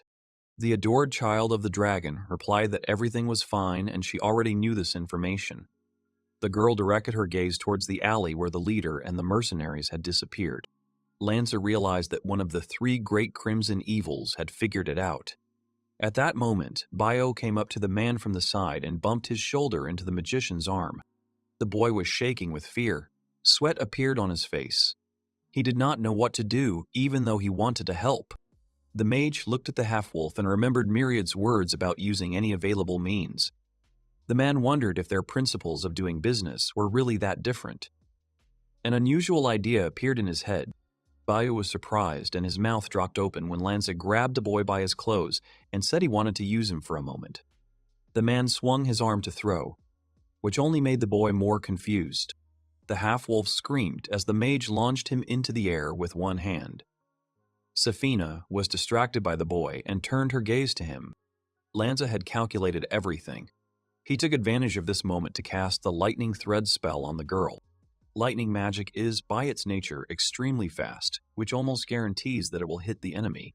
However, since the lightning created is very difficult to control, even the caster cannot accurately predict its trajectory, so it is necessary to determine the path of the target's mana in advance. While the magician circled around the girl and distracted his rival with the help of the boy, he was able to create lightning behind his back, in her blind spot. He was sure that the plan would work, because the lightning was directed straight at Safhina's back, and almost touched her body. Safhina, in surprise, feeling something strange. It was as if the lightning had been erased by something invisible and gigantic that surrounded and protected the adored dragon child. Beowulf flew to the girl with a scream. His face was filled with horror. Safhina looked at him with contempt and, with a slight movement of her hand, swung her arm to deflect the living projectile flying at her. The boy closed his eyes, anticipating the unpleasant sensations. The magician at this time thought that anyone would die from his attack because it was unstoppable. Or, at least, it was so before. As the red name's hand was about to touch Bayou, something soft appeared between them, blocking the blow. Rury managed to push the boy away so that he wouldn't get hurt. The girl looked at the children in surprise, not expecting anyone to dodge her attack. The digger fell to the ground with the boy. The half-wolf lost consciousness from the shock and just lay there. Rury glanced at the dragon child, and in an instant, she took out her favorite shovel, striking a cool pose. Pointing her weapon at Safhina, the girl said that she was a bad person because she threw a stone at them. Next, she pointed the shovel at Lanza and said that he was also a bad person because he had offended Bayo. The magician started to say something about the current moment and the situation they found themselves in, but he stopped. At this time, the carriage in which Tsuguto was riding stopped in front of the gate to Berg. The driver said that he could not go any further because one of the three great crimson evils might be in the city. The boy said that he understood and would go himself. He also said that it would probably be faster to walk. Tsuguto adjusted the sleeve of his shirt to make it easier to move. With a corresponding expression on his face, the young man monologued in his head about how his muscles had indeed increased since he came to this world. However, he was still far from the other men surrounding him there. The boy's thoughts were visited by a picture of himself in the form of a rock made of muscle mass, on whose shoulder sat the girl sheep Rury. She called him to fight with someone. Doubt crept into the boy's head that anyone would try to kidnap Rury if the boy looked exactly like that. When Tsuguto tried to ask Agatha about this at her consultation center, even though she herself persistently corrected him, calling this place a magic item store, she limited herself to hinting at the similarity of their thoughts with the digger, while lamenting discontentedly. Agatha shared with the boy that the girl had come earlier and asked the same question. Rury was wondering if the woman had any potion to become muscular and strong. In her head, she had a picture of a large, muscular woman with horns, screaming that she was cool, she wouldn't get kidnapped, and she could protect Tsuguto. The boy immediately remembered how the sheep had been waving a shovel in front of him lately and decided to guess what it could mean. Agatha confirmed that it was just muscle training. She also advised the boy to train with Rury if he wanted to become stronger, since she didn't have any potions for building muscle and strength. Rury, holding the shovel with one hand, pointed at Lanza and Safhina, calling them both bad people. The mage watched the situation with a serious expression. The gaze of the digger exuded confidence, and Baya at this time did not quite understand what was happening. He continued to lie on the ground, but raised himself up on his hands. Safhina, standing still, began to recite a phrase about what would happen if you stood in her way. The next moment, she rushed from the place. The continuation followed, that such a person will die. She wanted to continue the sentence, but she could not. The girl tried to attack Lanza, but the man managed to cast the spell Lightning Invisibility. Safhina hit the mage in the stomach, and his body seemed to split into two parts. However, in an instant, these parts seemed to grow together, shining brightly, which confused the girl a little. This spell turns a man's body into lightning for a moment, and he used it just in time. One of the three great crimson evils looked at Lanza with undisguised surprise. At that moment, while the girl was distracted, Rury attacked her with a shovel from behind, but she rushed down and was able to dodge. Lanza was surprised that Safhina could do this because Digger was shooting from a complete blind spot. The man even seriously considered that the girl might have eyes in the back of her head. While the red name dodged, the magician chose the right moment and struck. He decided that the most vulnerable place at that moment was the girl's stomach, so he kicked her with all his might. Safhina did not have time to react in time. She was thrown towards a nearby building where there were market stalls, causing a loud noise. The mage was relieved that physical attacks were working if he managed to push her aside. At that moment, he noticed something approaching him from the other side. It was Rury who swung the shovel at the man. She was upset at his actions and wanted to protect Baiyu. Lanza tried to stop her by shouting at the girl, but Digger prepared to strike, continuing to call the man a bad person. The magician grabbed the shovel with one hand and raised the hands in the air. She was angry and kicked in every way, trying to force him to put the girl down on the ground. The man, meanwhile, continued trying to bring her to her senses. When he realized that orders were not working because she was still a child, Lanza decided to apologize and calm down. Rury shouted back at him that he needed to ask Bei for forgiveness because the man had offended him. The magician turned towards the boy and shouted words of apology for throwing him. The half-wolf was perplexed by this turn of events. Digger calmed down and told the man not to do it again. He put her down on the ground, after which Rury sat on her knees and said contentedly that she forgave him, nodding her head once. The girl continued to say that Suguto would definitely be much angrier if he saw this picture. Lanza, interrupting her, asked who she was talking about. He assumed that she was talking about the Emperor of the Evil Eye. Rury, ignoring the man's words, said that she would definitely be stronger if Suguto were here, since he was her partner. However, he wasn't here. Safhina jumped out from the direction of the market stalls. She shook off the dust and flowers she had landed in. There was not a scratch on her. The magician, noticing this, thought that he would not be able to cause her any harm. Despite Rury's words, the power of the Evil Eye Emperor remained a mystery to the man. However, with this girl, as well as the shovel and her title, he was confident that they would be able to crush the enemies. Lanza asked Digger a question. He wanted the girl to activate her title power again, since that was what she used to escape the dungeon. Rury looked at him blankly and asked what he was talking about. Lanza said he was talking about the moment she blew the door to the dungeon to pieces. After a few moments, Rury's eyes filled with brilliance and she became very enthusiastic. Only now did she fully realize that this was the power of her title. The girl decided to make sure of this and tried to stick the shovel into the stone covering under her feet. This was done with ease. The mage's face became filled with determination. He said that this was practically irresistible force, a truly terrifying power. However, now the promises would sound terrible. Lanza suggested that they attack Safhina first, and the girl would have to finish her off. He asked if the sheep could handle the task. Rury's heartstrings were tugged by words like promise, terrifying power, and responsibility for completing the task. Her ears twitched vigorously from the pleasant sensations. The girl enthusiastically raised the shovel above her head and happily asked to leave this task to her. As Rury and Lanza stood in front of Safhina, Baiyu was behind his allies, thinking about how he had never been in a battle before. But still, looking at these three, he could confidently say that they were all incredibly strong. And this time the heroes will attack first. Lanza used several spells to strengthen himself. To do this, he improved agility, strength, and defense. As an adventurer, he created his own technique. It involved circling around the enemy to get closer and distract them, causing his comrades to fall into the enemy's blind spot. The man moved swiftly next to Safhina. Then he took out a vial of potion from under his cloak and threw it at his opponent. The girl instinctively broke the bottle, but that was what the magician had counted on. An unusual liquid remained on her bandaged hand. While using the tactic, Lanza decided to use the element of surprise and use his improved potion. The bottle contained a poison that was difficult to defend against. He hoped that something would even delay the girl for a moment. The mage wanted to limit the options of what she could do to create the right opportunity. As she knocked the potion away, the girl raised her hand, blocking her view a little. The man tried to seize the initiative and rush towards Safhina to punch her. However, it was just a trick to distract attention. The mage was going to use his leg so that the girl would not have time to dodge. The dodging ability of one of the three great crimson evils was astonishing and lived up to expectations, so the attack failed again. Safhina, jumping and dodging with incredible grace, did not expose herself to any blow. Lanza did not slow down and continued his attempts, hoping to hit or at least distract his opponent.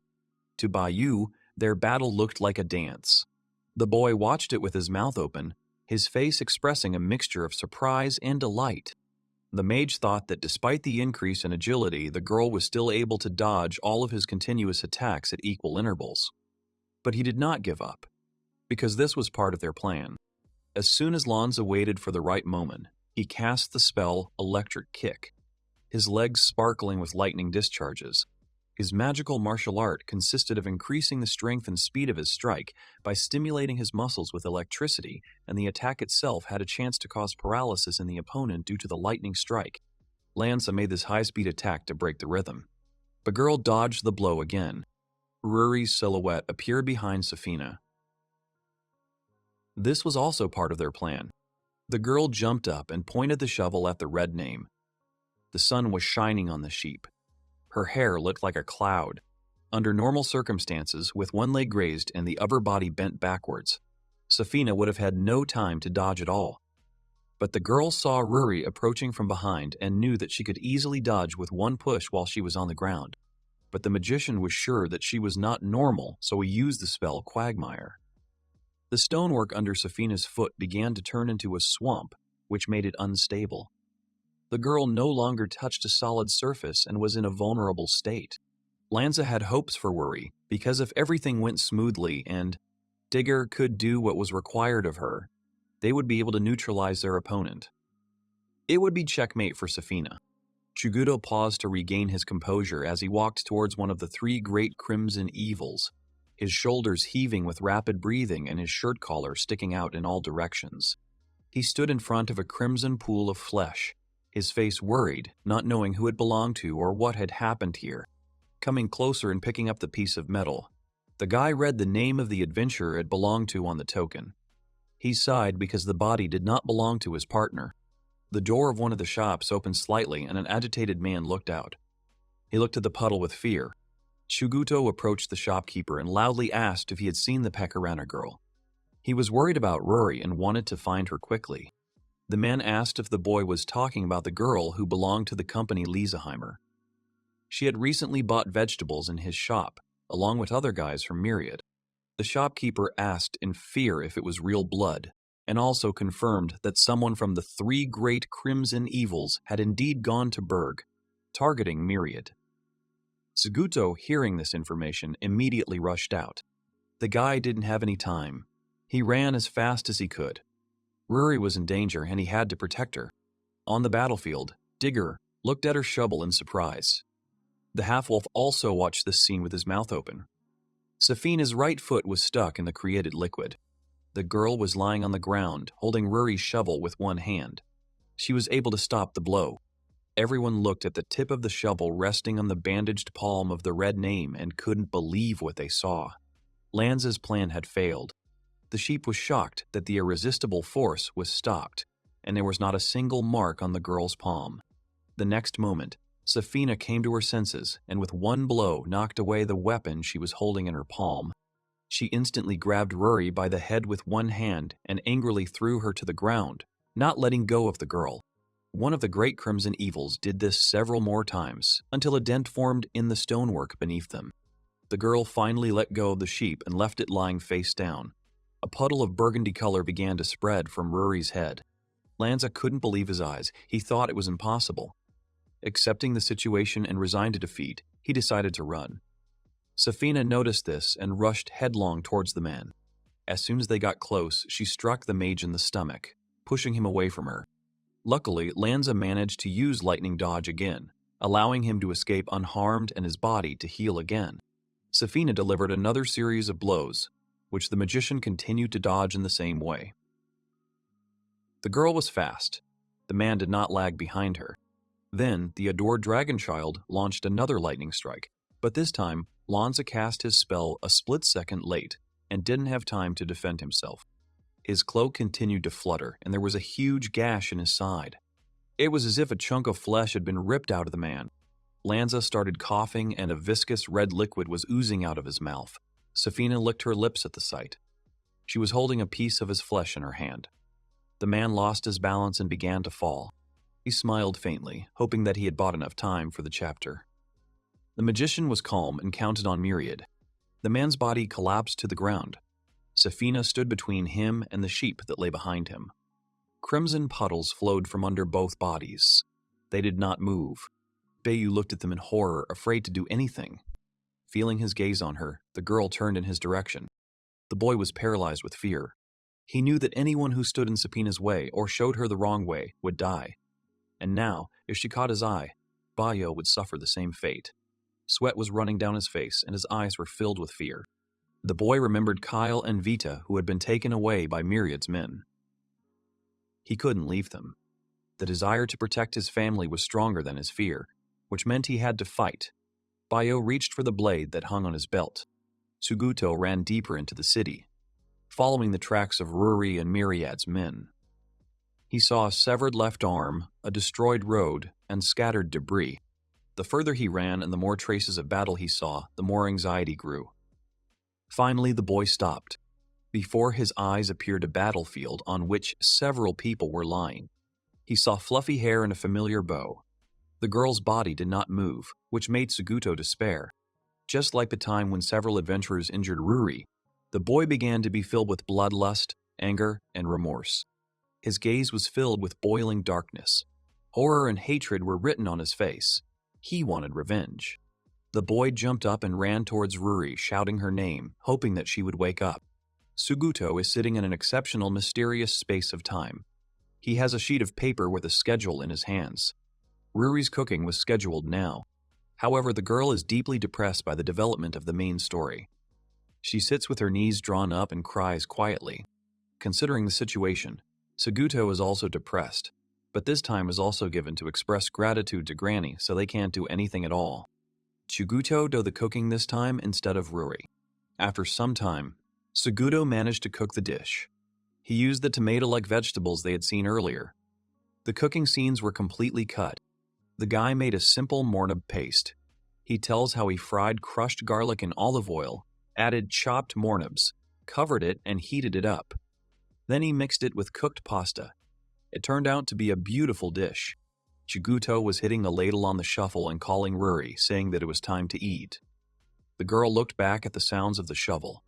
The boy turned around and decided to do something else. He pointed his hands forward and loudly cast the spell, Summon Granny, after which magic circles and a bright light appeared on the ground. From the circle, the merchant Agatha began to appear in confusion. She was surprised that the boy could use magic. Suguto replied that he had learned it. Lanza had used too many spells during the last battle. It had gotten on the boy's nerves so much that he had decided to learn magic himself. However, it would only be enough to summon Granny. Agatha and Rury looked at the dish the boy had prepared. It looked very appetizing and beautiful. The boy said that Granny was currently bound by a contract with him, so she couldn't come back until she ate the paste. Suguto was asked not to suddenly create such a scary situation. Agatha decided to try the boy's dish and, having wound a little on her fork, ate a piece. She said that this would help herself. The grandmother ate in silence, thinking about the taste of the paste. It was quite edible, but raw and rather bland. And also, the skin of the mornabs, which the boy did not remove, stuck to his mouth. Suguto looked at the woman attentively and waited for her to say something. He was interested in the result of his first independent cooking. Agatha looked at the boy from under her brows. Taking pity, the grandmother said that for a first time, the dish was very good. Rury really liked vegetables as the main ingredient, so she said that the boy gets a flower circle, the equivalent of a gold star in tests and exams. Grandma Agatha advised peeling the mornabs, and to peel them off easily, you just need to put the vegetables in hot water. Rury was cutely eating pasta, twirling it around her fork, while Tsuguto asked Granny to tell him something this time. The boy was interested in the status tokens and name windows. Grandma said that while you have the token, if you concentrate on another person, you can open their name window. However, it will not open if you are far away from each other. You can only check 3 things with it.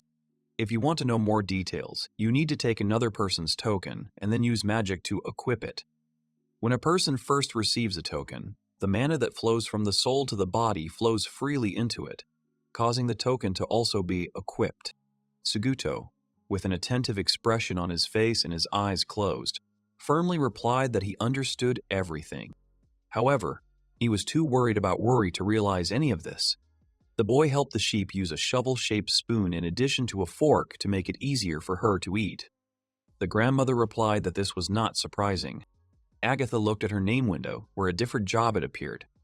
She was no longer a merchant, but was listed as a familiar. Tsuguto. Rury looked at the boy and asked about his portion. The boy replied that he forgot to cook for himself, but would be happy if the sheep happily ate hers. The girl blinked in surprise and tried to take the food in a new way. She finally managed to twirl the noodles on her fork beautifully. The sheep brought a fork to the boy to feed him and said that he should be happy too. Tsuguto tried his dish. Granny was watching them at that moment. The boys thought that Agatha also wanted Rury to feed her. Despite her denial of this fact, the grandmother did not resist. After this, she returned, seemingly satisfied. Looking at the bodies of people lying on the floor, Tsuguto thought that his discovery was 2 maroon puddles. Noticing the girl, he ran towards her, shouting her name. Sitting down next to her, the young man tried to assess Rury's condition. Seeing the wound on her head, he decided that it was better not to move her. Raising his hand to the girl's face, he felt the movement of air. The sheep was still breathing. The boy looked around, assessing the situation. They were on the main street of the main district. The aunt's shop was very close. It was necessary to go for potions now. The young man noticed another body lying a little further away. Tsuguto had seen this guy in the company of Myriad. There was no one else on the street, so he assumed that Lanza and Rury had fought each other to that extent. He was filled with hatred for the man, and his gaze became terribly angry. The window for the mage's name was still open, meaning that he was most likely still alive. Tsuguto didn't want Lanza to target Rury again while the boy was away. Placing his hand on the blade that was in the sheath, the guy decided that he had to solve all subsequent problems. He moved decisively towards the lying body. Looking at the merchant's face, the young man began to take out his weapon, when suddenly he heard the sound of footsteps. Someone was approaching them. Tsuguto turned around and saw the half-wolf. Bayo, with tears in his eyes, was holding a whole bunch of potions in his hands. He stopped for a moment when he saw the boy. After this, the boy ran up to Rury to help her. The boy grabbed the boy, trying to figure out what he was doing. But Bayo broke free and told him to let him go. The half-wolf opened the potions one by one and carefully poured them onto the lying girl. He threw the empty bottles aside. Tsuguto watched as the boy used 1, 2, and then 3 potions.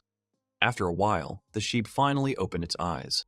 The girl stood up with difficulty while both boys were nearby. The young man approached the sheep and took her by the face, checking if everything was okay. He asked, breaking into a shout, if everything was okay. Rury calmly mumbled that she was fine. The next moment, realizing who was in front of her, the girl joyfully shouted the guy's name and put her hands on his legs. The lamb hugged Tsuguto, butting him a little with her horns. She asked if he had come to save the girl. The young man, turning his gaze to Bayu, replied that he had not saved her. The half-wolf stood and cried with happiness, looking at them. His ears dropped a little. Rury thanked the boy for saving her. Bayo began to cry even harder and fell to his knees. He broke into sobs and said that she was wrong and that the boy did not deserve her gratitude. Shuguto asked what happened here, and the boy began to remember what happened after Safhina defeated those two. He couldn't hold back his tears. Bayo kept his hands on a sheathed blade as he looked at his fallen friends. One of the three great crimson evils was approaching him. The boy's fur stood on end and his tail turned into a fluffy ball. The adored child of the dragon simply walked past without touching the boy. He was like a pebble on the side of the road. The girl didn't even look at him as an enemy. As if there was no one else here except her. For a moment, he thought that in that case, Kyle and Vita would be left alone too. Bayu wondered if he could just up and walk away from here as if nothing had happened. The boy thought he heard the children still screaming. His ears remembered the moment of their separation. He decided then that he would not feed this weak hope of salvation and sit idle. Gritting his teeth, the half-wolf resolutely began to pull his weapon out of its sheath. He glared at Safhina with a look full of fury. The girl, noticing this, turned around and looked threateningly at the boy as if telling him not to come closer. From this piercing gaze, the half-wolf's legs gave way and he staggered and fell to the ground. With one sharp movement of its foot, one of the three great crimson evils drew a line between her and the sitting boy. Dust rose from the resulting depression. It looked as if the ground was starting to smoke. The girl said that Bayo would lose his legs if he dared to cross that line. At that moment, all the boy's bones refused to go to help Kyle and Vita. Even if he knew they were in danger, the half-wolf was too scared to go. So, to help in some way, he decided to bring potions. The boy cried as he told his story. He said he wanted to repay Rury because she had helped him time and time again. Suguto remembered the names of the children he had seen on Myriad's lists. He listened thoughtfully to the story. If the half-wolf was not lying, then all the information corresponded to the young man's knowledge. The girl, having listened to the story, looked around in search of her shovel which Safhina had thrown away earlier. As it turned out, the tool was lying not far from her. Picking up her weapon, the girl began to dig up the line drawn by the adored dragon child. Rury said that Bayo was no longer alone. He had saved a girl. A little out of breath, but having completed her work, the girl leaned on the shovel and, turning to the half-wolf, proudly said that there was no line here now. The boy looked at this and tears continued to flow from his eyes. After the little sheep confirmed Bayo's words and suggested going to help everyone, Tsugudo thought about her suggestion. The girl said it as if it was a trifle. He lowered his eyes. While the young man was deep in thought, Rury approached the lying Lanza and poured one of the potions that the half-wolf had brought onto him. Suguto turned his attention to her and exclaimed that the act was, of course, noble, but this man was their enemy. The girl looked at the guy thoughtfully. Squatting, she continued to pour the potion. The girl said that Lanza promised not to do anything bad anymore, so now he seems to be their ally. After these words, the magician opened his eyes. Rury tried to explain the situation to her partner, which shocked him. He was surprised and asked her again if the girl really agreed to work for Myriad for 1,000,000 larks. She confirmed these words, to which the young man again clarified whether the sheep understood that the leader was also a bad guy. Puffing out her cheeks, the girl said that the man gave her a lot of candy. So maybe he really is a good person. Suguto's hair stood on end. He took the candy from the digger and began to eat it. She watched awkwardly. Based on the boy's assumptions, Kyle and Vita were not in any particular danger right now. The boy thought about this with his mouth full of candies, trying to chew them. Rury looked sadly at the empty bags of treats. However, their enemy is an unpredictable red name, one of the three great crimson evils. Anyone, one way or another, can be eaten, or she can simply change her mind at any moment and pounce on the defenseless. Bayu stood with his hand pressed to his chest. He asked if he had any right to go to their aid, since he had already abandoned these two children once. The young man looked at the half-wolf and asked if there was any point in regretting it now. The boy turned his gaze to him. The young man finished his thought by saying that one can only regret it when it is too late. Bayu looked at his friends with inspiration and took a step towards them. Proudly stepping over what had been the line drawn by Safhina, he walked towards Rury and Suguto. Lanza began to come to his senses and became strong enough to stand up. He addressed the Emperor of the Evil Eye with an official request from the Myriad Company. The magician asked him, an F-rank adventurer, to eliminate the adored dragon child. The youth froze as soon as he heard his words. Turning around, he looked at Lanza with an angry look, asking if this was a joke. After all, if so, then she was very bad. The man asked if he could explain everything. He pointed his finger at Rury, who was holding a shovel in her hands, getting ready to go. The mage said that the girl was indebted to the Leesheimer company. The sheep looked at the man emotionlessly. Memories of that horrible elf he had encountered before surfaced in Seguto's mind. The guy hissed, not wanting to agree with Lanza's words, even though he knew it was the truth. The man didn't want to go into details, but he suspected that this whole situation with one of the three great crimson evils and the hunt for myriad was connected to the ongoing underground trade. Most likely, it was arranged by Leisheimer herself. The mage finished his thought by saying that, knowing this information, the leader was going to kill Safhina. Seguto got angry, his face distorted with anger. He asked Rury how much the sheep owed its owner. His voice broke into a scream. The girl began counting on her fingers. After some time, she replied that she owed Leisheimer about 4,300,000, which shocked the boy. Rury, who was forbidden from working in other places due to the rules, could not hunt monsters to level up. She was expected to spend her entire life in the mine, endlessly mining ore. But one day, she met a man who knew almost nothing about this world. Rury told Seguto about her dream of becoming an adventurer. The young man thought that dreams only brought despair because they were constantly treated unfairly. He turned to Lanza, accepting the offer and agreeing to get rid of one of the three great crimson evils. Then he shouted that the payment should also correspond to the task. The young man demanded an amount that would be enough to free Rury. His face was full of confidence. The magician smiled and reassured the boy. He said that Myriad seemed to be willing to buy him for a decent amount.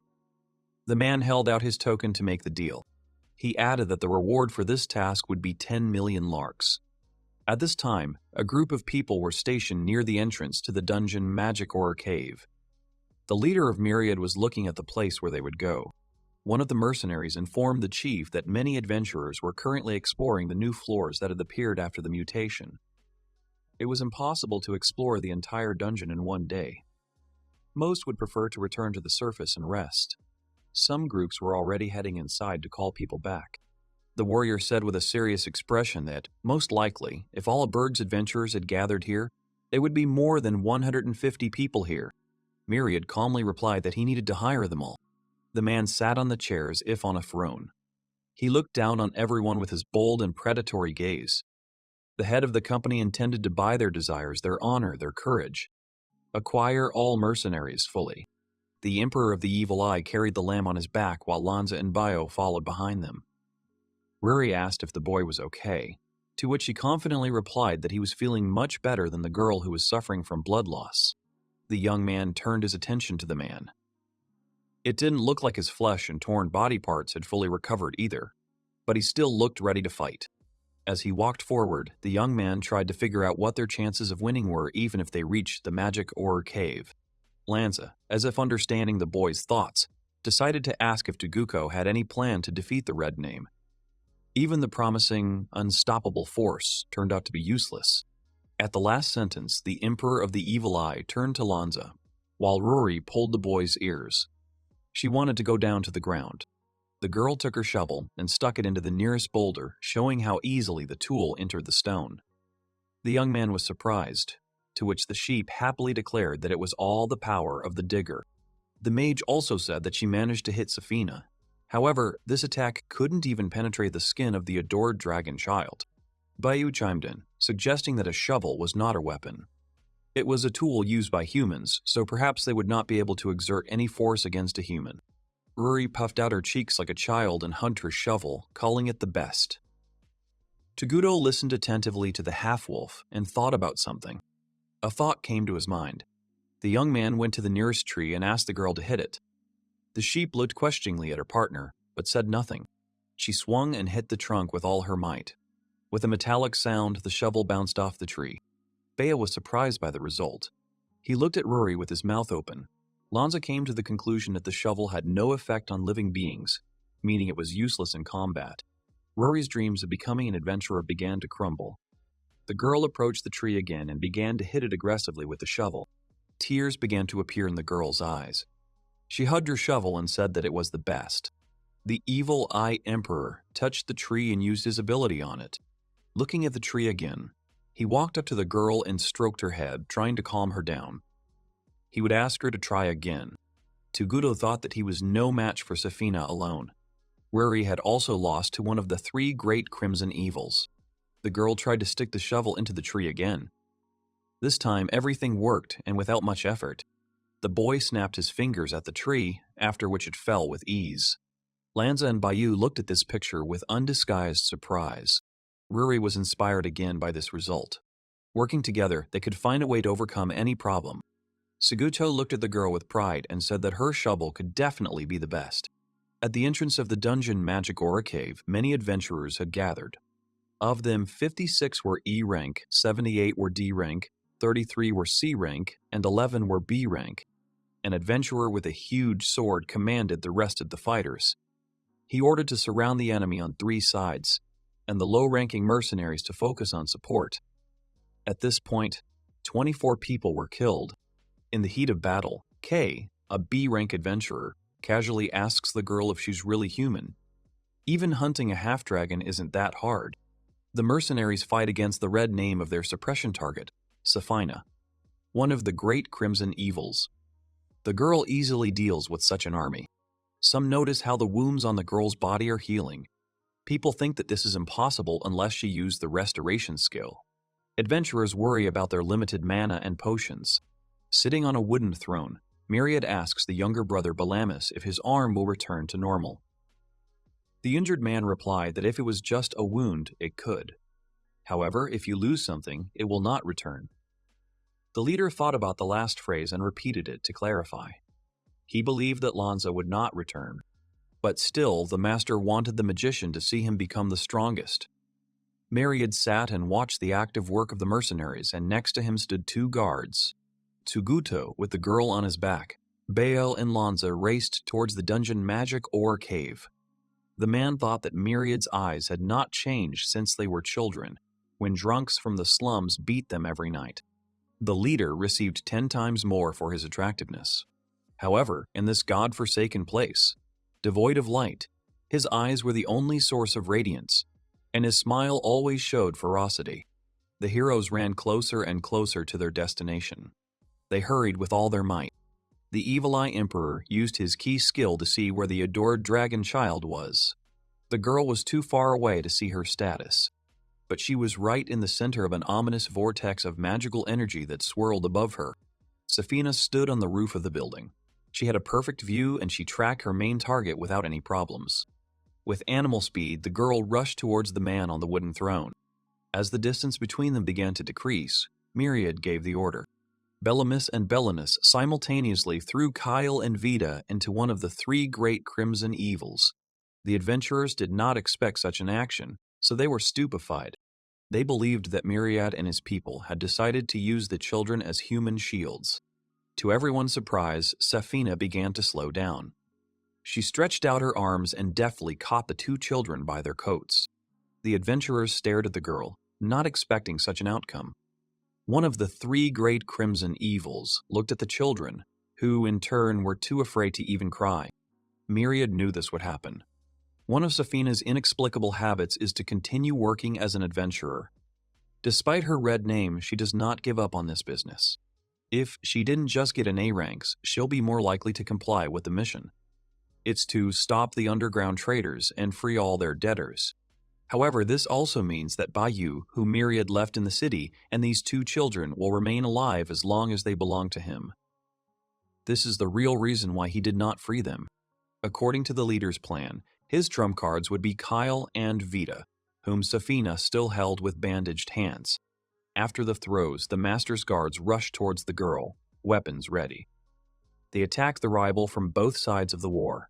It seemed to Myriad that the outcome of the battle was already predetermined. Wyvern venom, a drop of which is enough to defeat a giant, as well as pollen from the centurial barbarian flower which blooms once a century and paralyzes to the heart.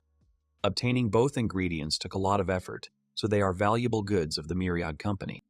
As soon as the adored dragon child stopped moving, elder brother Belinus ordered everyone to attack. The adventurers rushed into battle en masse. Master Myriad chuckled as he saw this scene. A moment later, the leader burst into loud laughter. He stood up from his throne and thought about what this was. The true power of a merchant. The man recalled his childhood friend, as if addressing him and saying that he had become the strongest. The next moment, Safhina threw away all the mercenaries who were trying to surround her with one circular movement. She still held the children in her arms. The head of one of the master's guards flew off his shoulders.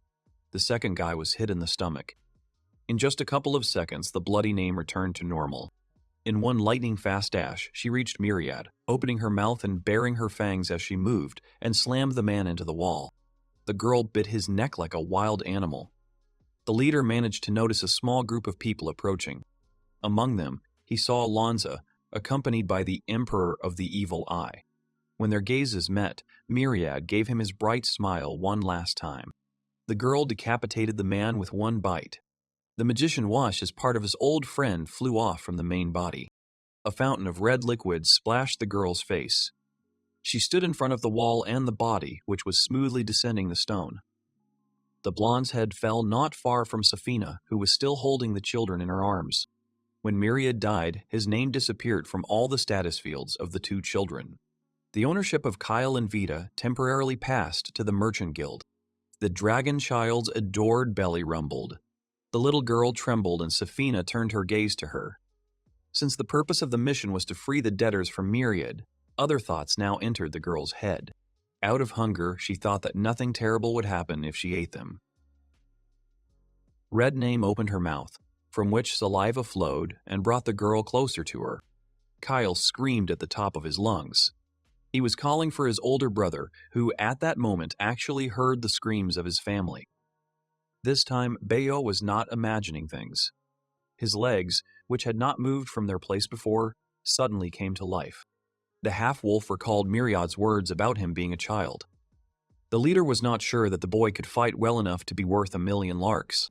Now Bayo wanted to show him that he was really worth that amount. He jumped up, unsheathing his blade. This action made Safhina pay attention to him. The boy, with a wild scream and tears in his eyes, literally flew towards the girl, holding his weapon forward. He struck decisively, for he was confident that he could fight. One of the three great crimson evils grabbed the boy's dagger with its teeth. At this moment, Safhina's skill-searching gaze activated as usual. However, what she saw was not hatred, not dislike, and not even desire. The boy's eyes, from which tears were streaming, expressed only horror. Naturally, the girl shuddered from not understanding why the half-wolf took an action that was in no way consistent with his condition. Several high-ranking adventurers were able to take advantage of this opportunity. They quickly attacked the opponent. Thanks to the dexterity of the warriors and the reaction of the magician, they managed to free the children from the hands of Safhina. Two men grabbed the children and jumped away with them in different directions, shielding them from threats. But Bayo was left alone with the girl. One of the adventurers thought he was about to be eaten. At that moment, from somewhere behind the girl was told to turn around. The dragon child felt the Emperor of the Evil Eye's skill on herself. Her body seemed to shrink from the feeling. The girl had never experienced such a gaze. This gaze pierced right into the soul, disgusting, defiling. It should not exist. It was unbearable. In a rage, she rushed towards Suguto. The boy opened the potion and began to drink it. At that moment, Digger threw a stone at Safhina using her shovel. This caught her off guard, and the girl's pace slowed down. The adventurers also noticed this. However, she couldn't ignore those eyes, so she tried to hit the boy. When the dragon child's adoration finally reached Suguto, an explosion was heard. The shockwave left a mark on the ground. The boy had deliberately not drunk the potion before, only leaving it in his mouth for this moment. He grabbed Safhina's hand and she stopped. The girl was horrified. She asked what it was, if it was really eyes. The guy, with a slight smirk on his face, did not take his eyes off her. Suguto briefly answered that he had no idea.